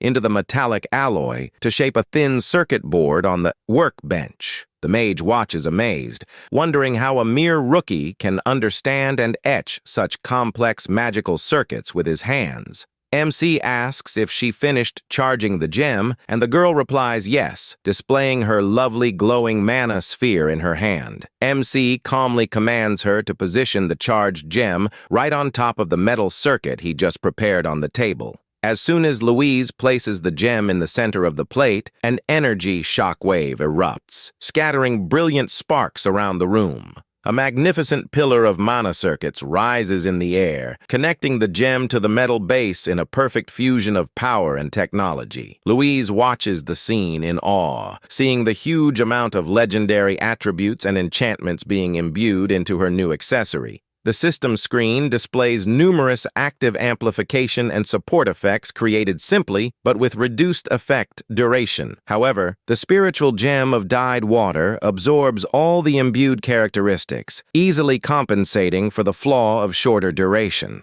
The girl notices impressed that the weapon received 73 engraved enchantments, and an explosion of colors consumes the entire hospital room. Louise stares at the glow of colorful sparks with wide eyes of pure admiration, quietly commenting that the equipment turned out beautiful. The floating metal starts bending and assembling itself in the air according to the glowing circuit lines MC drew. The blue system screen emits a glorious alert, announcing that the crafting of the powerful weapon Varger was successfully completed in the room. Louise receives her new, spectacular rare rank choker and asks in wonder if that magnificent necklace really belongs to her. She asks eagerly if she can already test the accessory, and MC recommends caution, asking her to use the weakest magic she can for now. MC walks peacefully down the hospital hallway when a doctor rushes past, coughing heavily. Suddenly, a violent magical explosion hits the hallway, throwing the poor doctor far away from the shockwave's impact.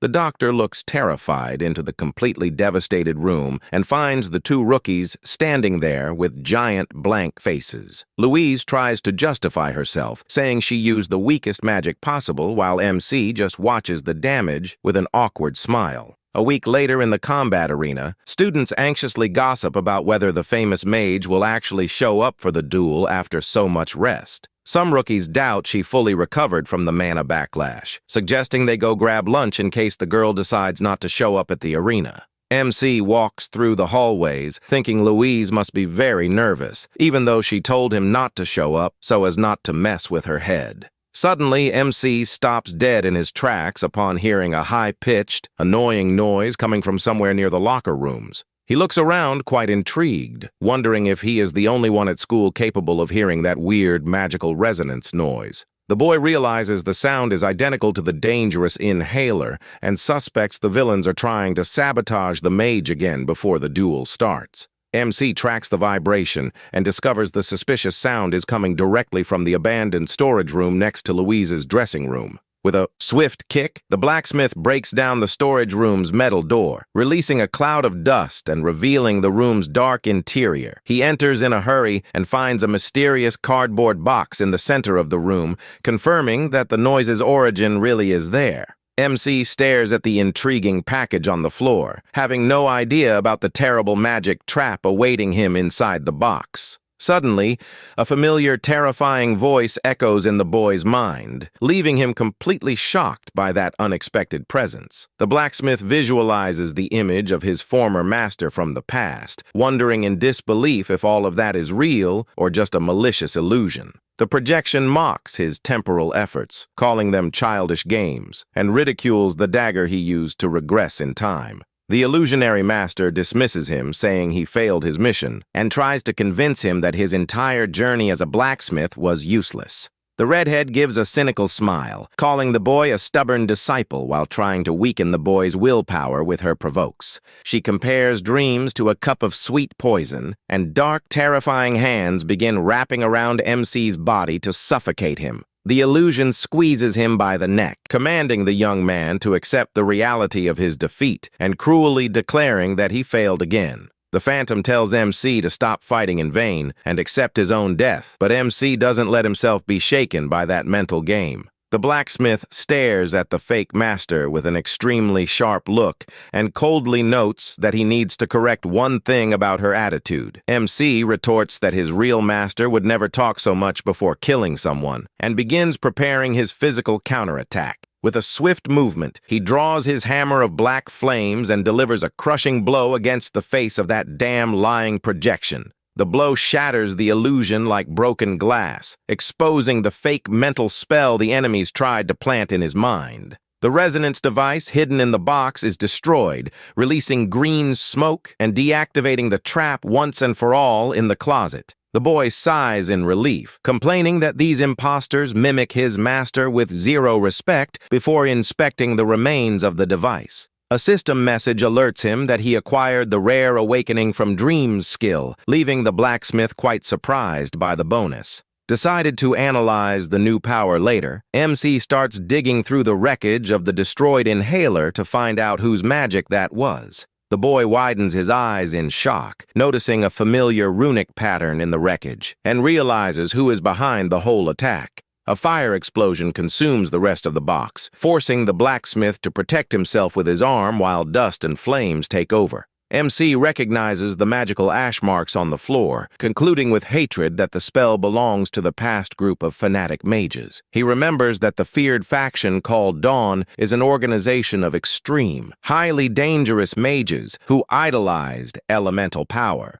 The blacksmith angrily recalls that these same bastards were responsible for mind-controlling Louise and turning her into a weapon in the future. He desperately realizes the group is eyeing the girl again and races against time, knowing there are only 10 minutes left until the duel. Sensing the imminent danger, the boy uses his mana and sprints at top speed to rescue his partner before it's too late. In the locker room, Louise hears a strange static coming from the room's speaker, wondering if the dressing room sound system broke down. The gray-haired mage complains crossly, saying that annoying noise is unbearable, especially now that she is quite anxious. She touches her bandaged throat, muttering sadly that no one will believe she is cured upon seeing that horrible scar. In front of the mirror, Louise tries to regain confidence, repeating to herself that she is strong and can win that swordsmanship contest. She removes the bandage, revealing her striking scar, and bitterly admits that her combat accident mark turned out horrible. Suddenly, green magic circuit marks begin glowing on her neck, activating a terrible magical restriction that suffocates her. The girl spits blood and panics upon noticing her energy flow was blocked again, feeling like nothing really changed. Fallen on the floor, crying, she desperately wonders if her talent was truly useless and if the blacksmith's effort was all in vain. The young woman sobs heavily, begging herself not to fail again while the restriction consumes her physical and magical strength on the floor. MC stares at the weakened girl with a serious look, and the mage asks in a trembling voice for him not to stare at her in such a humiliating way. Louise quietly cries, confessing she hates disappointing the few people who actually believed in her potential as a mage at school. But with a firm shout, MC commands the young woman to regain her senses immediately, opening the dressing room door violently. The mage raises her head, startled, and tremblingly asks what the young man is doing there in the locker room right before her official duel starts. MC sighs in relief upon realizing there are no other hidden magic traps around. He approaches Louise and asks if she also heard that annoying buzzing sound that was coming from the hallway. The girl confirms, quite frightened, and explains that that noisy garbage was placed in her path on purpose. MC analyzes that the scoundrels used resonance to activate her physical trauma and the accumulated mana in her body. MC finally understands why the young woman suffered such a sudden, violent collapse moments before. Louise curls up on the floor, lamenting how pathetic it is to fall for a trick like that right before the most important moment of her life. Without any delicacy, MC agrees that it really is pathetic and says her discouraged attitude is a major turnoff. The blacksmith keeps provoking her, saying she puffed out her chest to talk big, but now she is already whining in the corner. He lays it out straight, saying that if things are too tough, she can simply run away, since everyone saw her lose before anyway. The young man adds with irony that she has the perfect excuse of trauma if she wants to give up and accept everyone's trash talk. The girl fumes with rage while listening to the young man mock her previous determination and insinuate she is scared to death. Louise completely loses her temper and shouts at the top of her lungs, telling that crazy bastard to shut up once and for all. She charges forward in fury, grabbing MC's collar, demanding to know what he thinks he knows to be talking so much nonsense. The young woman rants indignantly, asking how he dares to underestimate and belittle the pain of her trauma so superficially. She vents, cursing with gritted teeth while taking out all her accumulated frustration right in MC's face. The girl shouts that she tried her hardest not to fall apart, venting about how frustrated she feels when nothing goes right for her. On top of him on the floor, she calls him an arrogant bastard and a complete idiot for being so insensitive to the situation.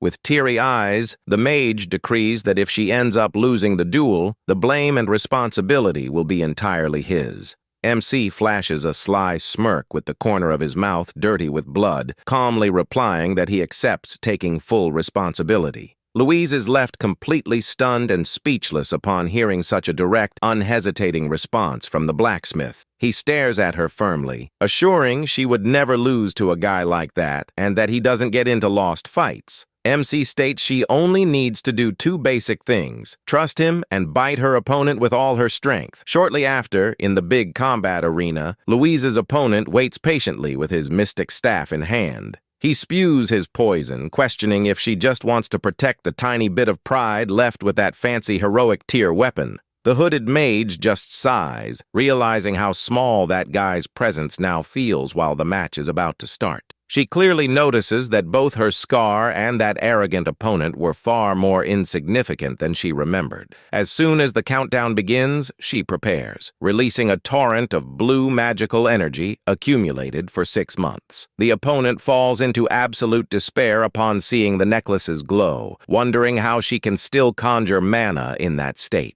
With a cold gaze behind her mask, the young woman whispers, mentally asking her opponent to endure as long as he can. The opponent conjures his dark magic, furiously ordering his skeletal creatures to tear the girl apart immediately. Louise calmly activates her mystic equipment's circuit, uttering the command word to start her spell. The cadaver monsters charge fiercely toward the girl, unaware they are running straight to their own end. The mage clenches her fists and summons her terrifying combat ability focused on crushing any enemy defense. With an overwhelming impact, the bone creatures are completely shredded in the blink of an eye before the crowd. The wreckage of expensive skeletons flies shattered across the entire combat arena, leaving the floor covered in bone remains. The opponent widens his eyes, unable to believe the instant slaughter he just witnessed right in front of him. Desperate, he tries everything to channel his mana and raise the fallen minions in the arena as fast as possible. Suddenly, a strong current of magical electricity wraps around the young man, leaving the poor guy totally paralyzed with dread. He gets hit by an overwhelming force, letting out a groan of pain as he tries to hold back the impact with his defense barrier. Breaking into a cold sweat, the boy realizes his head would have flown far if not for the tournament's safety protection barrier. He curses the informant for the bad tip, deciding the wisest move now is to focus on saving his own skin from the slaughter. Louise approaches calmly and stares at the opponent fallen on the ground, mockingly commenting on his shield's strength. The coward tries to raise his hand to beg for surrender, but the girl coldly starts preparing the next magic shot anyway. A ring of blue runic energy snaps shut around the opponent's arm, sealing any attempt at escape or defense on his part. He gets completely cornered by the massive magical pressure emanating from the young warrior's mysterious necklace. With eyes glowing in an intense blue hue, Louise activates the feared final skill to finish off the job once and for all. An overwhelming mystic strike hits the young man with full force, sending him flying far from the attack's devastating impact. The opponent's mind simply short-circuits upon feeling the true power of that girl he had underappreciated so much. She walks with firm, decisive steps, leaving behind her opponent's laid-out body, completely knocked out. The arena system announces the magnificent victory of Louise Valente, who emerges victorious while her opponent lies defeated in the arena. The entire audience remains in total silence, taking in the devastating damage the young mage caused in the arena. She casts a sharp, imposing glance, showing she is not playing games with anyone from that point onward. Louise coldly warns that anyone who dares challenge her will meet the exact same tragic fate as that wretch. Meanwhile, in a huge elite hospital, the calm contrasts with the dark plans being drawn behind the scenes. The poor wretch of a defeated opponent is admitted with 38 destroyed magic circuits and completely incapacitated. Corrupt leaders talk in the room, complaining that that idiot's defeat ruined valuable plans they had for him. The young blonde lowers his head, feigning remorse, and sincerely apologizes for the minion's unexpected failure in the arena. The older man stares at him sternly, demanding he present a definitive solution soon to reverse this situation. With a dark look, the young man promises to personally take care of Louise Valente as soon as she sets foot in the famous ivory tower. He suggests using the upcoming practical subjugation training to eliminate MC once and for all if he gets the necessary support. The older man agrees to provide the required backup under the condition that it creates zero issues or suspicion for them. But with a macabre smile on his face, the man imposes one last harsh condition that leaves the young blonde quite tense. He makes it clear that if there is another failure, the boy will permanently lose his prestigious status as legitimate heir. Swallowing hard, the boy accepts the cruel ultimatum and retreats from the room, swearing not to make any slip-ups this time. Walking through the hallways, the young noble repeats MC's name with pure hatred, etching his rival onto his hit list. Meanwhile, a system notification details the incredible effects of MC's new awakening from dream skill. Feeling intrigued, MC finds it quite strange to have awakened a mental skill without possessing the required aptitude. He speculates whether his own hidden talent is developing in bizarre ways due to the activation of his new power. His mystic eye glows intensely, indicating his internal energy is adapting to the system's drastic changes. The blacksmith concludes satisfied that the skill basically serves as a very efficient mental shield against any illusionary intrusion.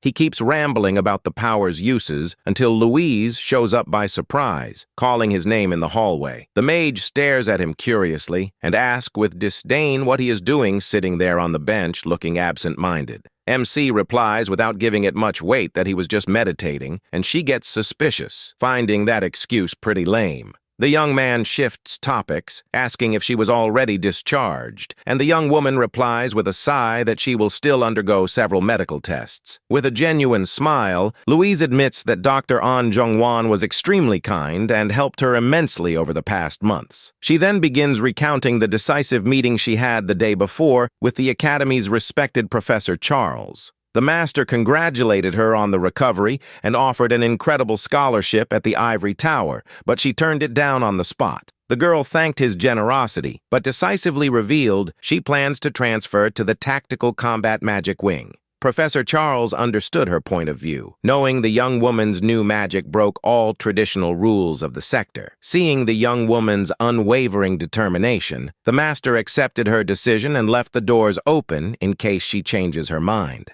Back in the present, MC calmly comments on how much the young woman must have suffered in silence. Enduring all of that alone, the blacksmith adds coldly that it must have been tough holding back the massive urge to send that bastard straight to a coffin. Then he gives a friendly little smile and sincerely praises her, saying she did an excellent job holding back her rage. In MC's mind arises the memory of the Usika, an ancient sect of lunatic fanatics who were precursors to the feared pandemonium. He remembers that Dawn is an extremist branch of disturbed mages who worship pure magic as an absolute deity. MC is absolutely sure that those same bastards were the ones who turned Louise into a combat puppet in his past life. Louise cuts off his thoughts, starting to vent about how lost she felt when she checked into that hospital. She confesses she thought she would be kicked out of school real fast, since she couldn't even act like a real hero. The girl admits she was scared to death of the dark future and hid in that room because she thought she was too weak and useless.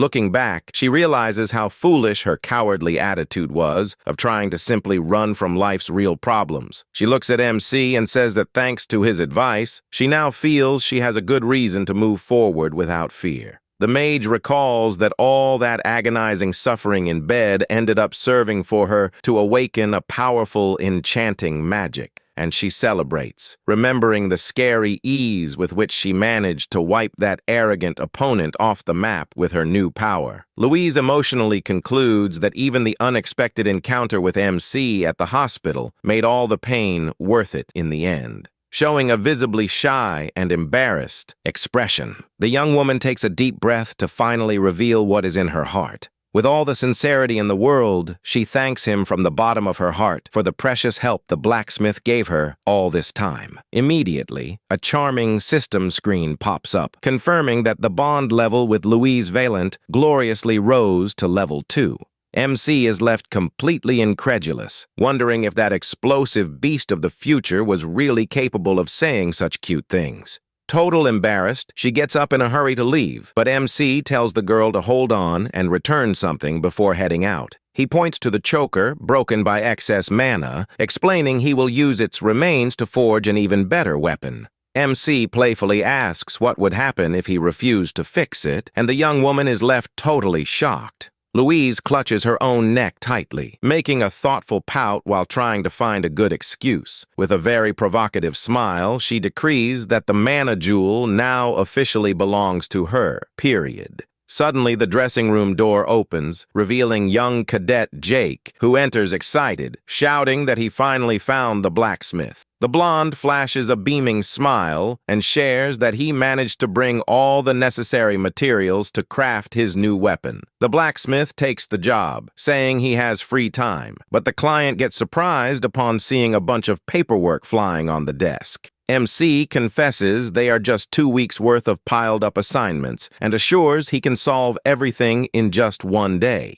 The two walk hurriedly to MC's private workshop and enter the place to kick off the forge preparations. Jake looks around, quite impressed by the room's organization, and praises MC's good taste for neatness. Without giving much thought to the compliments, MC just points to the shelf where the special items are already properly placed. He analyzes the water golem core brought by the cadet and is quite pleased to see the piece is of supreme quality. The client asks confused how on earth it's possible to forge a sword using a liquid, and the blacksmith replies he needs to mature the item first. Concentrating his mana, he activates the refined technique of the white glow style to begin treating the liquid element. The water core starts glowing with an intense bluish light while reacting directly to MC's magic command. With extreme delicacy, he manipulates the energy flow, ensuring the process happens in the subtlest and most precise way possible. Jake watches it all wide-mouthed and completely drenched in sweat, unable to comprehend the absurd level of mana control the blacksmith possesses. The liquid flows perfectly into the refining container, and MC sighs in relief, announcing the first stage was completed. The cadet asks, frightened, if he plans to overload the core, and the blacksmith confirms, noting normal capacity won't be enough. Jake questions if it wouldn't be better to use a higher rank core, but MC warns that a wrong choice would cause an explosion. Telling the boy to just watch, the blacksmith begins a series of complex enchantments to synchronize the core's energy. Suddenly, the blacksmith curtly commands the cadet to hold out his right hand, leaving the young blonde quite confused. Without warning, MC makes a small cut on the boy's finger, making a drop of fresh blood drip straight into the mystic solution. The blood rapidly mixes with the bluish liquid, triggering an incredibly bright chemical and magical reaction in the bowl. In the exact same instant, Jake widens his eyes upon feeling an unprecedented and extremely comforting spiritual connection with the weapon. He enters a deep trance, describing that wonderful feeling as contemplating a perfect reflection of his own soul.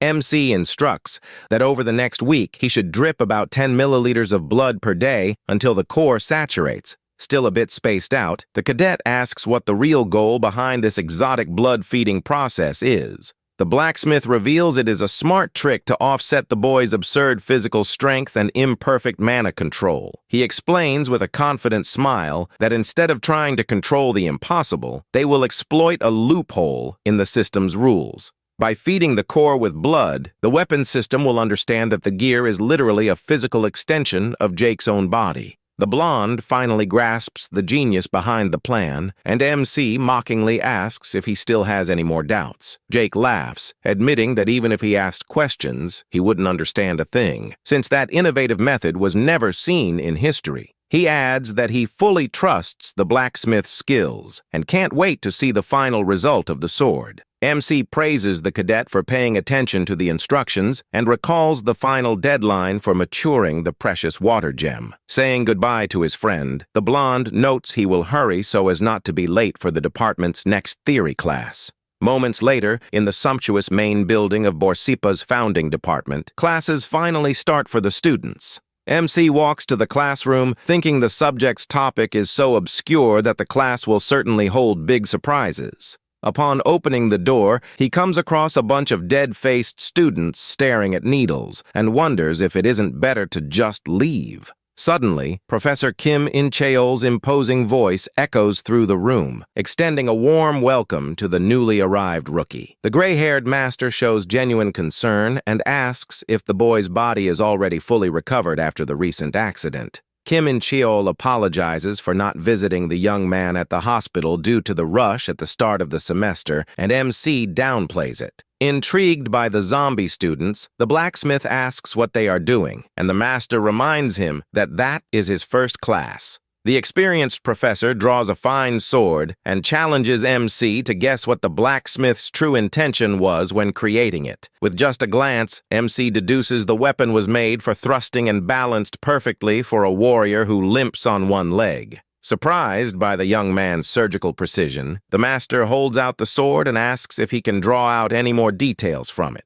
The young blacksmith slides his fingers along the cold metal blade, focusing on the minimal details of the gear's forge. After a brief pause, he poetically reveals that the former creator deeply wished for that weapon never to take a human life. The professor questions what the reason for that conclusion would be, and the young man explains by pointing out that the blade's edge is intentionally very dull. However, the structure's excellent balance reveals that the forger wanted to protect the user's life by preventing the sword from breaking in combat. Kim In-cheol flashes a big smile and confirms that a weapon's intention changes drastically depending on the heart and mind of whoever crafts it. He reflects on whether the true essence of that sword lies in the blade's natural lethality or in its creator's desire not to kill. Kim In-cheol solemnly explains that this mystery of intentions is precisely the foundation of the complex subject he teaches there.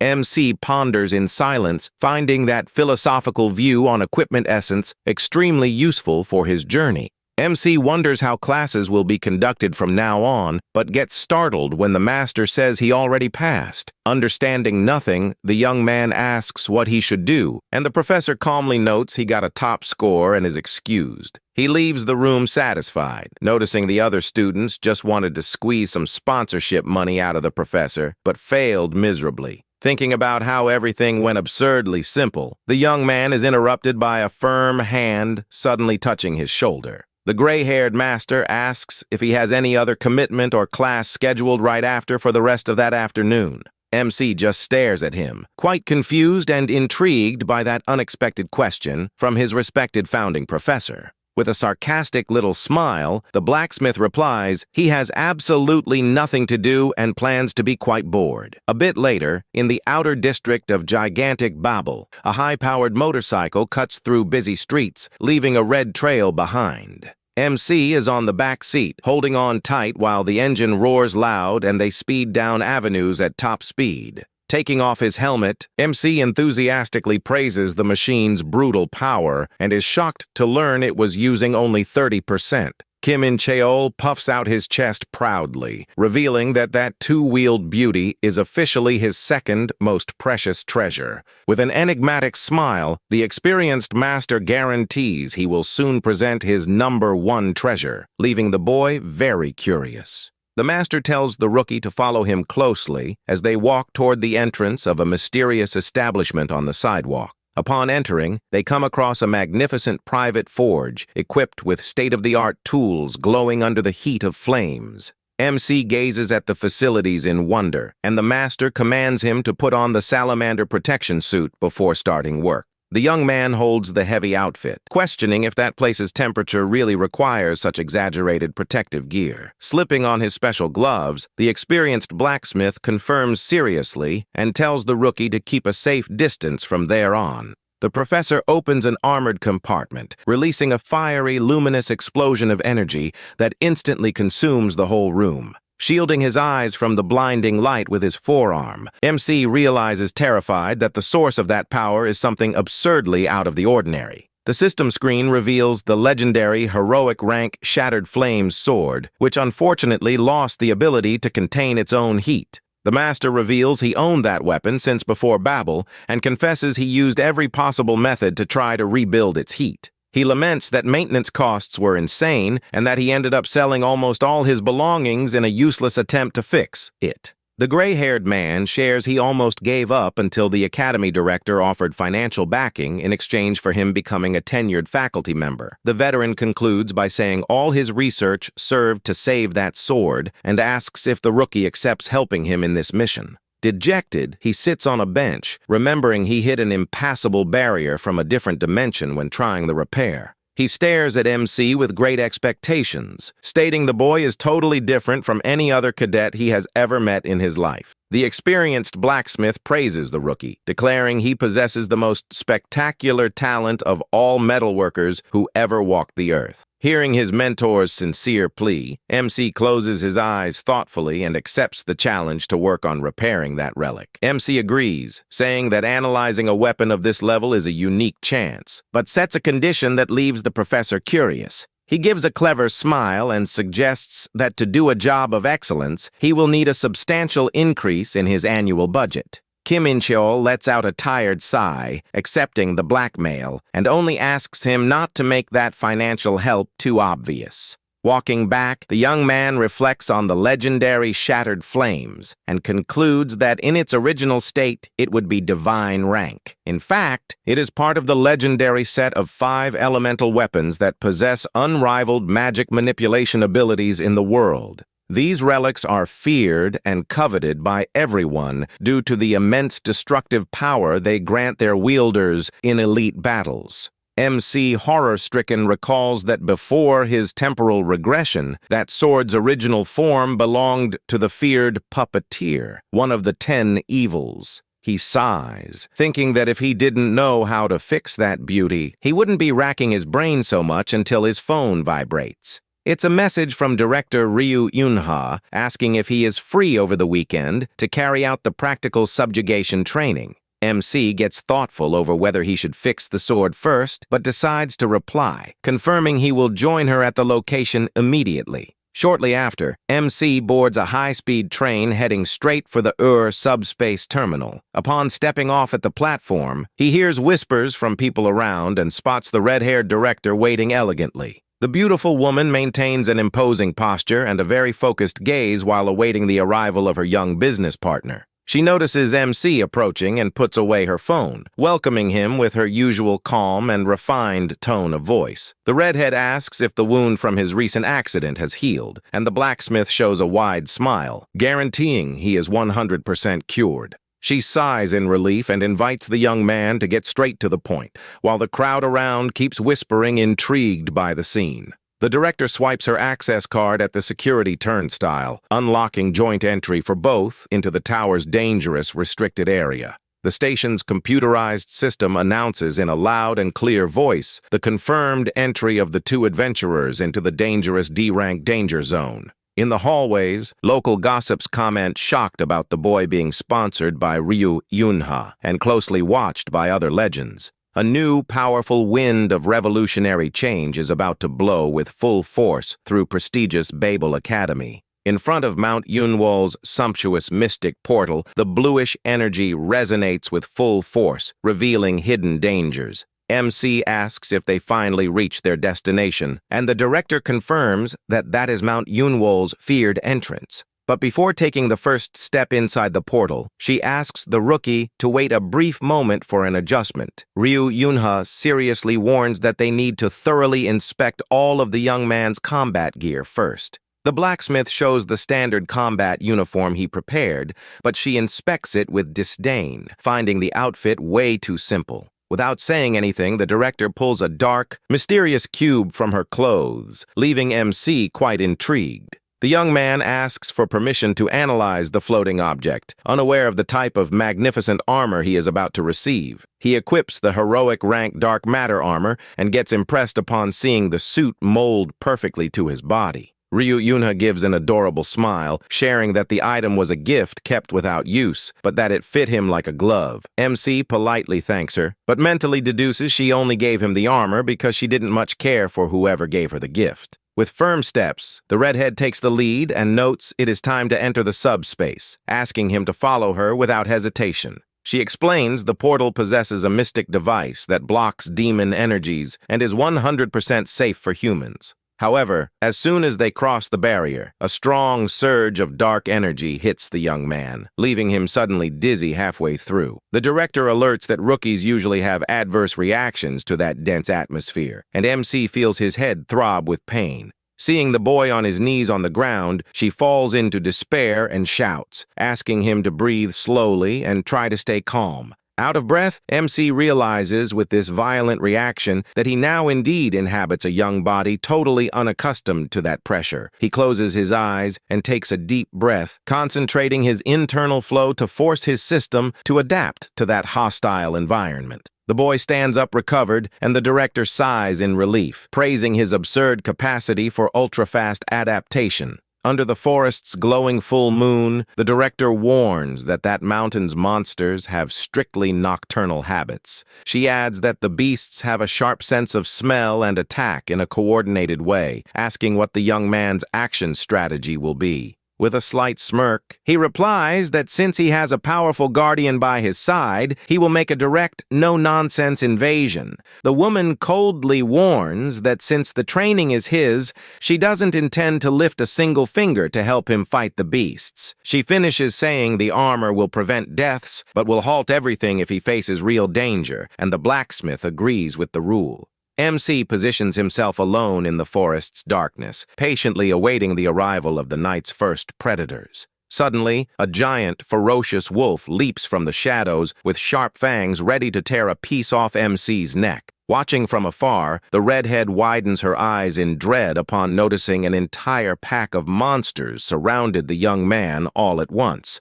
But with extreme calmness, the blacksmith simply rests his hand on his sword's hilt, awaiting the exact moment to counterattack. He maintains a cold gaze and a completely relaxed posture, waiting for the wolves to get close enough to his reach. The beasts gap open their drooling mouths, believing they found an easy, helpless meal in the middle of the night. In the final millisecond, MC unleashes a devastating circular slice, releasing a wave of devastating colored flames through the forest. The strike clears the area instantly, leaving dozens of wolves sliced up and dead on the ground while the director walks up jaw-dropped. She stares at the slaughter in complete state of shock, unable to process how a simple rookie pulled off such a feat with one strike. The blacksmith gives a half-sarcastic smile, quite satisfied with the destructive result of his new fire elemental blade. Suddenly, Ryu Yunha's stomach growls loud, and she awkwardly apologizes, saying that seeing that wonderful fight built up her appetite. Without losing focus, MC grips his sword again,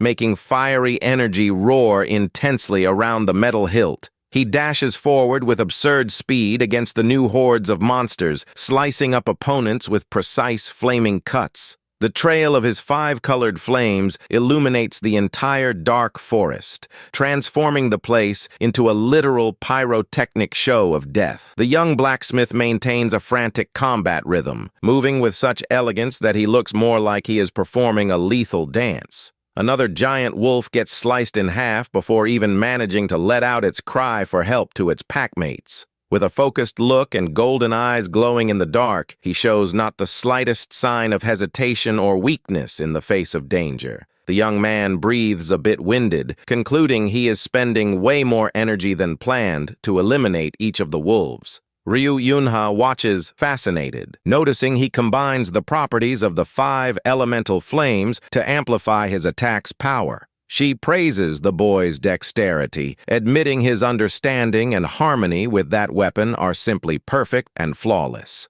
Wiping a thread of drool from the corner of her mouth, she wonders if it's normal for a blacksmith to fight like that while trying to contain her insane hunger for the weapon. The system emits a glorious alert, revealing MC managed to rack up 94 kills in just 20 minutes. He mutters that he needs to save energy, since the true reason for his coming to the mountain is to obtain Gottfried Kruger's valuable item. The boy turns to speak with the director, but freezes upon noticing the hungry psychopath look she is giving his sword. Scared to death, the young man calls for the director while seeing her literally trying to bite his precious flaming blade with her teeth. MC quickly sheathes his sword with a dry metallic click, terrified, concluding the woman really wanted to eat his gear for lunch. Ryu Yuna quickly wipes the corner of her mouth with the face of someone who was just caught committing a major crime. She feigns paying total attention to the boy, but MC notices on the spot that the redhead didn't hear a single thing. Faced with that bizarre situation, the director suggests they take a brief break at the location before continuing with the search. Meanwhile, in the forest's thick darkness, a beast's pointed ears twitch upon picking up a suspicious sound from afar.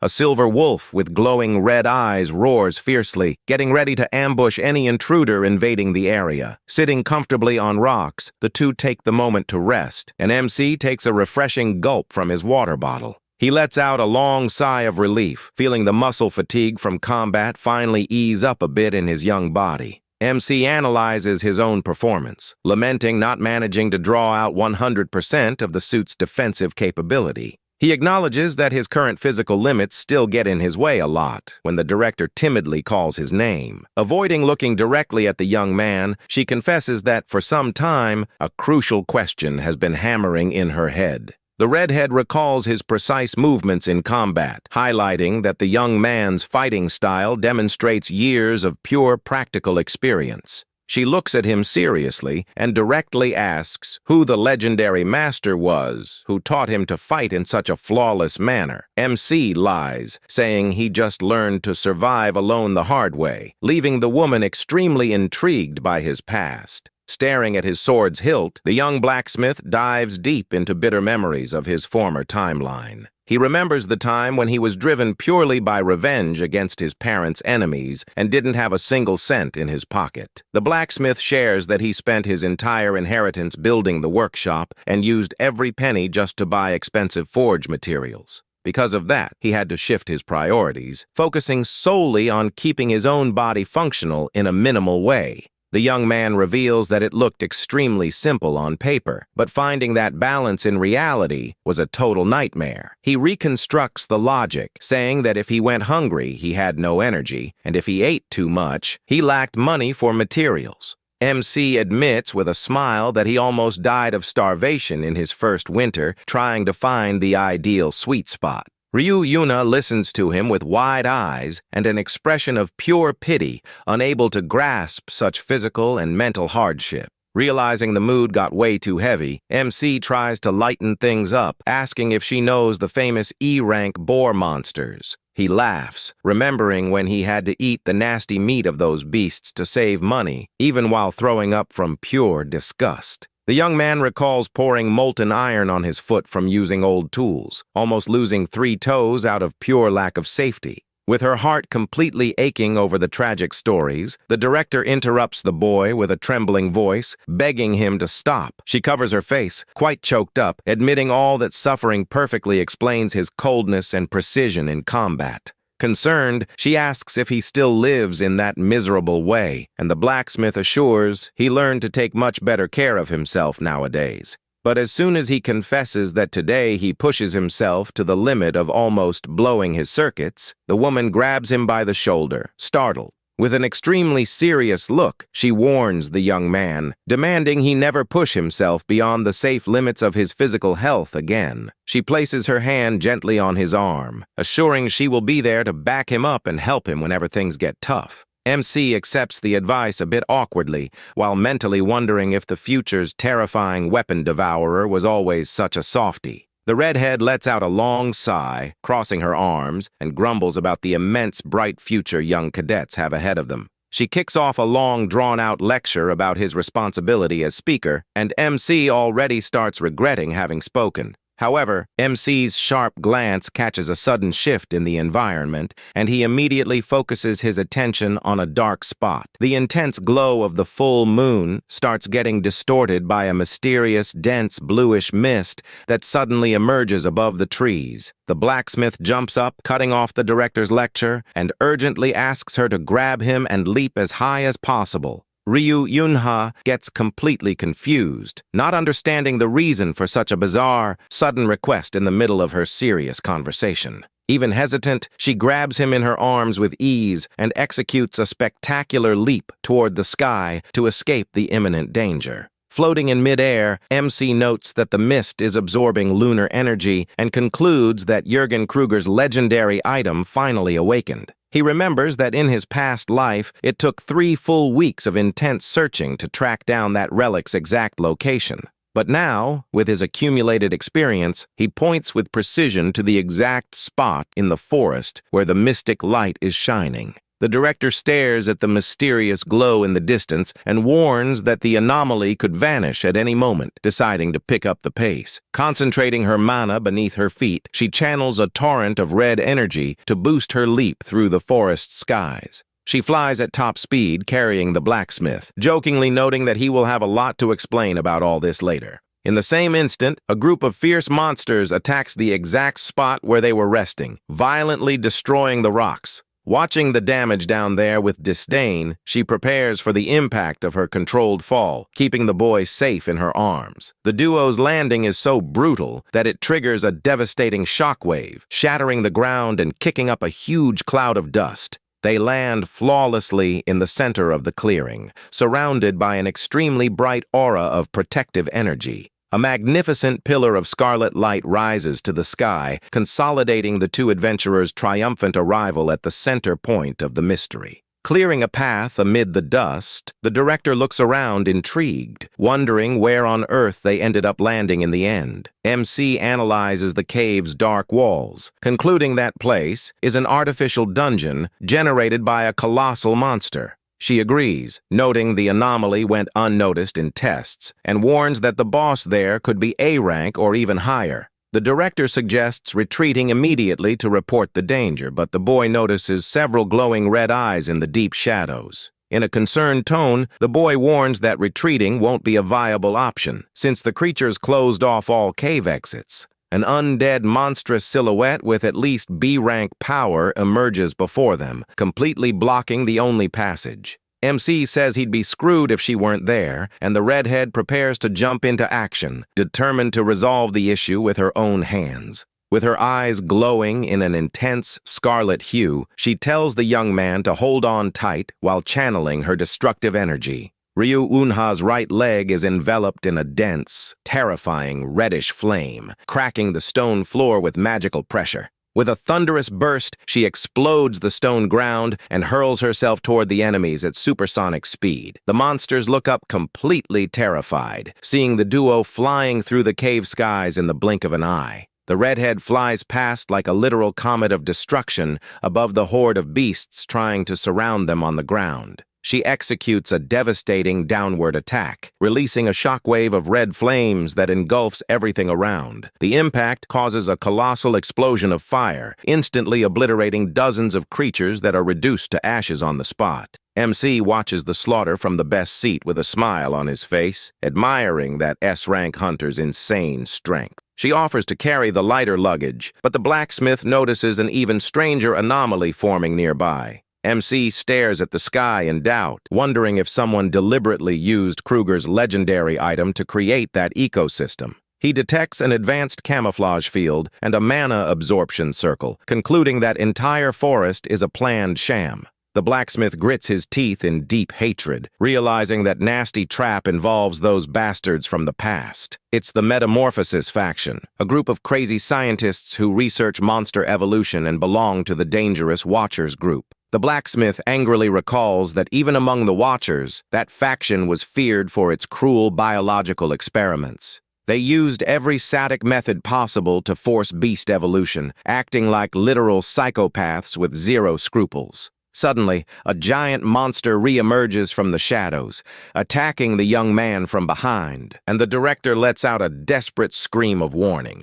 With superhuman reflexes, she shoots forward like lightning and crushes the attacker with an overwhelming strike that makes the whole ground shake. MC thanks her calmly, admitting he was distracted, and the woman sighs in relief, warning he needs to focus on the battle. The defeated giant wolf stands back up and exposes its massive, sharp fangs, emitting a terrifying sound of pure accumulated fury. MC stares at the beast's silhouette slowly rising, realizing in horror that that creature is no simple undead monster. Determined to end the nonsense fast, the redhead focuses all her physical strength in her right fist, preparing the final blow. She delivers a titanic power punch that breaks the sound barrier, hitting the monster square in the chest in the center of the cave. The impact is so devastating that it generates a colossal wave of purple energy, smashing the poor wolf against the stone wall. The warrior pulls back her fist confidently, believing that brutal display of power put a permanent end to the contest. But suddenly, she freezes upon hearing a bizarre noise and widens her eyes,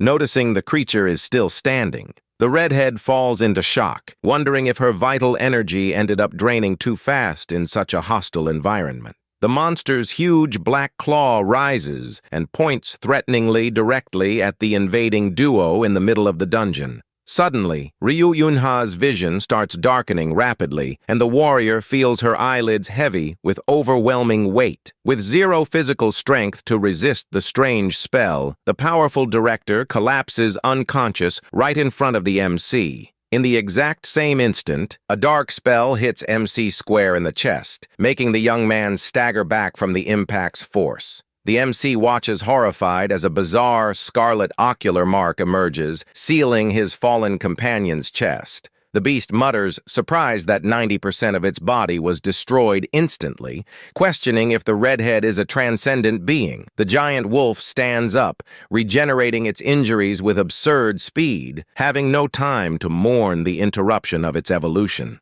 MC stares at the monster, breaking into a cold sweat, wondering what bizarre kind of regeneration that is that he never heard of in his past life. The creature with a terrifying voice tells the young man not to worry about the redhead, revealing it only sealed her powers temporarily. But with a slow, intimidating step, the monster moves toward the helpless blacksmith, driving the tension in the room to the limit. It scoffs, warning that the sealing spell is only temporary and that it needs to act fast before the S-rank awakens. The villain decides to eliminate MC immediately to leave the director aimless and prevent any future pursuit attempt. It executes an overwhelming leap that shatters the stone ground, kicking up a cloud of dust and debris throughout the clearing. Standing triumphant over the boy, the monster notes he should thank that woman for the extra lifetime he gained. It adds that if not for the redhead's interference, the young man would already be dead and buried a long time ago in that hole.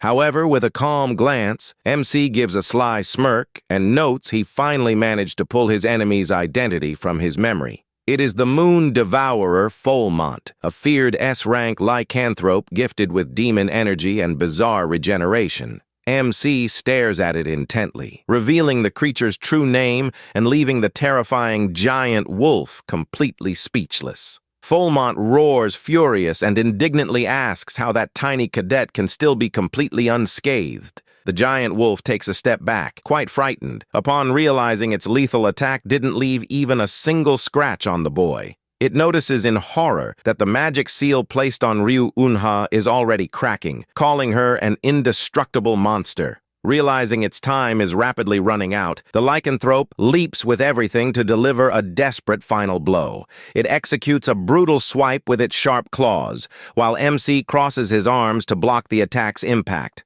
The dark matter armor glows intensely, easily dissipating almost all of the beast's physical impact energy. Maintaining his flawless defensive posture, MC stares at the monster with a mocking look behind his arms. Fulmont widens its massive, glowing yellow eyes, unable to comprehend that defense's absurd resistance. The wolf backs off trembling and curses the boy, demanding to know how that damn blacksmith can keep being completely fine.